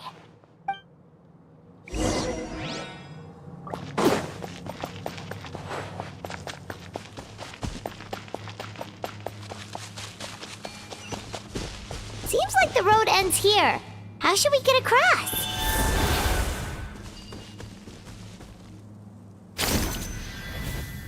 As a professional trainer, I think you could stand to build up your endurance, Paimon. Professional trainer? Paimon thought you were a warrior from the Collective of Planning. Well, that goes without saying. But I actually work as a sports coach. I provide professional guidance for many of Natlan's popular sports. And I don't just mean physical training. I design nutrition plans as well. Ah, so basically no sugar, no soft drinks, no grilled meat. Yeah, we'll be here all day if you list them out one by one. It's much faster to just focus on what's good for you. Such as? Vegetable juice. Want some? You know, Ian-san, Paimon feels like the two of us might not see eye to eye. Those guys look familiar. We've fought them before. Let's go. Show no mercy.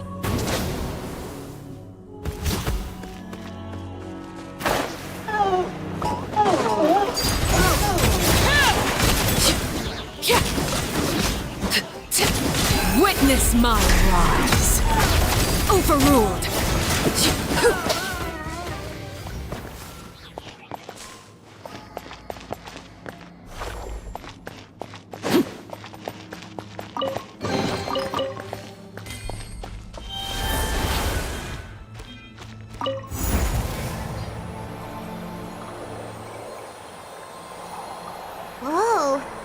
place we need to go seems really high up.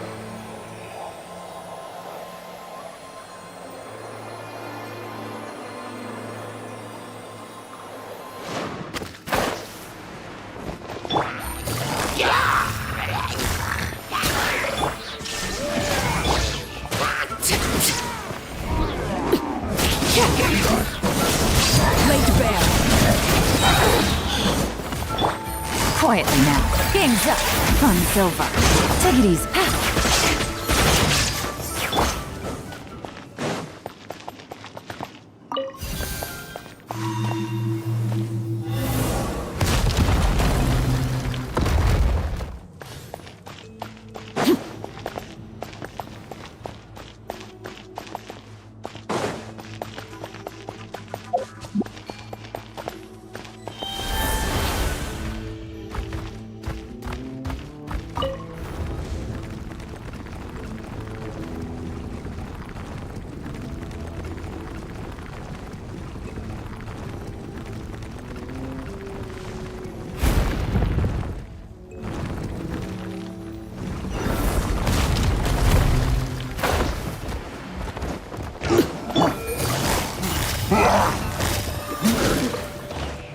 There is no escape!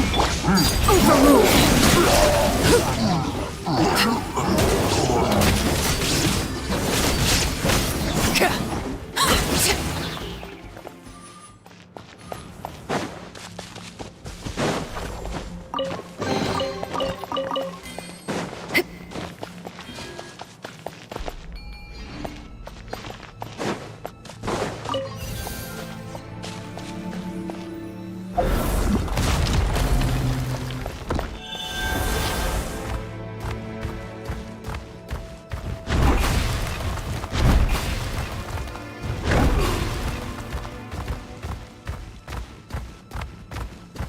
This is the final stretch. We just need to climb up, and we'll be there.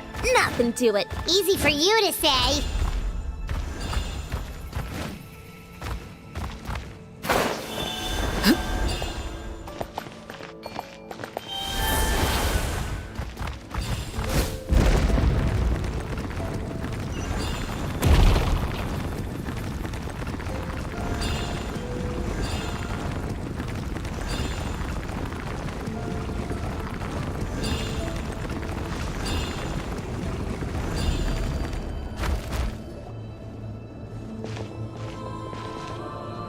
This must be the entrance the Pyro Archon told us about. The one ripped open by the Abyss. Yes. There's something in the depths of this place that feels familiar, yet also foreign. We actually have to go in there? Okay, Paimon just needs to psych herself up. Don't push her through before she's ready.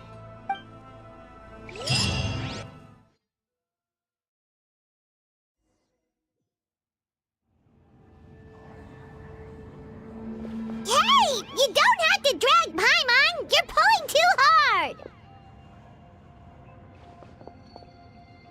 Looks like we made it. This is the Night Kingdom. It looks so different from what I imagined in the stories. That overflow of energy is probably what trapped Kachina here in the first place. From this point forward, everything we know about the real world no longer applies. Anything can happen here. Paimon's more worried about how we're gonna make it out. We obviously can't go back the way we came. Do you see that patch of light on the ground? It's shining down from that fissure in the sky. Oh yeah, right in front of us. So that's coming from up there? Oh, it's so high up. Did we really fall that far down? Just like I said, our real-world knowledge doesn't apply here. We fell all this way, yet came out completely unscathed. If this was the real world, we'd have to climb our way back up to the entrance. But here, all we have to do is stand underneath the light and offer a prayer. That's it?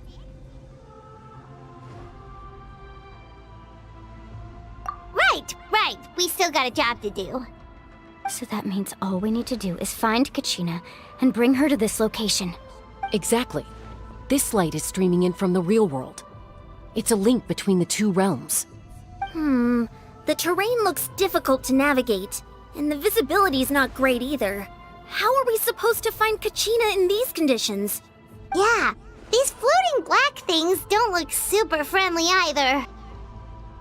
Those are all manifestations of abyssal power. Be careful. Ghost! Attacking ghost! Calm down, I'm here to help. You're the ones who helped Vichama, right?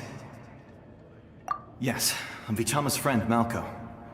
I was completely lost to this realm until I sensed a mysterious power calling out to me. It's like it was seeking me out, attempting to reassemble the pieces of who I used to be. Of course, it could only do so much. I'm sorry I can only appear before you in this imperfect form. No, we should be the ones apologizing. If the Spirit Speaker Stone hadn't become corrupted by the Abyss, we could have done much more. But we had to destroy it. Otherwise, Vichama and his tribe would have been in danger. Of course. Thank you for protecting him. I never imagined that, even after all these years, he'd still take such a risk for me. Under the power of the stone, it felt like our souls were connected. Turns out even our regrets were exactly the same. Whether in triumph or death, you want your best friend by your side. Exactly. That may not be in the cards for us, but it's not too late for you. You're looking for a young girl from the Children of Echoes, right? She's being chased by an embodiment of abyssal power. I'd like to help her while I'm still in this form, so follow me. Be careful. This place has been severely corroded by the Abyss. Paimon didn't realize it had gotten this bad. It's like a seething volcano ready to engulf our world at any moment. Ouch! Quick, get back here! You can't go wandering off. Stick close to me. My power will be able to ward off attacks for the time being.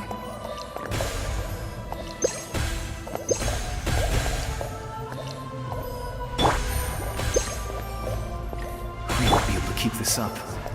Let's try another route. This way.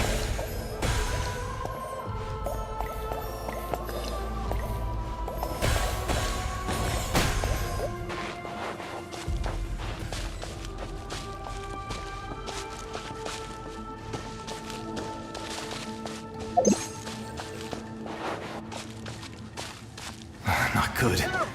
More monsters. We shouldn't waste our time on them.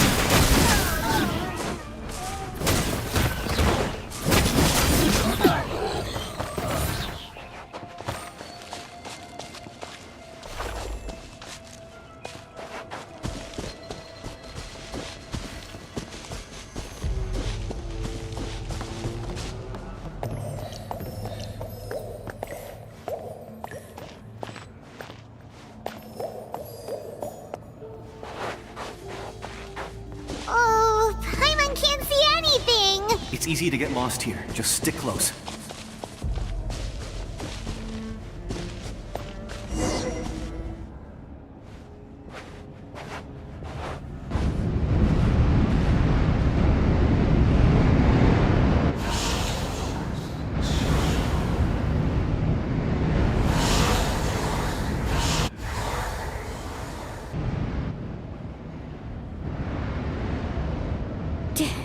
Did you hear that?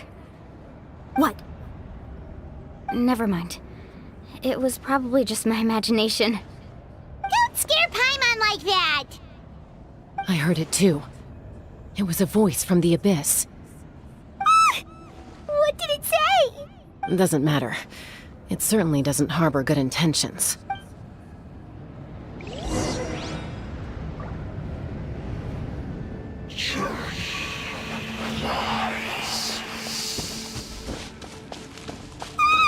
Paimon just heard it too!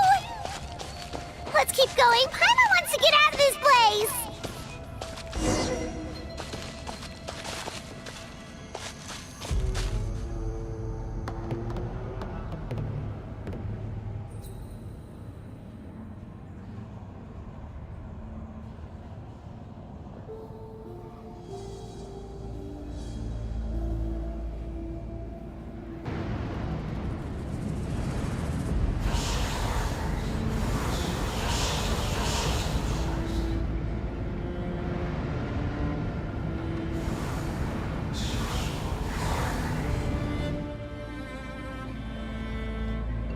here, Kachina! Honey, you made it! Looks like our reunion will have to wait until we take care of these monsters. Good idea. Let's go!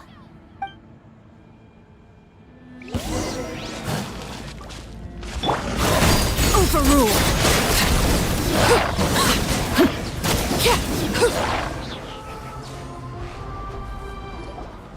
You're here! You're finally here! Thank you so much! That monster can appear from anywhere. It almost caught me a bunch of times. The Wyup's power helped keep me hidden, so I just tried to stay out of sight until you got here. Atta girl. You did so well. And most importantly, you weren't hurt. Should we start heading back then? Actually, I have a request. Will you come visit the Wyup with me? I can't exactly put it into words, but something's wrong with the Ode of Resurrection. And I know it has something to do with the contamination from the Abyss. That was the Pyro Archon's theory as well. Everything we've seen here certainly seems to back it up. In the Night Kingdom, there are 6 main totem poles representing the Wyub of each tribe. You can think of them like the body of each Wyub. Additional totem poles, like the ones around here, serve as proxies to which the Wyub can extend their consciousness. There are countless proxies scattered around the Night Kingdom. Through them, the Wyub can extend their consciousness over the entire realm and track down souls no matter where they roam. But if a proxy were to become severely contaminated, then a soul could become lost within the Night Kingdom. Judging by the current situation, I don't think we're dealing with just one contaminated proxy. Even if we could drive back the abyssal power from one of them, that probably wouldn't even put a dent in the problem. Still, we can't just leave the Wyup to suffer. It's protected me this whole time. I agree. We might even manage to draw out the monster that's been hunting Kachina. Getting rid of the monster might slow down the deterioration of the Night Kingdom.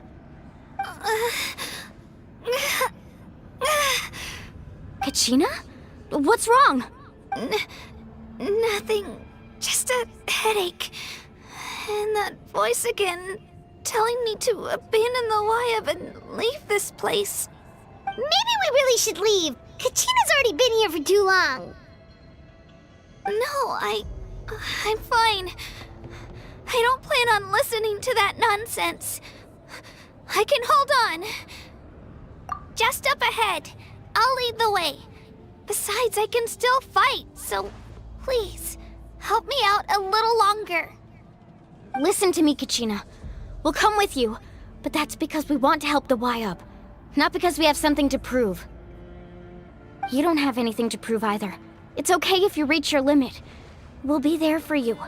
All right. The sooner we get this done, the better. We've already come all this way, so we might as well try to get to the bottom of this. Let's go. This way. I'll stay here and try to stall the Abyss monster. All by yourself? That's too dangerous. It's all right. I may not be as strong as that monster, but I'm definitely more familiar with the area. Besides, I don't have much time left. If you're anything like my friend, I'm sure you're not particularly fond of goodbyes. So go. Achieve your goal, and return to the world where you belong. Thank you for everything. You're a true hero. Thank you. No one fights alone.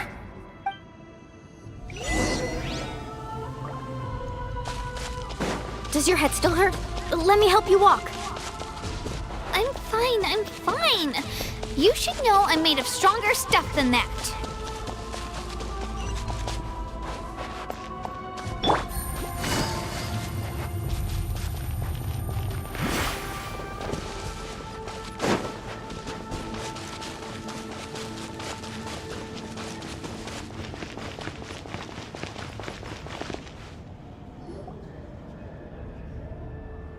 Wyup?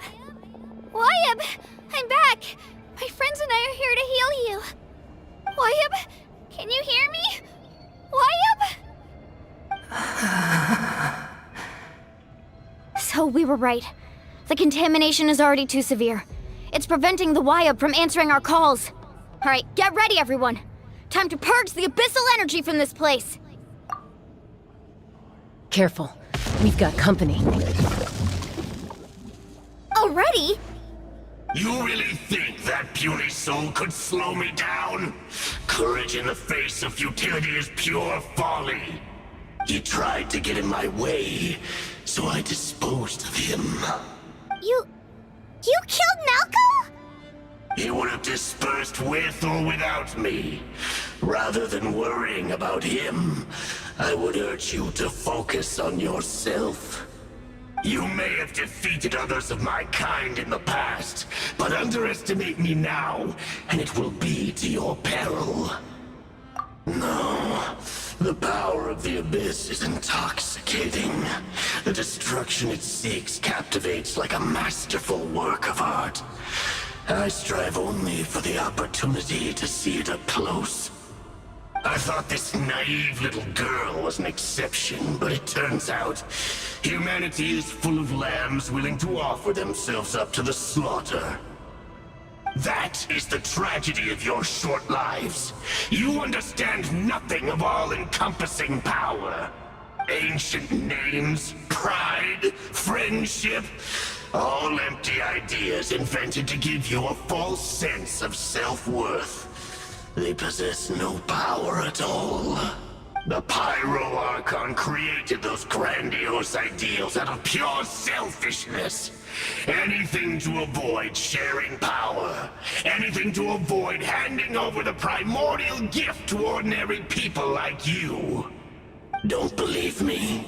Then ask yourself, why is the Pyro Archon strong beyond measure, while you, Kachina, remain so pathetically weak? Kachina! Give me your hand.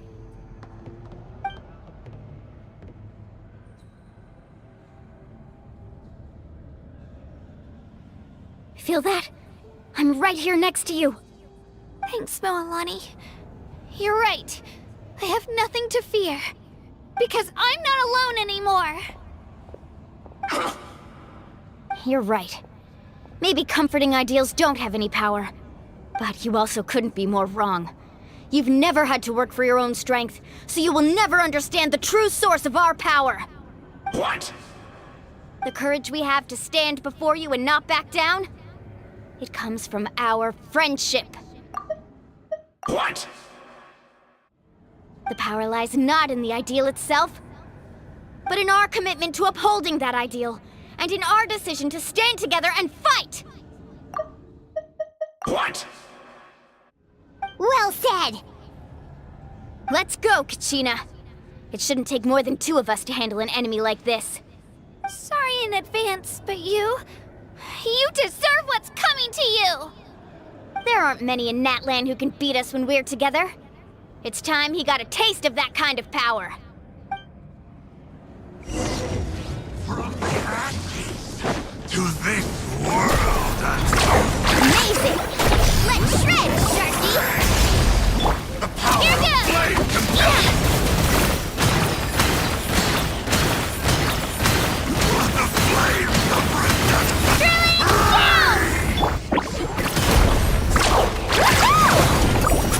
Time for my coming.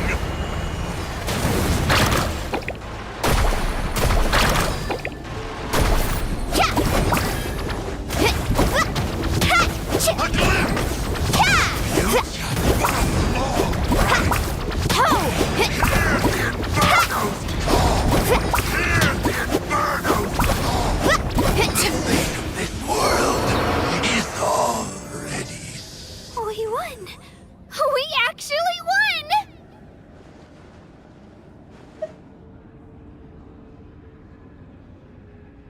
That's what he gets for underestimating you two. Fantastic work, Kachina! Absolutely fantastic! This makes me so... unbelievably happy. I'm happy too, Moalani. Together we really are unstoppable!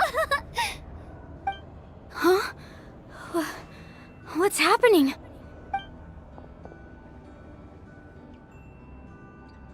My ancient ancient name is glowing? But I thought I didn't bring it with me. It's probably a projection from the real world, but that doesn't explain why it's glowing all of a sudden. Wait, does that mean you're...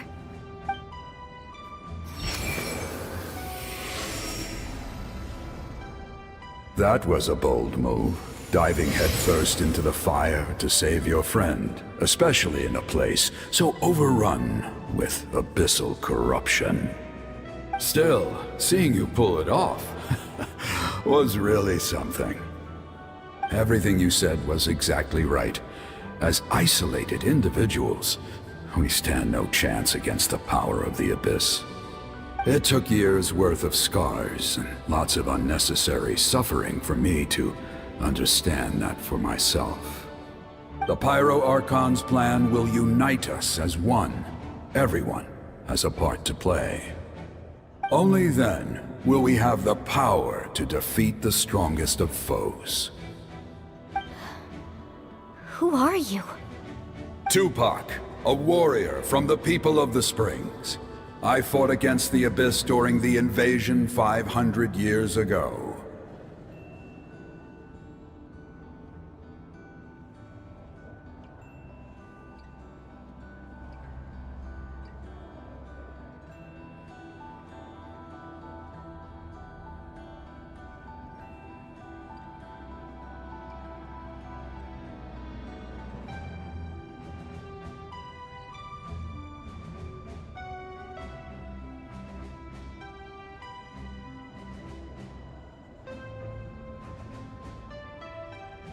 I've heard that name before. You were the giant who saved all of Natlan. Since you were able to awaken my words from your ancient name, that means you have fully embodied the aspirations of the Wayub. Under the name Umoja, you shall unite the tribes and save Natlan from its impending doom. Me? As long as blood still runs through your veins, even the tiniest spark of steel against stone can ignite a flame. Its blaze will become one with our vision for Natlan. Even amid everlasting darkness, our bonds remain eternal.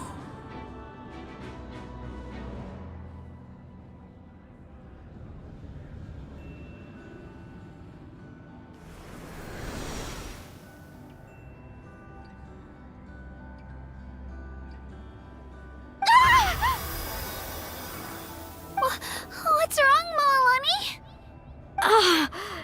So many memories. My brain was just flooded with everything he once knew. So that's what happened. What do you mean? Did you just figure something out? 500 years ago, they foresaw the very crisis we're facing now. Efforts to save Natlan started all the way back then. We can go over the details once we get back. We shouldn't linger here longer than we have to. I know bits and pieces, but I had no idea Mualani was also part of the plan. This sounds like something that's going to need a lot of explaining. Let's focus on saving the Wayub first.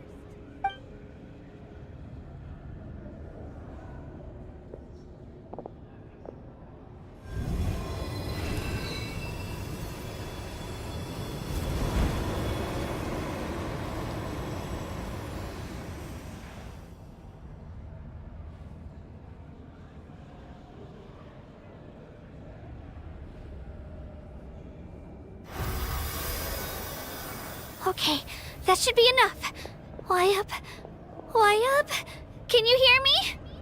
I hear your voice, Kachina, my dear child. Great. Well then, I'm afraid it's time to say goodbye. I just wanted to make sure you were okay before we leave, but we can't afford to stay here any longer.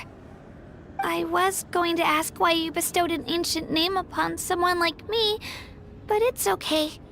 I'll keep searching within myself for the answer. I'll never stop trying to improve my strength. One day, I'll live up to the hero you saw in me.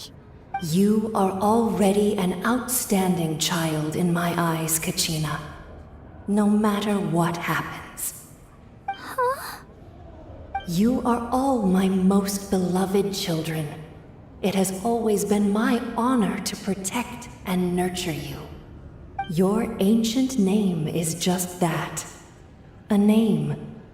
Much like your parents chose to name you Kachina, I also gave you a name, but it need not define you. Focus on who you want to be. You are already worthy of your name. Now, you need only devote yourself to becoming a better you. The story of your ancient name is for you to continue. Just like your parents, my love for you will never change, no matter what the future holds. Thank you, Wyatt. It gladdens me to see the Pyro Archon's plan move another step towards completion, but it is time for you to leave this place. The situation here is getting worse. Go now, my children. Save Natlan on behalf of all you hold dear. I know we've never met before, Wyatt, but I just wanted to say thank you for encouraging Kachina. It was exactly what she needed to hear. Whoa! What's going on? An earthquake? We're out of time. It's the power of the Abyss. Quick, we need to run! It's a Sealy! The Sealy opened the way for us!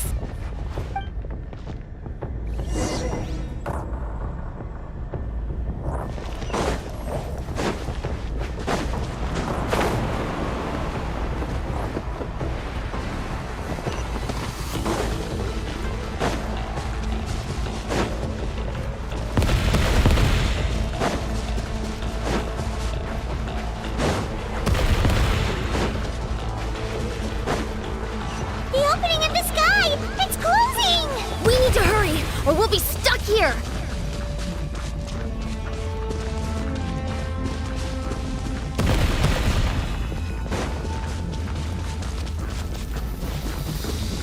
Watch out for the falling rocks! Quick, through the middle!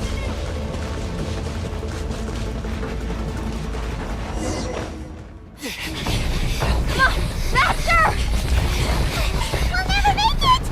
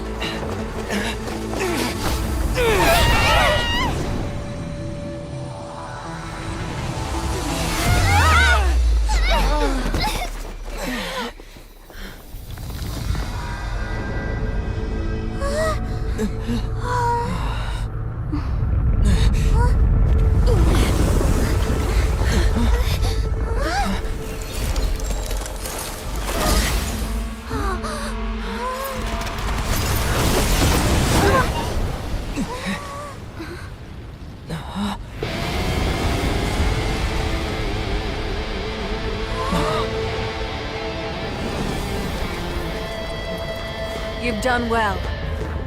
Now come home.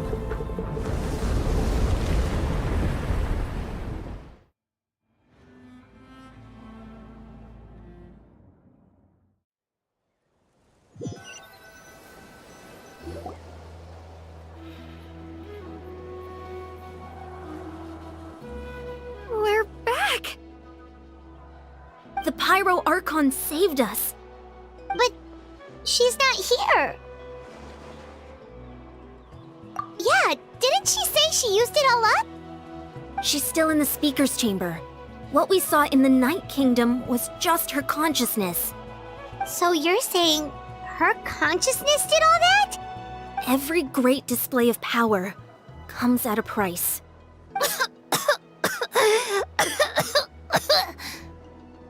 You must feel terrible, Kachina. Just hold on. We'll get you to a doctor soon. Let's get back to the stadium. The Pyro Archon said she'd have a doctor waiting for us. I recommend getting a full checkup, just to make sure no damage gets left behind. Paimon feels okay. What about you, Traveler? Right. You always seem to do pretty well against the Abyss. Let's get going. We need to share what we learned in the Night Kingdom as well. Right. The Y-Up mentioned something about the Pyro Archon's plan. What is it exactly? I'll let her explain everything. We're all a part of the plan now. Every move we make from here on out will decide Natlan's ultimate fate.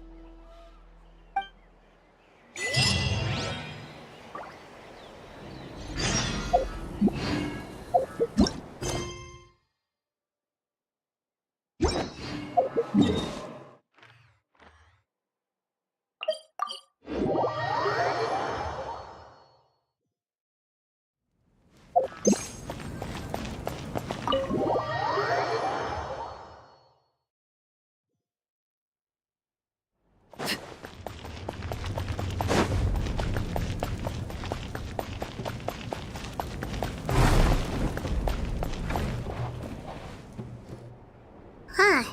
There's a lot less stuff here than before. It's good to see you all here in one piece. I know you must have a lot of questions, but let Koichi check you over first. It's best not to let any lingering effects of the Abyss go untreated. Thank goodness you made it back. I came here as soon as the Pyro Archon told me about your plan. Take a seat, everybody. I'll examine you one by one.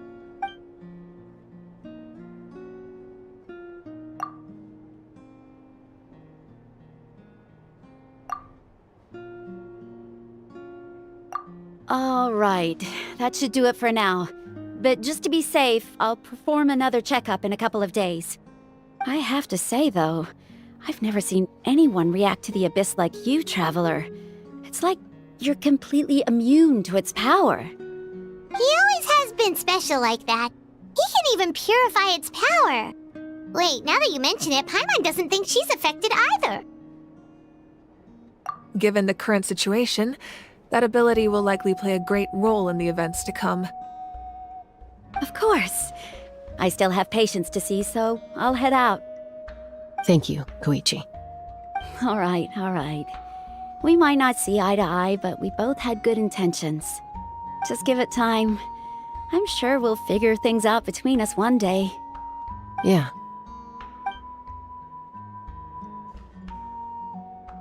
All right. There's so much to discuss, I don't even know where to begin. You've seen it for yourselves now. The devastation in the Night Kingdom. I'll get straight to the point. Natlan is on the verge of destruction. It's very possible our nation has less than a year before total devastation. Huh? No. That can't be true, can it? That's right. But I've only ever disclosed that fact to the handful of people working with me to save this nation. Our looming destruction is not a recent development, but the inevitable conclusion of the disaster the Abyss initiated 500 years ago. Mualani told us a little bit about that. 500 years ago, all the nations of Teyvat were invaded by the Abyss. Unlike the other nations, Natlan never had stable and deep-rooted ley lines, so we suffered the worst of the invasion. The battle against the Abyss was exceedingly long and brutal. In the end, victory came at the cost of our civilization and countless lives. Even then, it took centuries of solving the disasters caused by the Abyss to finally achieve the peace we know today. And still, this is but a superficial victory. The forces of the Abyss have merely been driven back underground. Their threat to Natlan remains as real as ever. I'd never have guessed. The problems plaguing the Night Kingdom are all the more complicated because that realm is essentially functioning as Natlan's ley lines. Immediately after the war, our calculations estimated that we would have a maximum of 500 years before the Night Kingdom was completely lost to the Abyss. But at that time, we were a nation of the destitute. Our people no longer believed in victory, nor did they hold hope for the future. Our civilization was dying, our faith crumbling, and the line of power passed down from the Wayab nearly severed. If we didn't bring the nation back together, it would be foolish to even dream of defeating the Abyss in the future. So, the Archon had a long and involved discussion with the heroes of each tribe, and finally came up with a 500-year-long plan to save Natlan. So that's what happened. After finding Kachina, I encountered a strange figure who gave me a series of new memories. Since the plan was mentioned in those memories, I guess I've been chosen to play an important role in it. But there's still something I don't understand. Those memories showed me the Pyro Archon from back then. And it was you. Huh? But that doesn't make any sense! The Pyro Archon is supposed to be human. It's impossible for a human to live that long. That's right. The hardest thing for humans to overcome has always been time, or rather, the natural limitations of our lifespan. A god can extend a human's life by using a certain amount of divine power, or subjecting them to a curse. But, as we all know, Natlan doesn't have gods like that. We can only rely on our own methods. A human life is like a flame destined to be extinguished. 500 years ago, I placed my life within the sacred flame. Only by dying before my time could I have the chance to wake up again. So, in other words, this is your second life? Yes. We only managed to defeat the Abyss all those years ago because the tribes came together as one. If the Natlan of the future was to have a fighting chance, the Pyro Archons that came after the war had to rebuild the decimated tribes. The goal was to reunite the people and restore the strength of each tribe's Wayab. Once a tribe was back to its full strength, the tribe's Wayab would select a hero, indicating the tribe was once again ready for war. The Chosen would then stand by my side in defense of our nation, just like great heroes of old 500 years ago. So that means I'm one of the Chosen? That's right. You bear the ancient name Umoja, the same one held by the hero from your tribe 500 years ago. It means unity.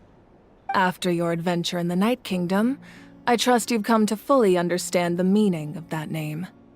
So in other words, you always knew who the Wayab were going to pick from each tribe? Yes. According to the plan, each tribe was supposed to have been fully restored by the time I awoke. But something went wrong along the way. The 6 heroes successfully inherited the ancient names from 500 years ago, but the intel regarding the plan wasn't passed on to them. Once again, it comes down to the deterioration of the Night Kingdom. Communication between the Sacred Flame and the Wayab has been blocked. Just like how the Ode of Resurrection failed to bring Kachina back. Exactly. It's just another tactic the Abyss is using against us. The Abyss may not possess intelligence, but its methods certainly aren't easy to counter. If we want to unblock that information from being passed on, my presence alone isn't enough. The ancient name-bearer must establish a greater connection to their name. So, I've tried my best to help them from the sidelines. Currently, Shilonin of the Children of Echoes, Kinich of the Scions of the Canopy, and Iansan of the Collective of Plenty have all been acknowledged by their names. During your adventure, you too earned the acknowledgement of your Wayab, Mualani. In the process, you gained the memories stored within your name. But we have less than a year! Yes, but we have no choice. We cannot start the plan until all the heroes have been gathered. That's also why I haven't been able to take action despite the urgency of the situation. But if you knew this whole time, why didn't you just tell me about my role in all this? Wouldn't that make everything go a lot faster? Perhaps, but the opposite could also be true. Knowing your destiny too early could mean failing to realize your full potential. Just like your determination to save Kachina, I hope your commitment to this endeavor comes from your own strength of will, rather than a sense of obligation. So I suppose you're not going to tell us who the final two heroes are then? That's right. Their time is yet to come. Putting pressure on them beforehand will only hinder their development. I can only trust in the judgment of the Wyab. I have never believed I could solve this crisis alone. In fact, it was precisely because I chose to trust and rely on others that we managed to get this far. Natlan's salvation lies not in its Archon or any singular individual, but in us all. You're quite perceptive, aren't you? I thought I might get away with avoiding the topic. Huh? Oh, right! All of the stuff you stored here before, where did it all go? Even though I sacrificed my power, I still needed a contingency plan to ensure you would make it back from the Night Kingdom. After all, I was the one who allowed you to take that risk, and Mualani has an important role to play in my plan.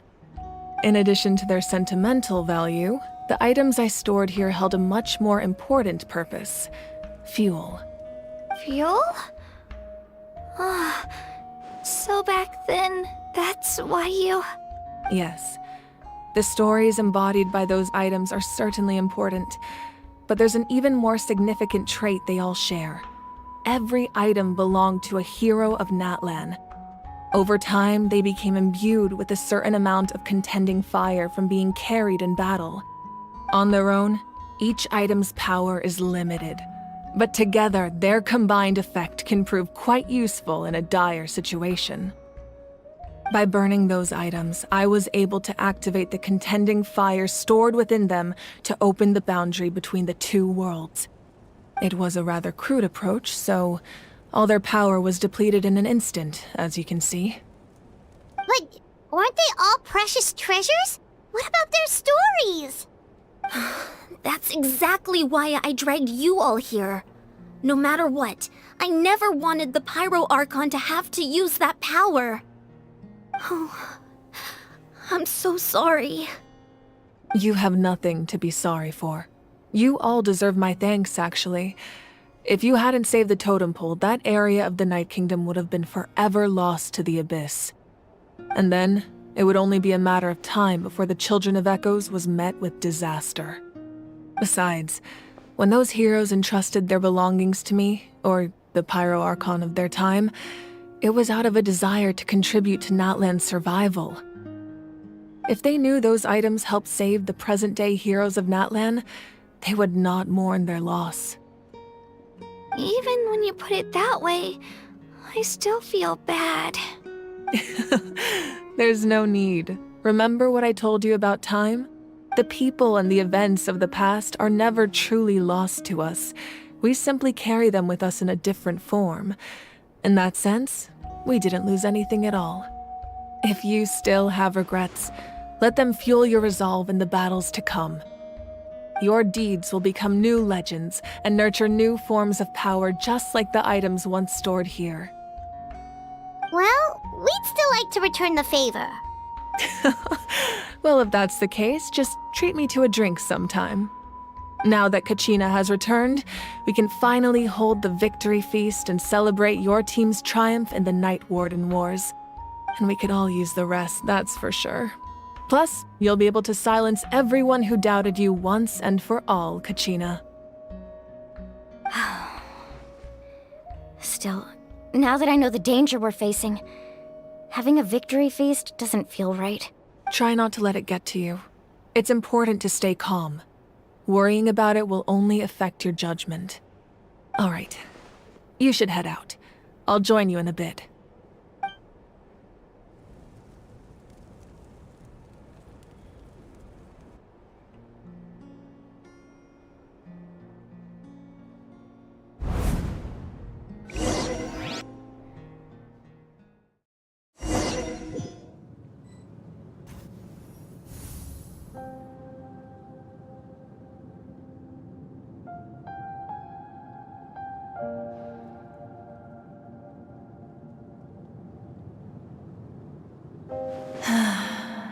When I was young, I used to sit by the hot springs and listen to the stories of warriors from all over Natlan. They attract people from all walks of life. Friends come easy here, no matter what tribe you're from. The people of the springs have never claimed the hot springs as their own private property. They are there to bring all hot spring buddies together. It's been really nice seeing the children of my tribe get older. It's helped me gradually understand the true value of the springs. I've witnessed their energy, their determination, their absolute passion for life. Even when they cause trouble, I never managed to hold on to my anger for long. It's unbelievable how quickly they worm their way back into my good graces. I'm certain Mualani will become a great warrior when she grows up. She possesses infinite potential. I can see it. One day, when I'm no longer in fighting form, I'll come here and tell stories to all the children, just like those warriors did for me. So, you better get busy, Pyro Archon, or I'll end up running out of stories.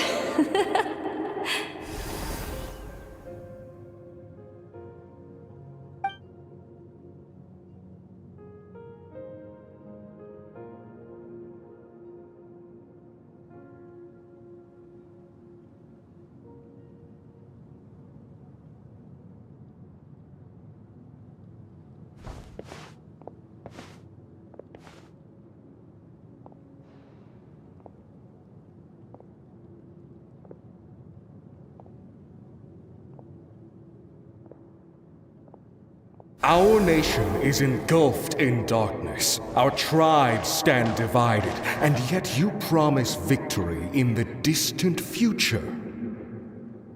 The Abyss is a cunning enemy, one that I faced in battle many times. Were that not the case, I would never understand exercising this degree of caution. My rage will never know absolution, and my power will no longer aid you in victory. But you came to me because you knew you could convince me with just a single sentence. I understand your choice. The heroes of today will forge the path ahead with blood and fire. Just remember to earn us the victory we are owed. Otherwise, rest assured, I'll find a way to collect the debt. For Natlan.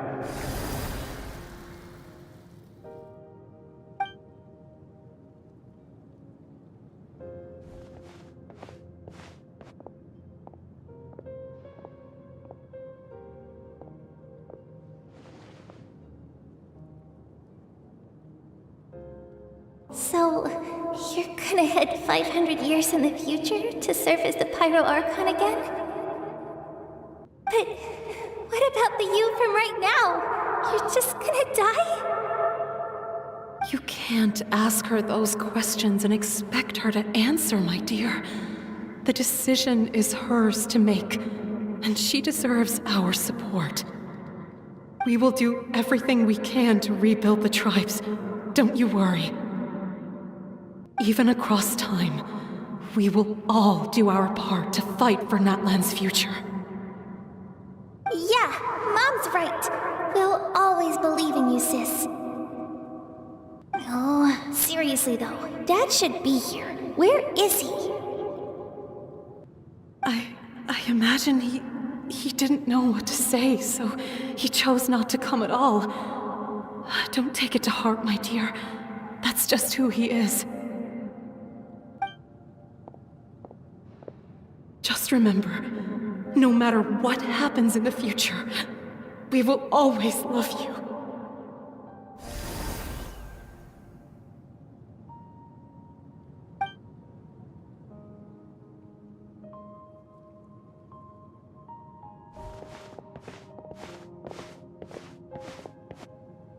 I'll come find you one day. I know I can't live that long, but I'll think of something. There has to be a way for us to meet again one day. If there's an answer out there somewhere, I'm gonna find it. So, don't forget about me.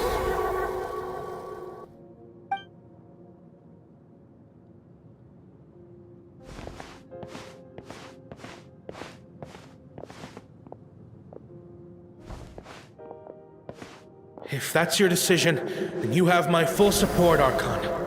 May our children live to see such a lovely son. For Natlan! No one fights alone.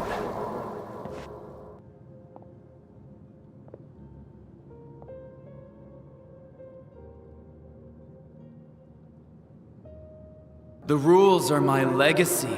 They shall grant us the strength to overcome the next tragedy. War forged the 6 tribes, taught us how to fight, instilled in us what it means to love. Who will be the one to bring this to an end?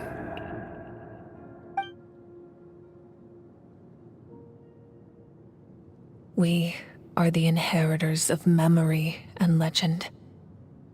Those who grew alongside sun and wind. Those who forged our own destiny and future. That is Natlan's fire, the lifeblood of our nation.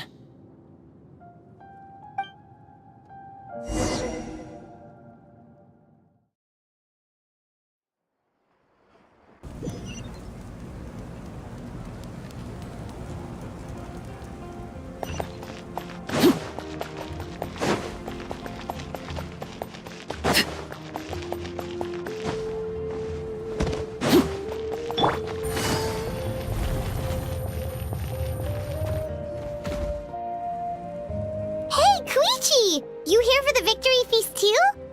Oh, no. I knew Chaska would be here, so I just came to deliver some medicine. I was about to leave, actually. It's not that I don't want to celebrate Kachina and the others. I'm so glad she made it back. It's just... well, I'll make things awkward if I'm around my sister right now. Well, you two had a fight, so Paimon can understand. She didn't cause any trouble during your trip, right? Yeah, she was super helpful. She gave us a lot of useful information about the Abyss. That's good. That's all I needed to know. Is there a reason you asked? You were pretty outspoken when we first met, but now it's like you're holding something back. Maybe it seemed unreasonable, picking that fight with her before you left, but I did it for a reason. Her impulse to fight is extremely strong. Her mental strength helps her rein it in, but she still loses control sometimes.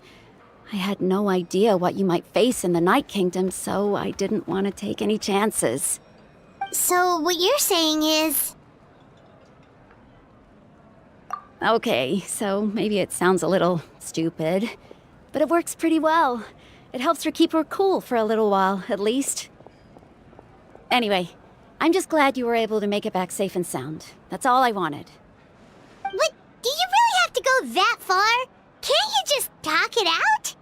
No way. Chaska never opens up about her own pain, especially to her family. She can't learn about this, or it'll be even harder to help her. I appreciate the understanding, and don't worry. I'll find a way to help her ease this burden. Anyway, I need to get going. Enjoy the celebration. Oh, and if you ever need a doctor, you know who to find. Huh. Who would have thought there was a deeper reason behind their arguing? In the end, it's all the Abyss's fault. Paimon's had enough of them.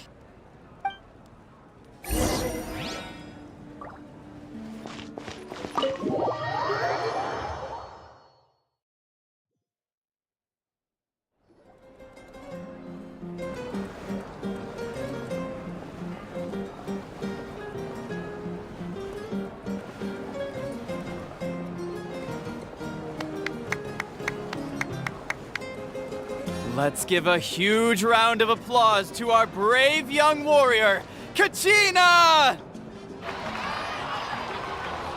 Woohoo! Well done, Kachina. Thank you, everyone. I'm so glad I finally made it. I always knew you could do it. With so much potential at your age, you have a great future ahead of you. You're one to talk. Don't think I didn't know you were the first person to abandon your team. I'll be dealing with you when we get back. I had no choice. My friend invited me. I couldn't just say no. Oh, really? So you weren't just trying to get ahead in the first round? I wasn't, I swear. I just happened to find that bearer injured in the wild, so I stopped to bandage his wounds. When he insisted on repaying the favor, what was I supposed to do? I'm just one person. I figured Kachina would have no trouble replacing me. But the fact of the matter is that after your departure, everyone else started thinking about swapping teams too. I'm really sorry, Kachina. It was wrong of us to abandon you like that. It's amazing that you still made it all the way through to the Night Warden Wars. That's the highest honor.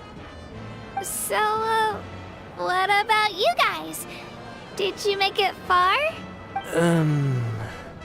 Our team captain drank too much the night before the competition and turned up late to the stadium on the day. We got disqualified. Serves you all right. No sympathy from me. All right. There's no need to be like that, Uncle Pakal. Dear friends, I'd like to say a few words. Firstly, I'm grateful to my friends and our great Archon for helping to bring me back. This traveler and his companion Paimon are some of the strongest people I've ever met. If they were allowed to participate in the pilgrimage, I have no doubt that they'd win the whole thing. They've agreed to let me learn from them. With their help, I believe I can become even stronger still.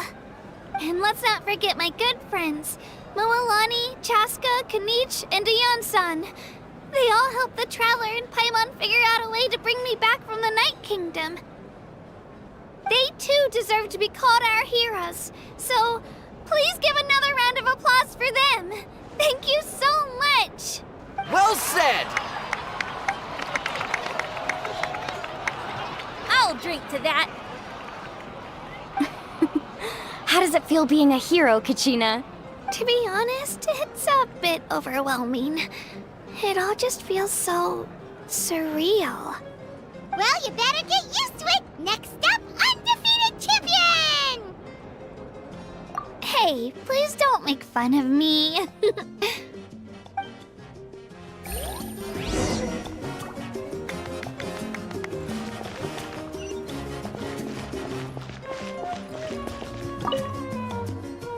Ah, you're here. Have some fruit juice. I got it specially for you two. How did you know? That's Paimon's favorite! You look like you've still got questions. Ask away.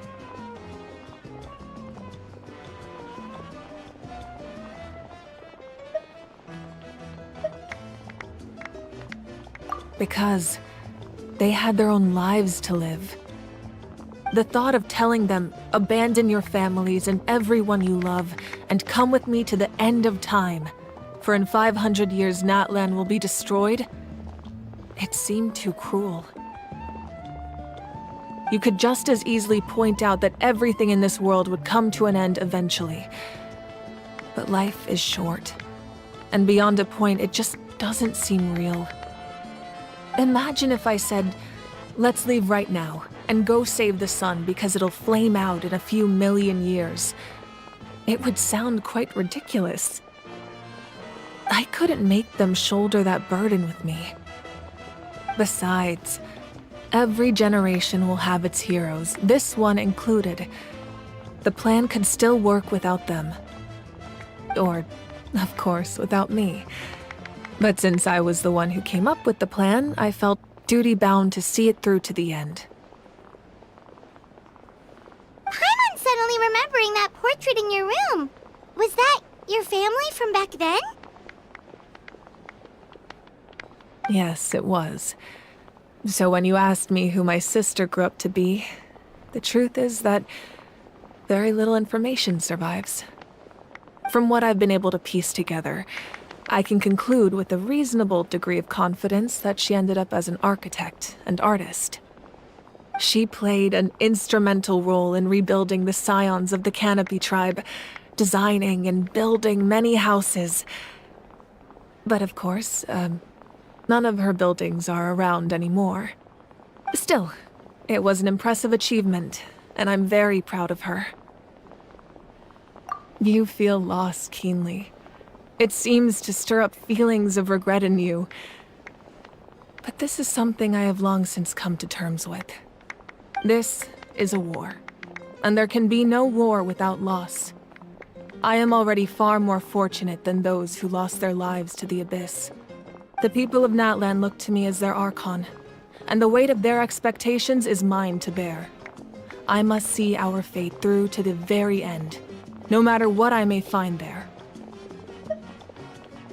Yeah, doesn't that mean the way everything ends has already been written, including your plan? I suppose, but so what? Don't forget, time takes many forms. The past, present, and future coexist, and all are equally important. Even if the future ends in destruction, there's still no reason to give up on the here and now.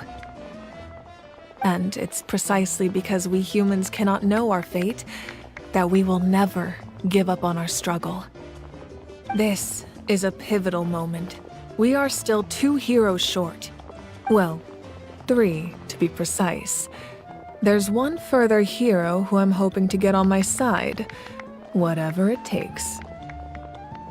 Your resistance to the corrupting power of the Abyss is truly remarkable. It would easily make you an all-important figure in the upcoming battle. If you agree to join us, you will not only gain my full support in your journey, but I will also forge a brand new ancient name for you. Ancient names can be forged? They can. Several strict conditions must be met, but if they couldn't be forged at all, then the number of them in circulation would have long dwindled to 0. Possessing an ancient name would mean that your adventures in Natlan are recorded in full. Your stories would be remembered by our people for all the years to come. The Ode of Resurrection may have temporarily lost its power, but still, take this as my personal guarantee that I shall never let you fall. Just like in the Night Kingdom, I will be there for you. That is a promise I will fulfill at all costs. This nation always honors its heroes. Yeah, we can't just ignore the situation here. Wonderful. Then I'll reach out to Shilonen right away. She's the one who will forge the name. We've never forged an ancient name for an Outlander before, but I trust she'll find a way.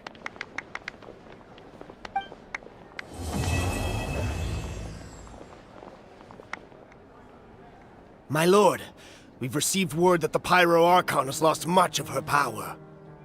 Although your injury complicates things, this is most certainly the opportune time to seize the Gnosis. Victory and defeat are rules, not outcomes. I have never taken advantage of an opponent in a time of weakness, and I don't intend to start now.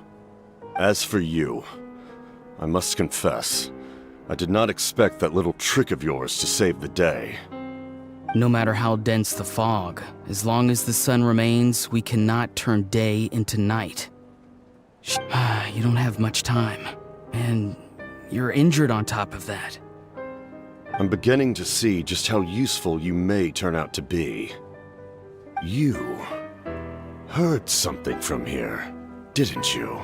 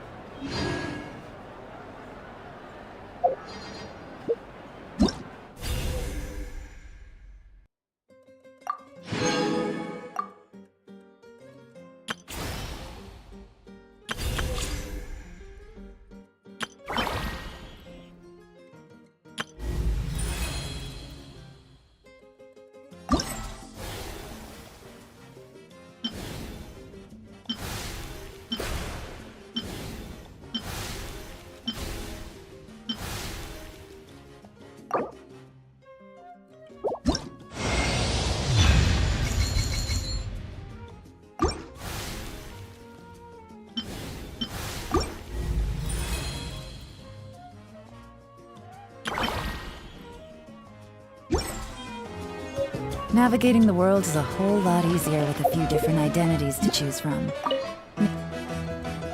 Oh, something else you'd like to ask? Well, our intel suggests he hasn't made any new movements yet. Although Kenichi's investigation helped us confirm that he's being aided by someone from the Masters of the Nightwind. I'm getting closer to narrowing down who that may be, but it's still unclear whether this person aided the captain out of willingness or coercion. If you learn anything about this during your adventures, please let me know. Oh, something else you'd like to ask?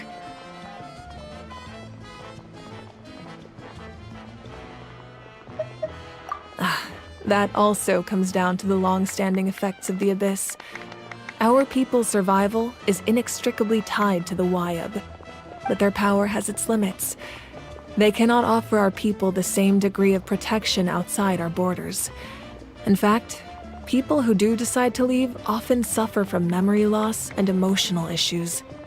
Everyone in Natlan understands this. That's why our people never leave without a good cause. Even if someone is left with no choice, the chief of their tribe must seek approval with the Wyab to grant them leave. And the Wyab have always been very strict about granting that approval, since extending protection beyond our borders means consuming power reserved for our fight against the Abyss. Still, there's no need to worry. The Wyab extend their protection to all within Natlan, including visitors from afar. Oh, something else you'd like to ask? The Abyss is the most formidable enemy in all of Tevat. In the beginning, it took failure and tragedy to even begin to learn how to fight back. All of the methods you've seen in other nations were developed based on experience and insight passed down over generations. We know them to work, but few of us actually understand why. It's the same for the method we use here in Natlan. Ever since ancient times, elemental energy has been one of our most reliable weapons against the Abyss. As for the principles behind it, I'm afraid you might have to seek answers from someone older than the position of Pyro Archon itself. Oh, something else you'd like to ask?